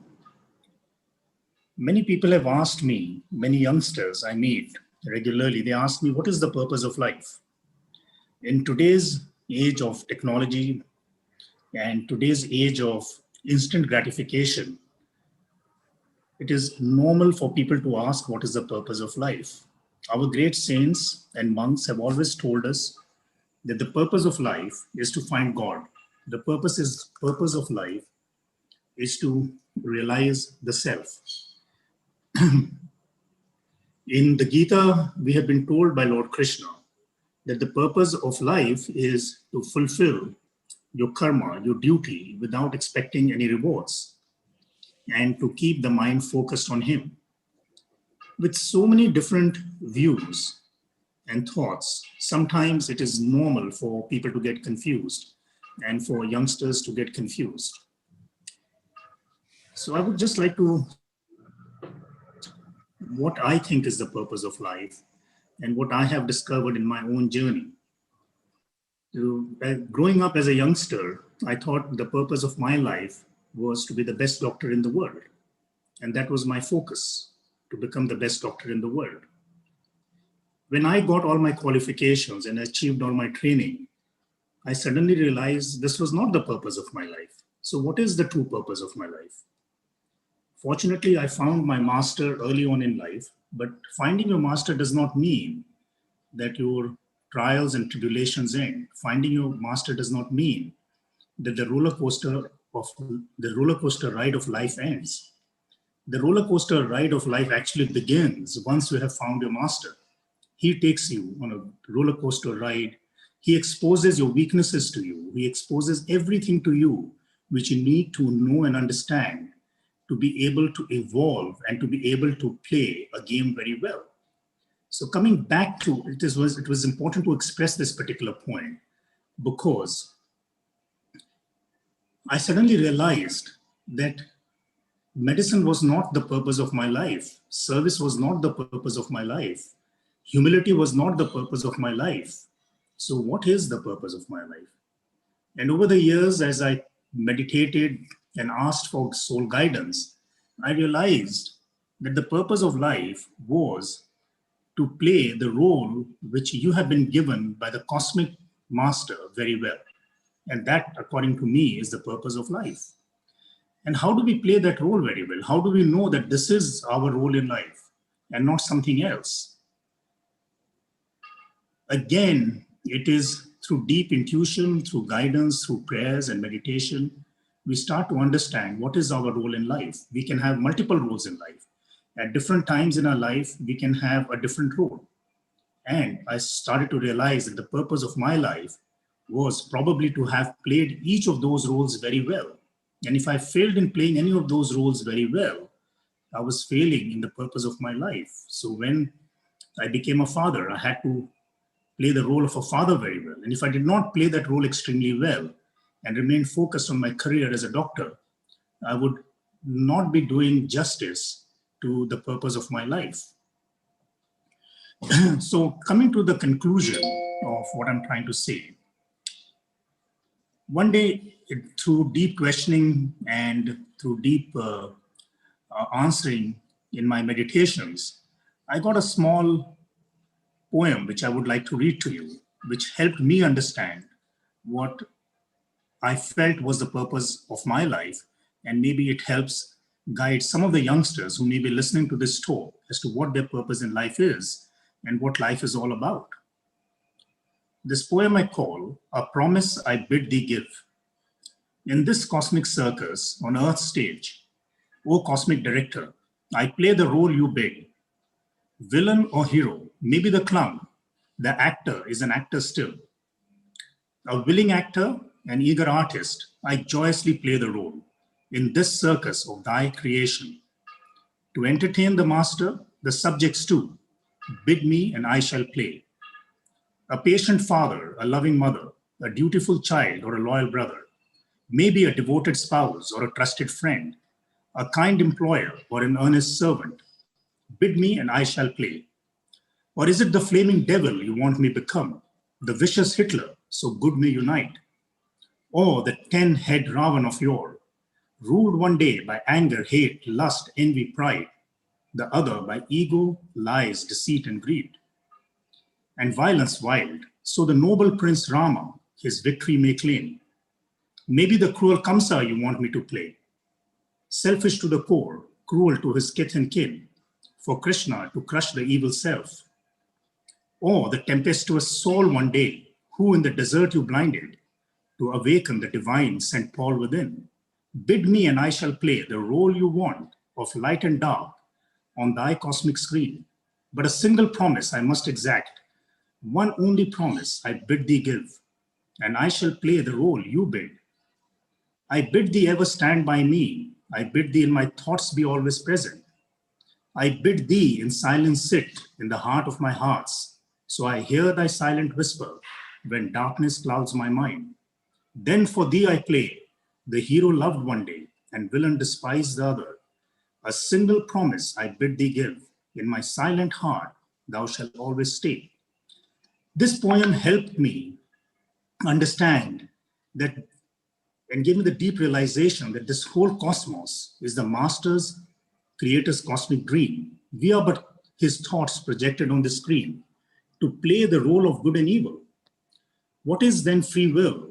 What is the real purpose of life? How much free will and choices do we really have? Is it a narrow remit or a wide one? When we are directed to play the role of evil, can we then play that role of evil with his thought in our minds? Knowing we are playing a role, or do we get so steeped in the role that we forget the director? So if you think about Ravan, Ravan was a villain, but he always had Lord, the God, in his mind because he knew he was playing a role. So even though he had Sita in his kingdom for so many years, he never touched her. He always threatened, but never touched her. So he knew that his role had to be played properly and well. But when you look at Kamsa, because we have now come into the descending age of Dwapar Yuga, his mind had changed. He started to become the real villain and move away from the role that God had given him. So, dear friends, what I would like to say that this whole universe is the master's cosmic game. The real purpose of at least my life is to try to play the game which he assigns to me, or the role that he assigns to me very well. But if we keep his thought in our minds, then we will not overstep our role, and we will do what the role he. So thank you very much for listening to me. Thank you so much, Dr. Sanjeev Kanoria. Thank you for sharing the lovely poem. And of course, this wonderful philosophy is, we share an empathy with the philosophy that you have. Let's say this is so unique, it must be absolutely your own device. Thank you once again. And with that, we come to the end of the first day of the 13th edition of the World Confluence of Spirituality, Humanity, Spirituality, and Power. And tomorrow we start sharp at 3 Indian Standard Time, 3 p.m. For our viewers, you have the same link. So do join in thousands as you did today. And for the speakers, of course, we would be sending out a different link. But for the viewers, the link remains the same. Hope to see you all at 3 p.m. tomorrow. Have a wonderful time and do join us tomorrow at this very important event.